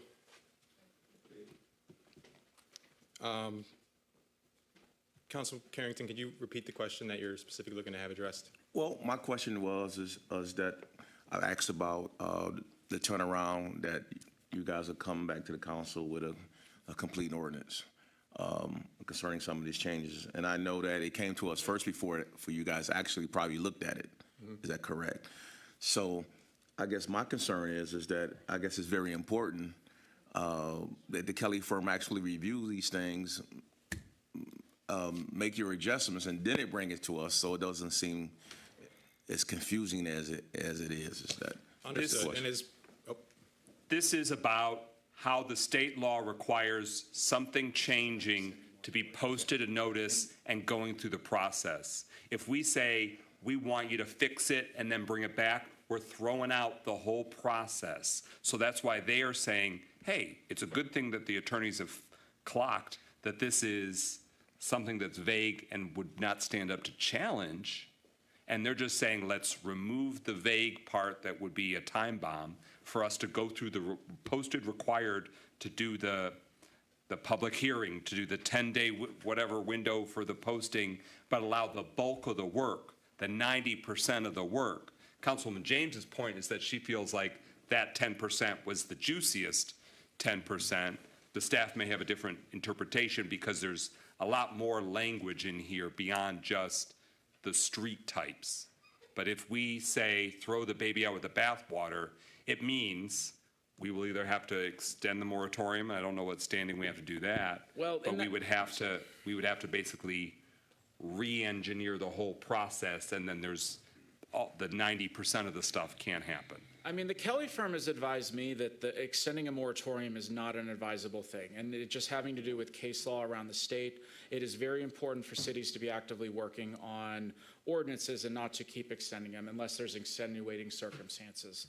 Nick, if you can expand on that any further, I would appreciate it. Yeah, Planner Yandrick is correct. Courts have upheld and like to see moratoriums that are in effect anywhere from 6 to 9 months on average. But when they start going past that date, they do receive a little bit more stricter scrutiny, and the municipality better have a very good reason for extending it. And in this case, as Councilman McGinnis mentioned, we did review this, and after looking closer at the street types and having it reference a different section of the ordinance where they are defined, and as Planner Yandrick mentioned, the 3 types of streets are pretty vague. In each of the definitions, it does say typically and generally. And so, again, those were not included in these text amendments. And so while they are not, if you remove the type A street reference for all 3 types of establishments, filling stations, service stations, and wash establishments, the ordinance can go through as presented if those are removed. And then the definition section to the street types can be amended, again, on a timeline like Planner Yandrick mentioned, somewhere in the May-June area, which again, will just tighten it up. But again, as he mentioned, the existing zoning districts and where they're permitted by use and by special exception would protect us in the interim until those street definitions are amended. Do you have a hand still, Councilman Rutherford? So I want to make sure I got this right. We did a moratorium because there's too many excessive filling stations. Yandra, can you get to the mic, please? Thank you. Is that correct? Did we do the moratorium because there was too many excessive stations in this community, correct? Correct. Okay. And there's a second part to that. And because our existing ordinance was not tight, it was loose, and Right. therefore there were a pervasive number of So if we approve of this, that means we can get more stations in areas that's already oversaturated. Would that be a fair assessment? So are we talking specifically for mechanic shops? We're talking Cesar Chavez. We're talking shops that's going to be directly affected. And I'm not trying to be funny, but we did the moratorium for a reason. Yep. Businesses are going to be affected if we don't do this the right way. And I hear you that you guys are trying to change, but I myself don't feel comfortable voting for this at all because we are not looking at the already established businesses that we have in the city of Pontiac that are already being affected by previous decisions we made before we do the moratorium. So I'm skeptical of this, that it's going to do anything, because I'm just being real. You guys have a habit of saying, oh, this is going to fix this, and then 6 months later, it doesn't fix it. So let me give you some examples, okay? So if I'm on Baldwin Street, there's 4 automobile places that are open. One of them is literally about to go out of business because they can't get the traffic they already have. And now we about to say, hey, build some more? Like, at what point do we start having boundaries about what we want to have in our city? And this ain't no soundbite, baby. This is because I'm seeing the businesses that I know being affected. So I'm hesitant of even voting for this. And I just want to know, give me some substance. It's just like when y'all wanted to shut down the after hours joint. It didn't make no sense to me. That's why I voted no. This don't make no sense to me because people are still being hurt by this decision to even keep letting these people be able to open when we already oversaturated as a city. So if you could break it down to and convince me, cool. If you can't, I'm voting no for it. Go ahead. Okay. When does the moratorium expire? April 9th. Okay. The moratorium expires April 9th. Okay. If we try and kick the can and make the moratorium long, the city will not have a legal leg to stand on, and anyone that wants to oversaturate can say, hey, guess what, Pontiac? You are violating what the state of Michigan allows with the length or the purpose of a moratorium. Okay. We can't just kick the can to forever, because then the city may be forced to accept things without more safeguards in place. But a very valid question is being asked, what's the meat that's being put on the bone? Okay. Thank you. Thank you. So let's talk about service stations specifically. So existing facilities do not have to update with this new ordinance. They are legally grandfathered. They are allowed to exist. But one of the key things with the automobile service, and I want to just point out right here, is no more than 3 service stations will be permitted within a 1-mile radius if it's located in the C3 and C4 districts. So when you look at Cesar Chavez, when you look at Baldwin, and potentially up in much of the Walden corridors, for example, they're already saturated enough that there's not allowed going to be new facilities in those areas, because when you do a 1-mile buffer from any site, it's already going to have 3 service stations. Now, if we want to decrease that to no more than 2 service stations, we can absolutely, City Council can work on a motion of doing that.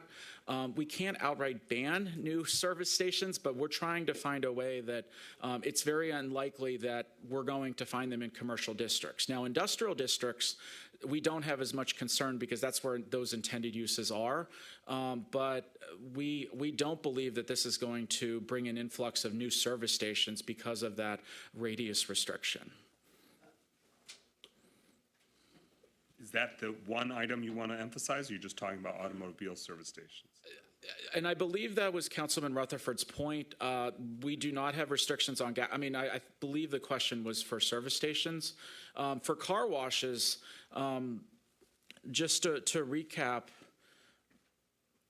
really we wanted to prevent them adjacent to residential streets and put it through a tighter site plan process. We thought that was the key thing. We did not do a restriction. If we want to consider a buffer yard, we can, in terms of so many within a mile, we can do that. But there are a lot of use. There are a lot of opportunities that we felt that, sometimes gas stations may want a car wash in them, and we just did not feel it was restricted. When it came to gas stations, as I mentioned at first reading, that a lot of times is an aspect of creating food for people in areas where we do not have grocery stores, and it is extremely helpful. So, the intention of this ordinance is really to better govern, what is coming in. It's not to allow these new businesses to come into the city. So it really, believe we have protections in here that we're unlikely to see many more coming in. And those do not currently exist, those protections. Correct. Councilman Rutherford, any follow-up? I want to believe that. I don't, and I'm going to tell you why. Big Daddy's, I believe, just got approved, correct? Correct. So Before the moratorium. Their application went in before the moratorium. Okay, so that's big. Hold on. Oil Change Your Mount Com, Big Daddy's, there's 2 places down. Y'all just did the Fat Burger. They're getting approved. So that's 6 that I can name that's on there. Then you got the other guys that's coming to y'all in a couple of weeks on the opposite side. So that's 8. That's 8 in a matter of a 1 mile radius. Oh, yeah. So make that make sense, because I don't understand. Like, I'm going to keep saying it because I don't understand it. And why I don't understand it is that there are businesses that have been in that neighborhood, in that community for over 20-something years that are getting literally pushed out, about to close, because we just allowed these other businesses to come in. I'm sorry if y'all think it's cool. It ain't cool with me for people that's been here 20 or 30 years to be able to lose their business. It ain't cool with me for, let me finish. It ain't cool with me for the oil shops that do a lot for this community, that now they literally got 8 other competitions because we didn't approve it, because it don't make sense to me. Okay, so the moratorium expires April 9th. Got it. When that happens, it goes back to those open opportunities when those 8, if that's the number, 8 came in. I have the floor. If 8 come in without these protections after April 9th, more can come in. We will not have those safeguards. So we will have the existing ordinance, which wasn't as specific and didn't have the buffers, didn't have the radius, doesn't have some of these safeguards. We want more safeguards, but the state law says you got to notice things, there's got to be public hearings, it's got to go to Planning Commission first, so that has to keep running concurrently. If we say no to this, which the council has the right, then it goes back to the existing ordinance. The moratorium expires. Or we roulette it with the law and say if we expand it for 3 more months, and we maybe get something that's acceptable or passes muster, then maybe we can get that through. But that's a big if. And the city's attorney is sharing that is a vulnerability that other cities have been hit with. And when that happens, you pay damages to the businesses you say no to, because they're saying, oh, you are unfairly targeting me, or you are preventing me from having the ability to develop or use my private property that I own. Next on the speakers list is Councilman Goodman. So just quickly, as the person who has, I believe, the most number of service stations in the entire city, all in the current District 3, I very much support this, because the entire reason that we even had the moratorium in the first place was largely because I was complaining, in addition to other people, about my district. Because if you just consider the stretch of Mount Calm, I guarantee you there is 3 are existing there. But I also have a question. When you say service stations, where do car dealerships fall into that? Car dealerships is not part of this moratorium, and it's not part of these regulations. Absolutely we'll review this with the new zoning ordinance later this year, but it's not part of the moratorium. Thank you. Still, in all of that, like,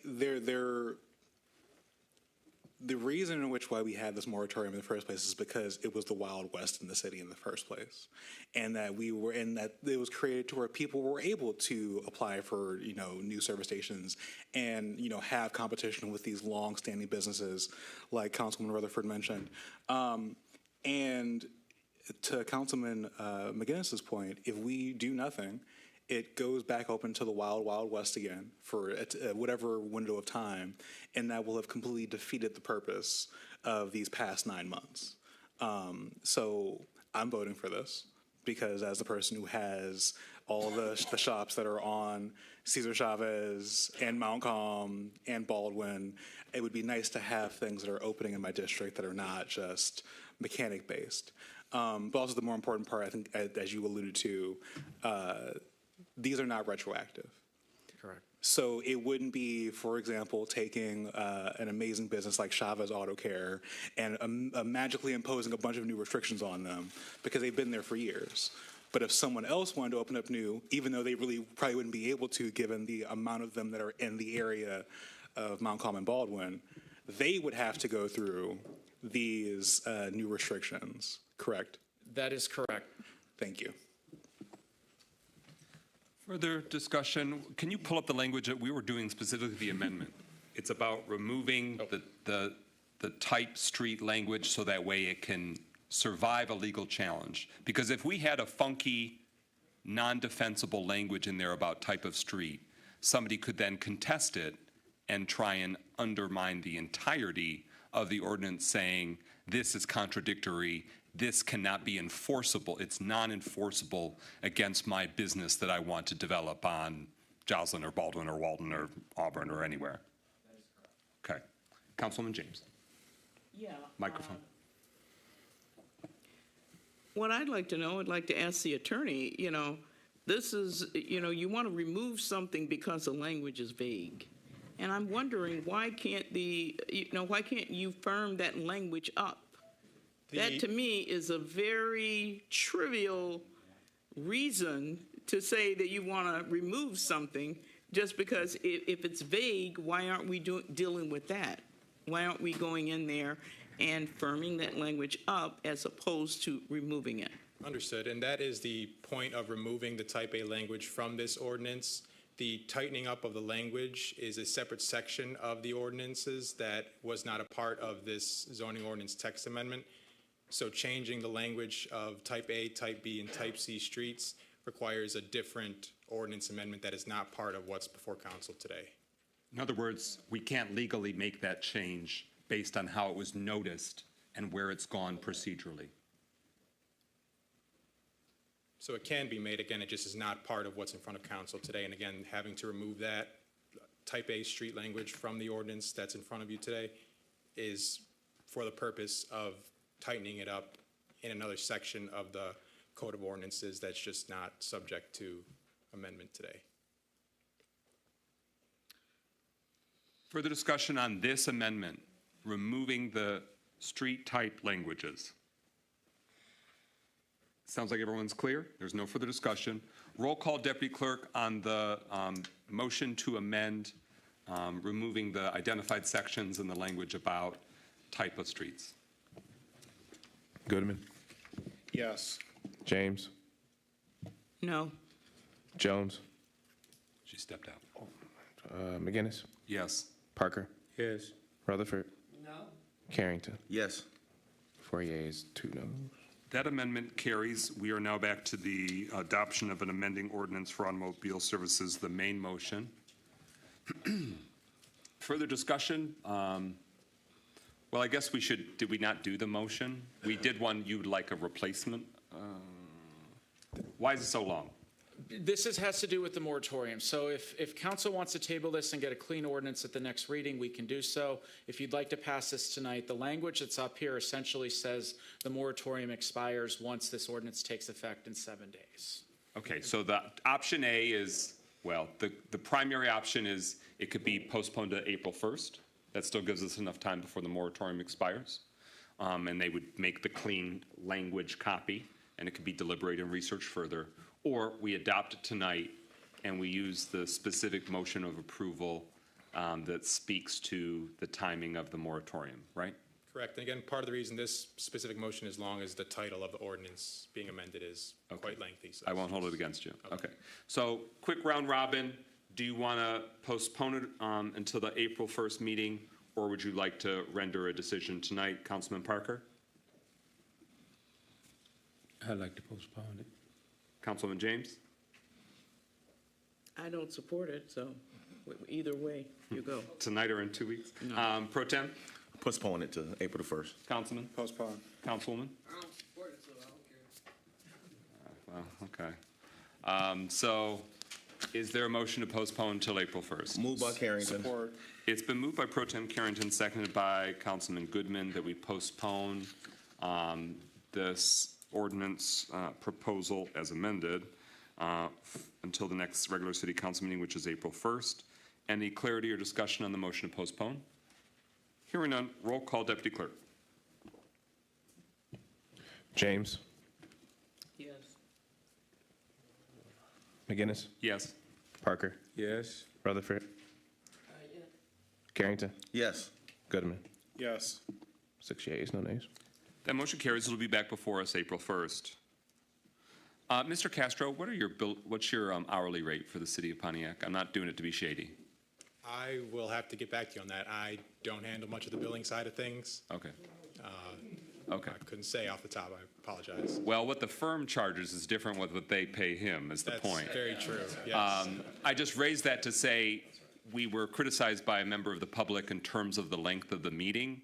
We've had 6 opportunities for the public to weigh in tonight, 4 public hearings, public comment, and agenda address. It actually costs us as a city thousands of dollars by moving the stuff with attorneys. I mean, it was the right decision because we want to hear from the people, but there is a cost. There is a cost to moving the items that have attorneys where, since they've been sitting here for 5 hours, do the math of what their billable hours are. So the GERS and the pension stuff and this, they each have attorneys that are presenting. It costs us taxpayers to front load the public engagement. We keep doing it. I just want to say, for people that are hating, that there's, we're balancing a lot of competing impacts, and we're trying to be respectful of everyone's time, but also not be wasteful of the taxpayers' dollars too.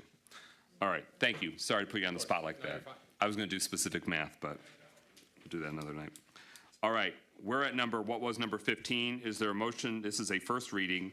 Is there a motion to adopt the resolution to approve the first reading of an ordinance for rezoning parking lot at 461 West Huron to multifamily housing? So moved. Is there a second? Support. All right, it's been moved by Councilman Goodman, seconded by Councilman Parker. So now it can be discussed. Mayor, Administration, you have the floor. This is a first reading. It requires at least 2 readings. Tonight is that first reading. Mayor?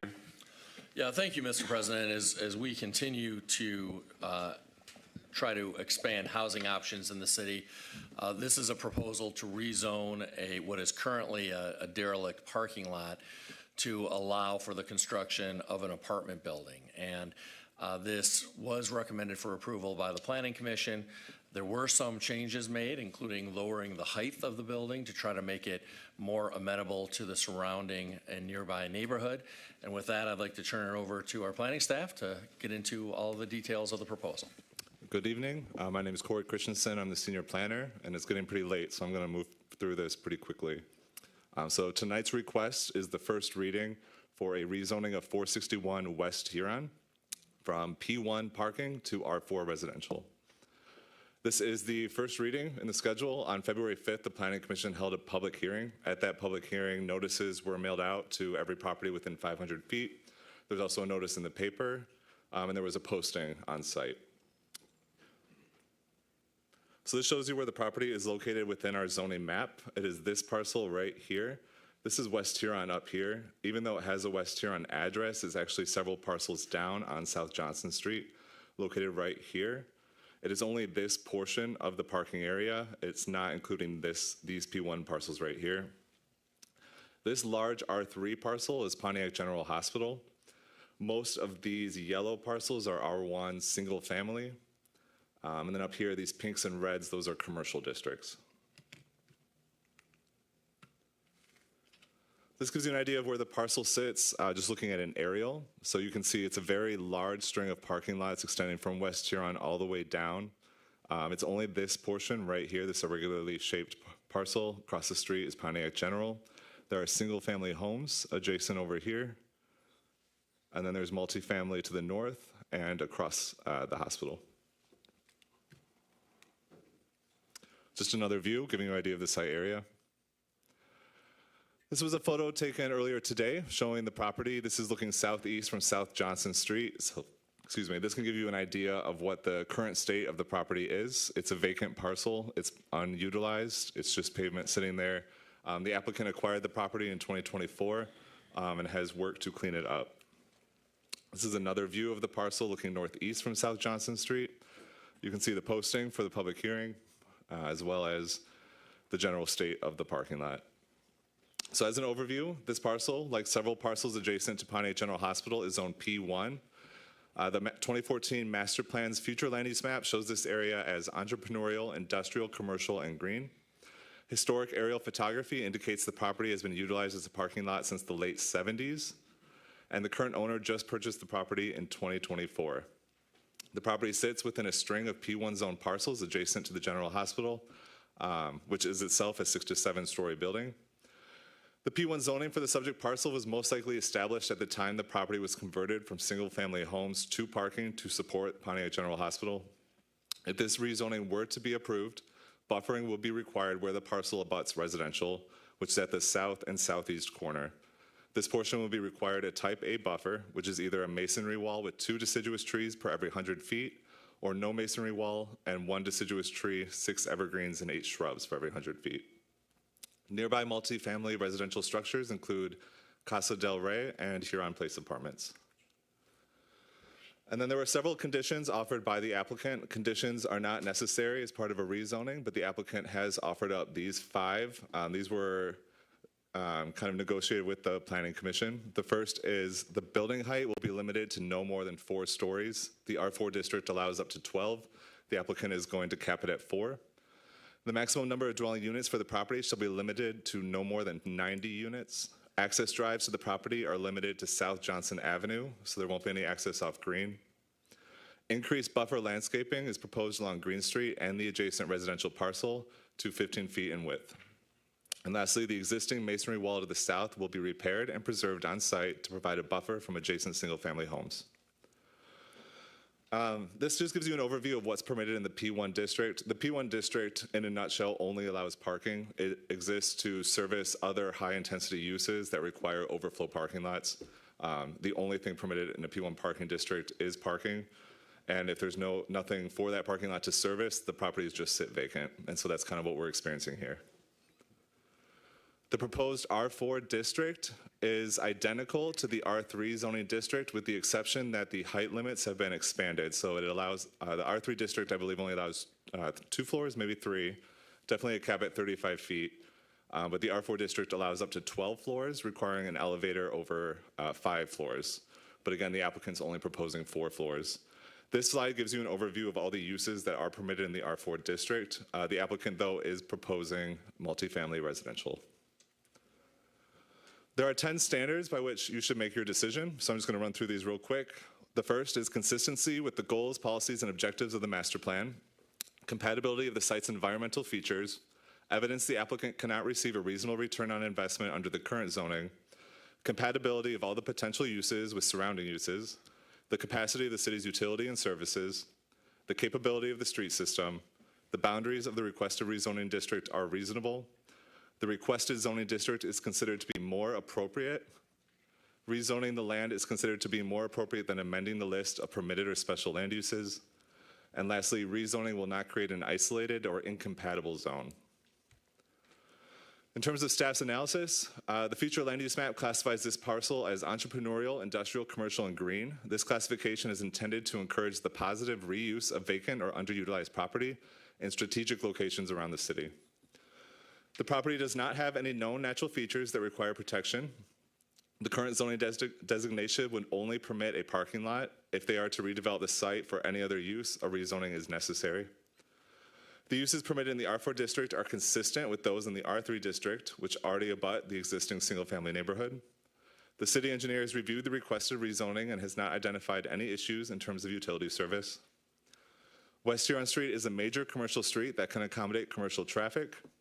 The proposed rezoning is appropriate in terms of parcel size, and a structure can be built on site in compliance with the required setbacks for R4 properties. And every other parcel in the immediate area is zoned for R1, one-family dwelling, R3, multifamily residential, or P1 parking. This is a residential area with a residential character. South Johnson Street is a type B street with heavy commercial traffic generated by the adjacent hospital. Approval of this request would not create an isolated or incompatible zone in the neighborhood. And with that, the Planning Commission recommended approval 4-2 based on the findings of fact outlined in the staff report and with the conditions supplied by the applicant. And then the applicant is also here today, and they have a brief presentation they would like to provide as well. So I'm going to pass the microphone over to them.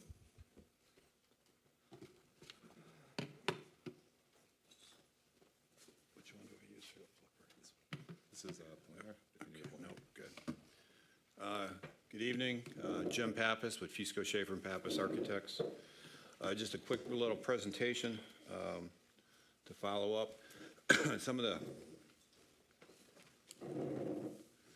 of the conditions were increased when we were in front of Planning Commission. We met with Planning Commission initially.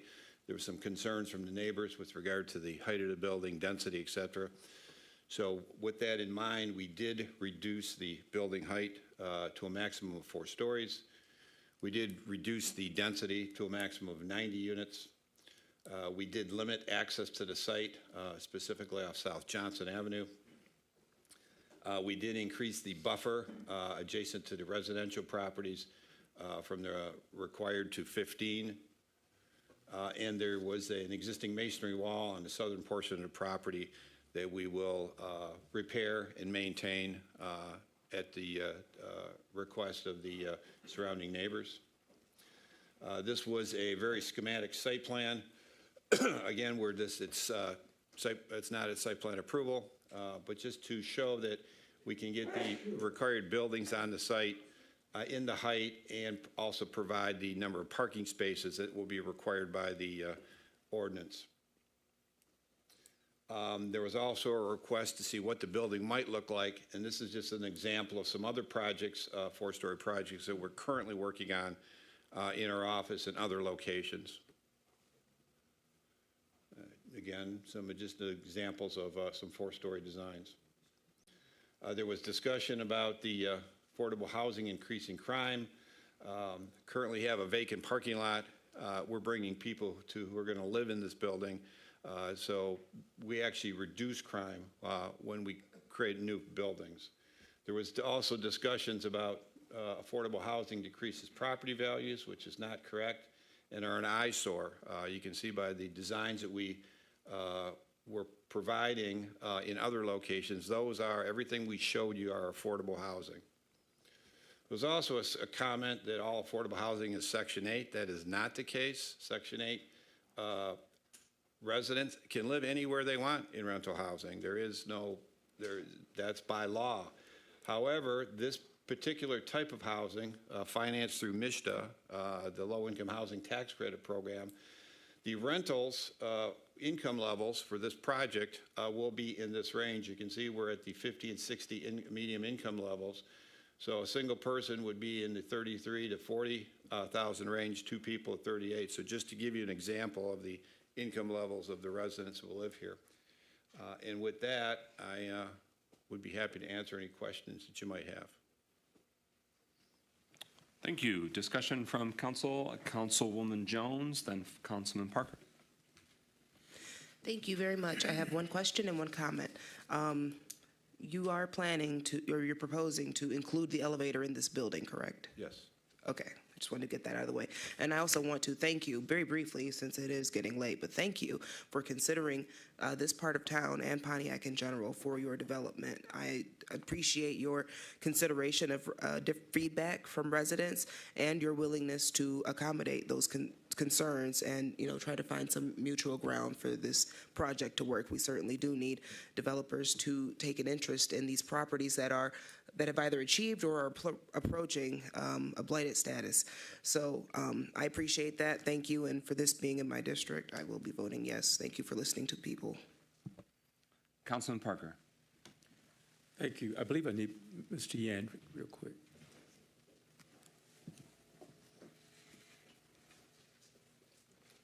Hello again. Thank you, Mr. Yang. My question is, you mentioned the 2014 master plan, has this been included with the current master plan that we're reviewing right now? Yes, and it is under review. It's more of a mixed use. So under the draft plan, it is more of a mixed use development where there's flexibility. It could be residential, it could be commercial, but it's intended to be not as intense as something that would be supplementing the hospital, which might have been the previous notion, 10 to 15 years ago.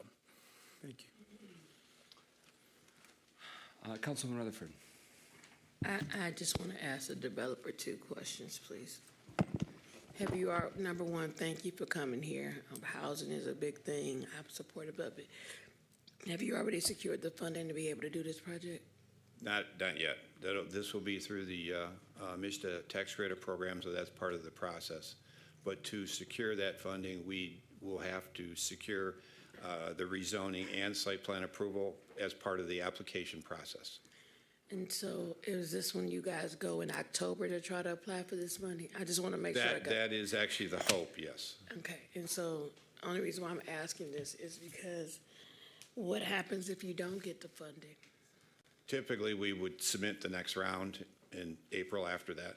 That would be the goal. So you guys can basically, to the council leadership, that means, I just want to make sure I get clarity. Let's say we approve this, and I've seen this happen with other projects where people don't get funding the first time, they don't get funding the second time, they don't get funding the third time.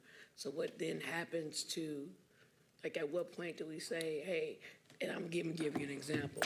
Longfellow said they was gonna get funding. Yeah. It's a conditional rezoning, so there's a 2-year time window sunset. And that is true for, even though it's not germane directly, but as an example, the Longfellow site is a conditional rezoning, meaning that 2-year clock is ticking. Actually, it expires this year. Well, that ticking clock may run out. Yeah, And so then that means if they were to try and pursue still going for that or something comparable, the process would have to restart. They would have to, there'd be 2 scenarios. One, that they would have to require an extension from the city council, or they would have to go completely anew for a different zoning, or if they had to change their project, maybe it didn't work out, they need a different number of units, and they are no longer want R4, they want R3. They would have to start anew, with a new zoning request. And my last thing is that what's been your success rate with getting funding for your previous housing? I asked that because those were conceptual designs, they were not actual designs. Right, we would do that. Hold on one second. Okay. Those was conceptual, which means you ain't did that yet. What project have you done where you have been successful at securing the funding and building it? Can you give me an example so I can look it up and look at it before I vote on it? We are the architects, we're not the developer, but I'll give you 2 other examples. We are involved with the project on Auburn with Lighthouse, and that was funded is for new construction, and we're also involved with the project with Lighthouse for the renovation of their townhomes and the building on Mechanic, and that was funded. So Beacon Apartments. Yes. And then the townhomes y'all trying to build by Frosty Street. It's an apartment building, but yeah, that's the site across from Frosty Street. All right. Right. Yeah, right, but it's a mid-rise. Yes, ma'am. You saved yourself. All right, cool. Councilwoman Jones.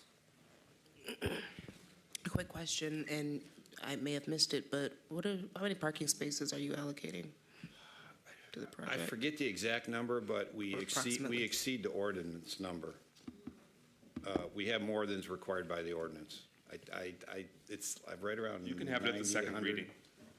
We don't have to do everything tonight. This is the first reading. Yeah, So that's a I'd like valid it later. question that we'll want to delve deeper into. No, this is first reading. So, further discussion? Hearing no further discussion, I just want to say for the community listening and watching, but also we can amplify this in the next 2 weeks, the second reading would come up at the Tuesday, April 1st City Council meeting. So those residents that live in the vicinity, that have questions, that hate it, that love it, that we encourage you, just like you were able to participate in the Planning Commission meetings. This is your opportunity. You don't have to come in person. You can communicate, you can call, you can email, you could submit. If you physically cannot come, there's the opportunity for written public comment. So I just want to highlight that that's the April 1st meeting, should this first reading be successful. Again, it requires 2 readings. Hearing no further discussion. Speakers list exhausted. Roll call, Deputy Clerk, on acknowledging it being read for a first time. Jones, Yes. McGinnis, Yes. Parker, Yes. Rutherford, Yes. Carrington, Yes. Goodman, Yes. James. Yes. 7 yeas, no nays.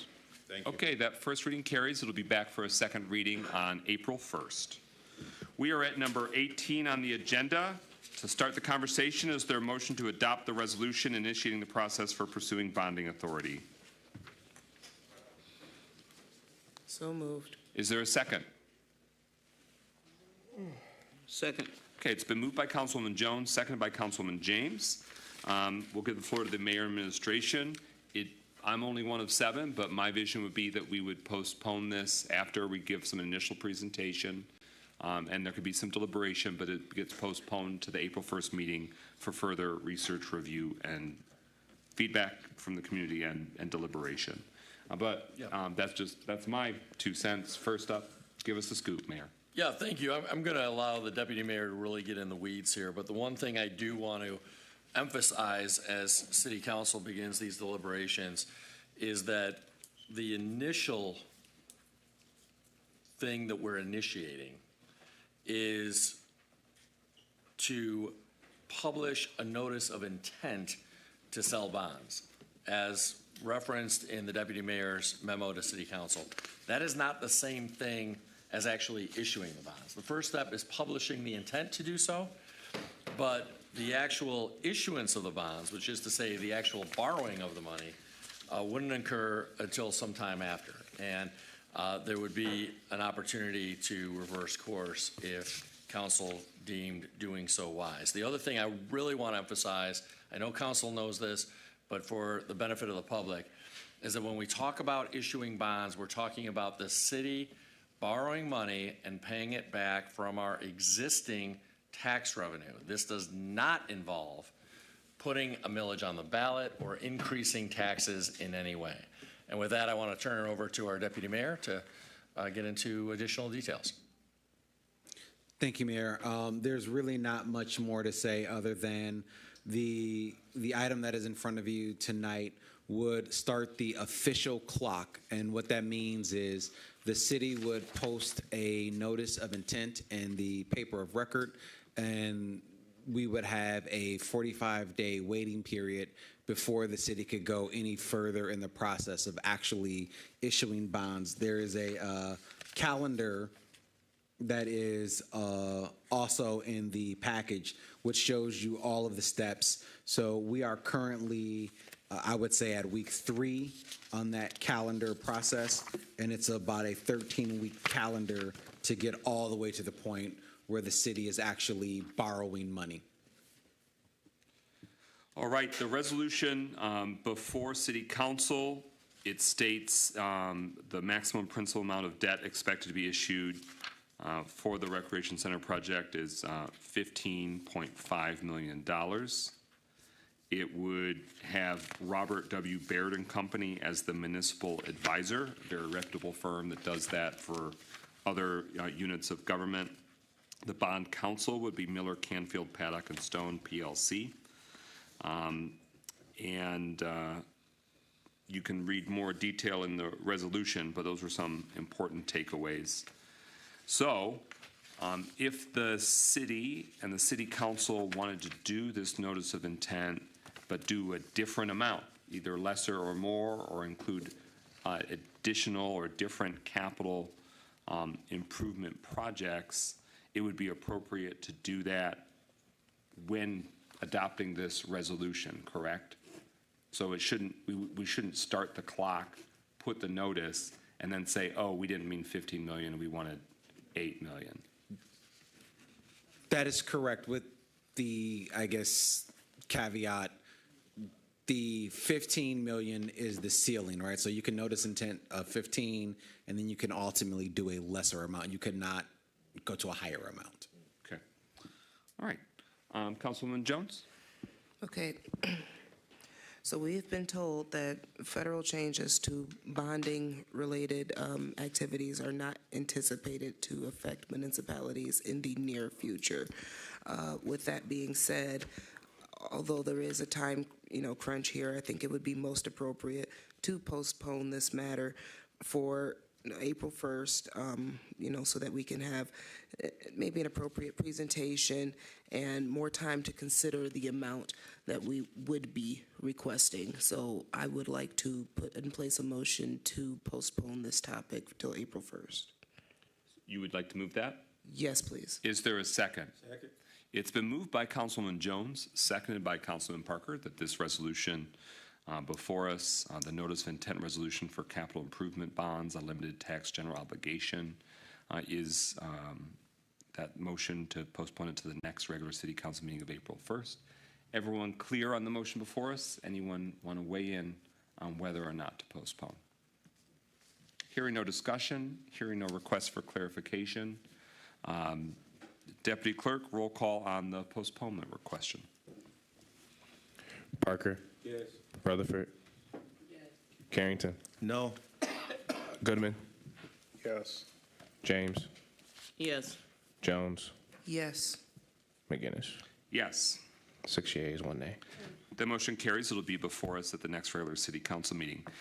There was a very valid question that was asked about what gives with local roads, neighborhood roads. That had come before us, and that was a millage question. So that would be something where it would be like a millage levied by the people, should they want to, should they vote to say yes. That is not in the mix with this proposal, but we can, hear from the administration at a future meeting about if they have any in the short-term plans to revamp or revise that question. The mayor shakes his head no. So we don't expect that question or that proposal in the near future, although we recognize that the roads are raggedy, they're beyond their, most of them are beyond their shelf life, and the state of Michigan is likely not coming to the rescue anytime soon. The federal government is definitely not coming to the rescue to our neighborhood roads, but so we look further down the road for solutions. We're at discussions, and because of the very late hour, I ask that we be brief.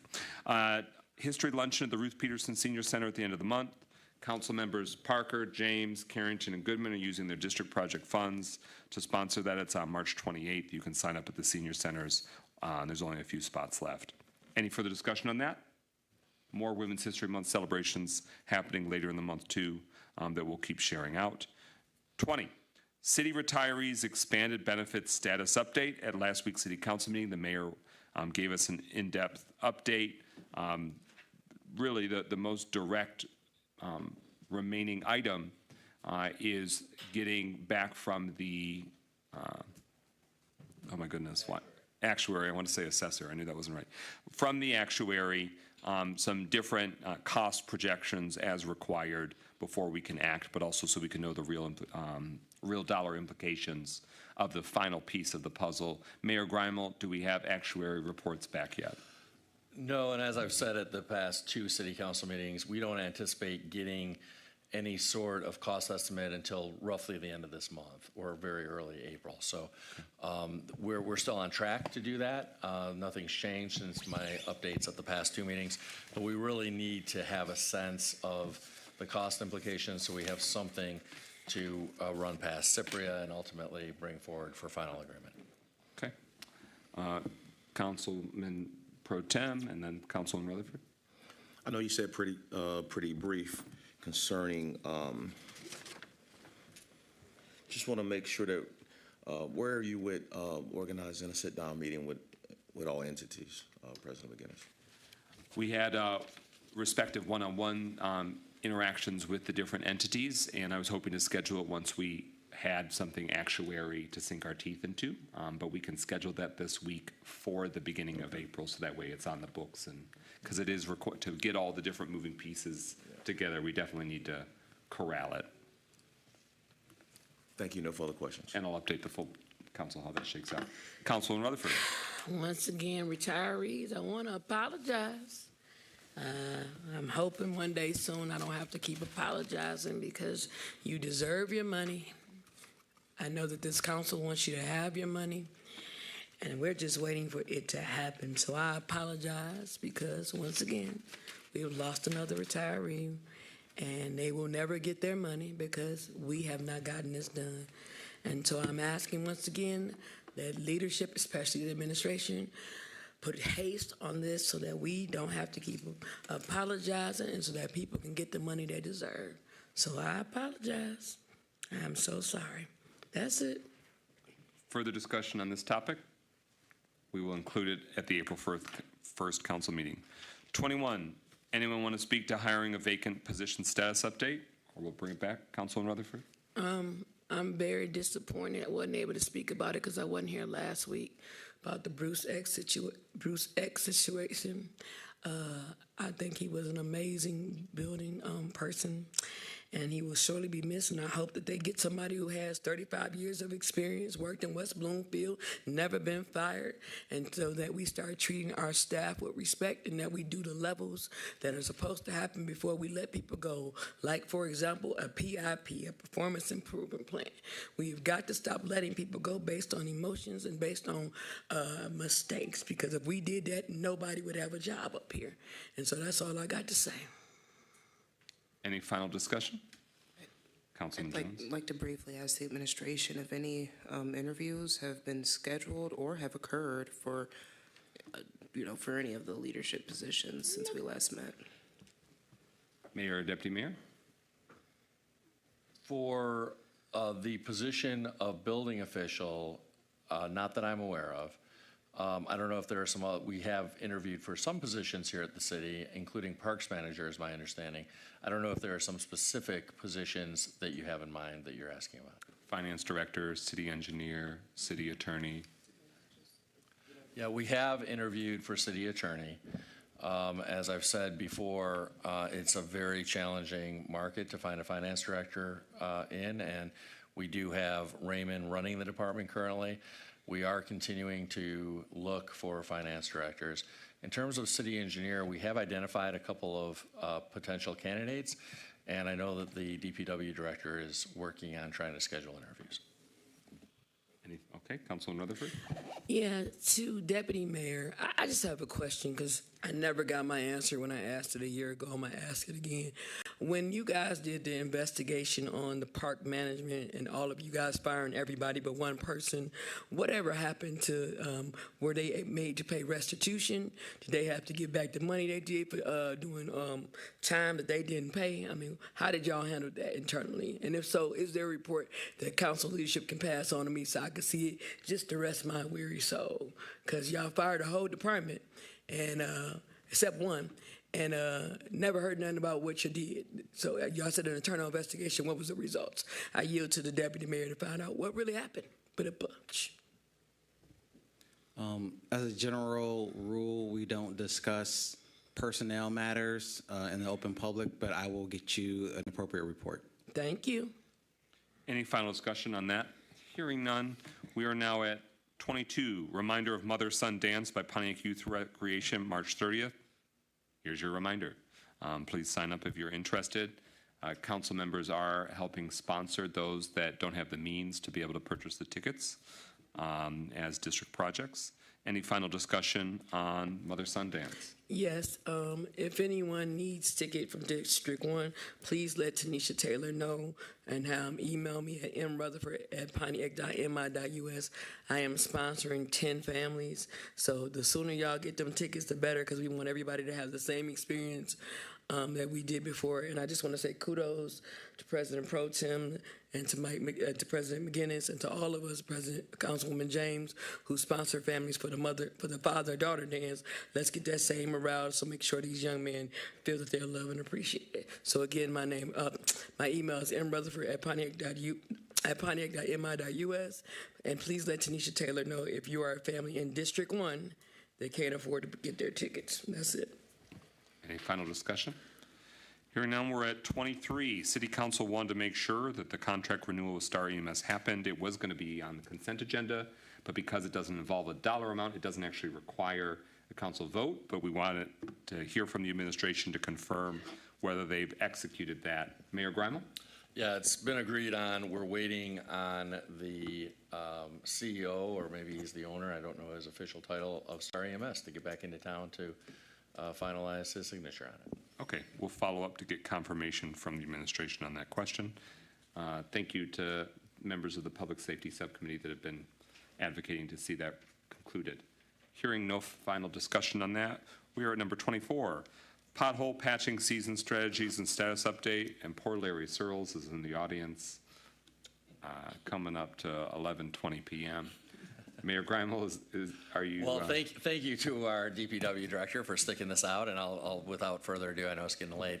Director Searles, why don't you walk us through the current status? I know crews have been making the rounds, but I'll let you get into the details. I'll try and keep on a good timeline for everyone. I just feel bad for you. We have two crews. We have three methods of getting information, outside the organization reports or inside the organization reports.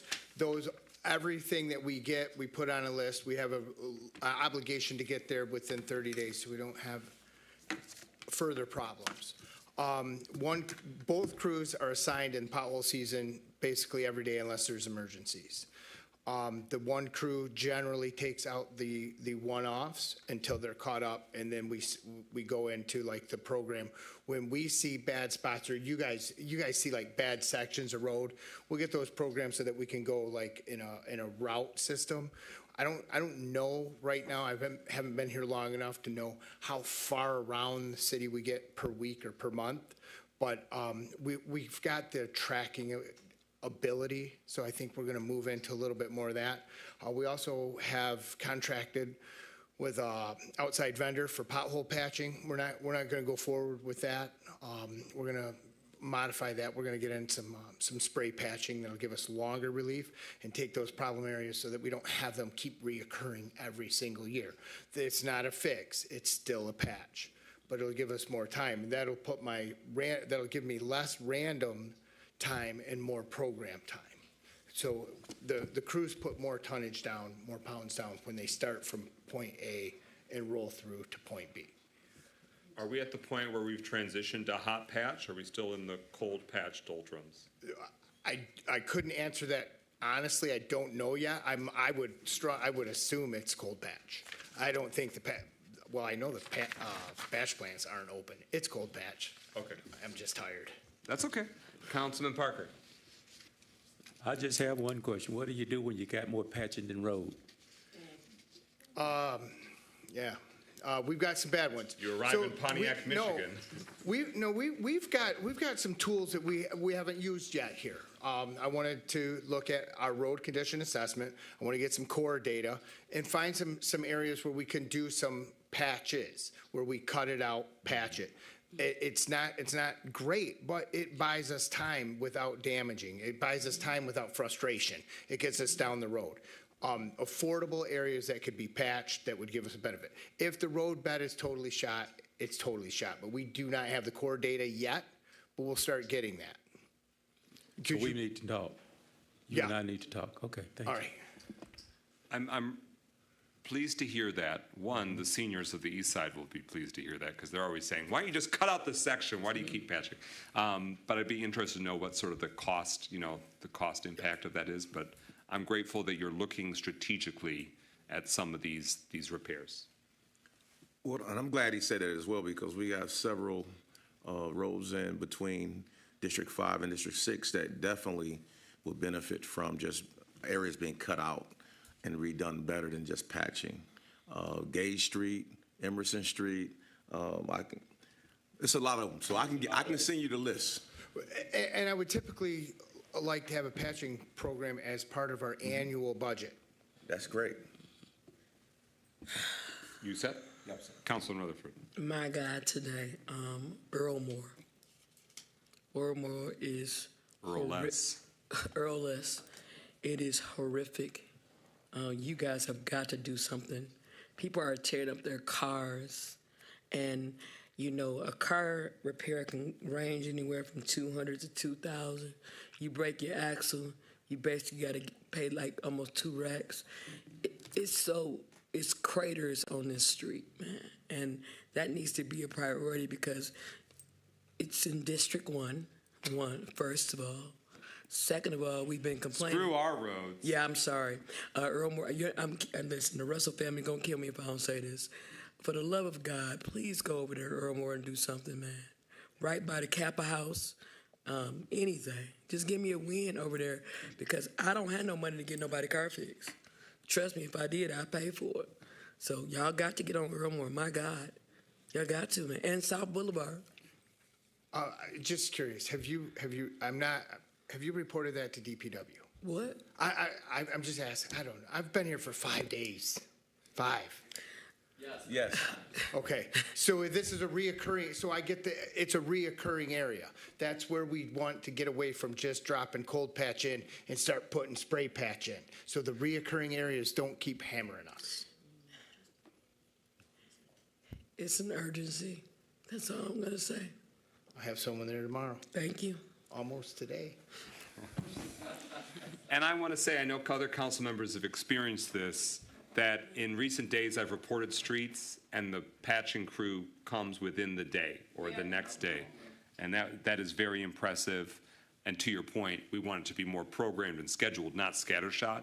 But I appreciate that when we flag the real problem areas, the worst, most egregious, that you're hitting them. Councilman Jones?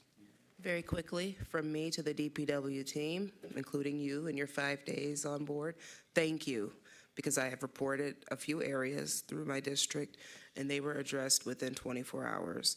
And even I was impressed. So, and that is all that I have to say about this. Thank you for your diligence. I'm sure I'll have more. I'm sure you'll be hearing from me about that and other issues, but thank you. Councilwoman James, did you have a hand? No. Okay. Pro Tem? No, actually, you're going to do a drive pass on tomorrow or something. Okay. Cool. The worst hole I've seen in recent days, I'll report it again, I've got photos of it, but is on Williams Street, just north of Lawrence. There's a cone in there. I don't know that the city put it there, but it's like a deep hole. Deep hole. Luckily, it's at the curb, so not too many people are falling in it, but it's bad. And Carriage Drive, which is the entrance to Carriage Place Apartments in Spring Lake, is really bad, but the crews have gone out there to at least deal with the biggest hunks of asphalt that have started to lift up. But thank you again for being very responsive. We'll keep pursuing this. Further discussion? All right. Okay. Discussions are concluded. We are at subcommittee reports. Would we like to just postpone this until I motion April to 1st? postpone everything. Just that. Okay. Subcommittee reports, motion to postpone until the April 1st meeting. It was seconded by Councilman Rutherford. Any discussion or clarity on that? Hearing none, roll call, Deputy Clerk, in pushing subcommittee reports to the next regular City Council meeting. Rutherford? Yes. Carrington? Yes. Goodman? Yes. James? Yes. Jones? Yes. McGinnis? Yes. Parker? 7 yeas, no nays. That motion carries. It'll be back before us April 1st. And that's the main primary communications from City Council. The next regular City Council meeting, Tuesday, April 1st, 6 p.m. here. Mayor Grimal, closing comments. In the interest of time, I don't have any additional comments. Deputy Mayor Stevens. Deputy Clerk Stark. Starks, plural. Councilman Parker. None. Councilman James. None. Councilman Goodman. I will take a quick moment to say thank you to everyone in the community, especially Council President McGinnis, and the multiple people who helped me handle the problem with the man that got evicted in North Oak Farms over the weekend. Unfortunately, we have apartment complexes that will evict people without their dentures and then have them wait an entire weekend to get them. But thank you to everyone, both in the city, the deputy mayor, code enforcement, all the way to Councilwoman Stevens and State Senator Jeremy Moss's office, and being so diligent and helping me be so aggressive in trying to help out that resident. because it's just a really important thing to make sure that we're taking care of our people. And the other thing is the pullover prevention clinic for this year. The first one will be April 6th at the Baldwin Center at interval time from 1 to 5. So again, that will be April 6th, and there will be a flyer coming around soon. Thank you. Councilman Jones. A huge thank you to everyone who came out to District 2's Collaborate and Elevate meeting. I was very pleased with it, and I'm excited for the next meeting, which will be on April 5th at noon at the 374. Zoom will also be accessible. Again, that's going to be a recurring theme. And also, the District 2 Community Advisory Meeting will be Monday, March 24th at 7 p.m. at Goldner Walsh, and I will be attending. That concludes my closing comments. Thank you. Councilman Rutherford. All right. I just need 2 minutes. There are people who believe that this council is broken. I myself felt betrayed because we always have been able to respect each other. We prided ourselves on not being the past, and recently we allowed snakes in the in-house. The reality is we are unbreakable when we take ownership for our own actions. So today, that is what I'm doing. Mikhail, the way that I talked to you was wrong. The words that I used to you was wrong. I allowed my anger and my feelings and my emotions to scar you deeply. And if there was ever a case where you said, I don't forgive you, I would understand and accept it. It is my hope that one day we get to a place where we can coexist and stop saying I was wrong and you was wrong, and we all take ownership for the parts we played on what happened recently. We have to stop bleeding on our residents and stop bleeding on ourselves, so then we can stop those who only want to see us tear each other apart and to dismantle what we've built. I apologize to each council member, but most importantly, an apology is not enough. I must change behavior, and that is what I am doing and continuing to do. I hear you, Mikhail. I understand I disrespected you and other council members, and that if I'm willing to change, it is my hope that you're willing to change also. It's not just for me, it's for the betterment of the city. We all have to stop and say it's all of us or none of us at all. I hope that we can try to serve this community as well as we used to. The community deserves that we respect each other. We must first start to respect ourselves. In time, that ugly moment will be erased and we'll laugh about it. But right now, people are hurt, and the healing has to start by first acknowledging when we were wrong. I hope that we can move forward so we can get back to the business of being the best council we've ever been. Because at the end of the day, we serve people, not ourselves. Lastly, there will not be, did I say this, or did you already make, oh, okay, cool. I'm a little tired. There will not be a District 1 meeting for personal reasons, and just because I'm tired and I'm trying to do it the right way. I want to just acknowledge to all of you that you guys, I hear you, I understand you, and I truly respect you. And nothing I did could ever take away the pain I caused each one of you guys. And I put you all in a horrible position. And I can't change that. All I can do is start from this day forward to you let my actions and my deeds continue to be what I've been trying to be. And I'm very, very sorry. And I mean that sincerely. But ain't no meeting on the, what day is that? The 22nd? There's no meeting. But we are having a women's luncheon. And I want to say God bless you to everyone here. And lastly, you can actually get a first-time home buyer grant or loan with a credit score of a 520 and a 580. And you want to know how I know? Because that was what my credit score was when I got it through Flagstar. God bless you. God keep you. Let He put His hands upon you and give you peace. Have a good evening. Pro Tem William A. Carrington, his birthday for 26 more minutes. First and foremost, I thank everybody that came out to tonight's meeting, those online. Also, to my colleague, thank you for your statement tonight. It is definitely appreciated. So again, thank you. Just want to make sure that I mention the District Neighborhood Awards. Voting ends March the 25th, so if you know a neighbor that is doing some positive things in the community, that is helping in the community, that is helping their neighbors, please get that information to me. I can be reached at 248-758-3014 or wcarrington@pontiac.mich.us. Also, the next Pontiac District 6 monthly meeting is Thursday, March the 27th, 2025, 6 p.m. Please come out to this meeting. It's held at Ruth Peterson Senior Center, 990 Jocelyn Road, Pontiac. Of course, please come out. We have a lot of things going on that's happening in the 6th District as well as community projects. So please come out and hear and give your input to some of these projects. Again, thank you and good night.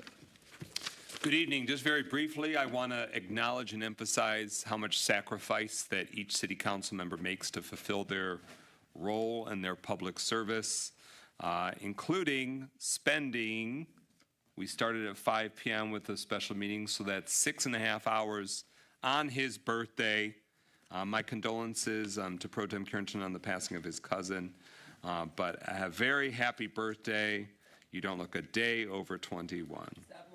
All right. Is there a motion to adjourn? So moved. It's been moved by Councilwoman Jones, seconded by Councilman Rutherford to adjourn this evening's meeting. Hearing no discussion, roll call, Deputy Clerk, on the motion to adjourn. Carrington, Yes. Goodman, Yes. James, Yes. Jones. Yes. McGinnis, Yes. Parker, Rutherford. 7 yeas, no nays. The motion carries. We stand adjourned at 11:37 p.m.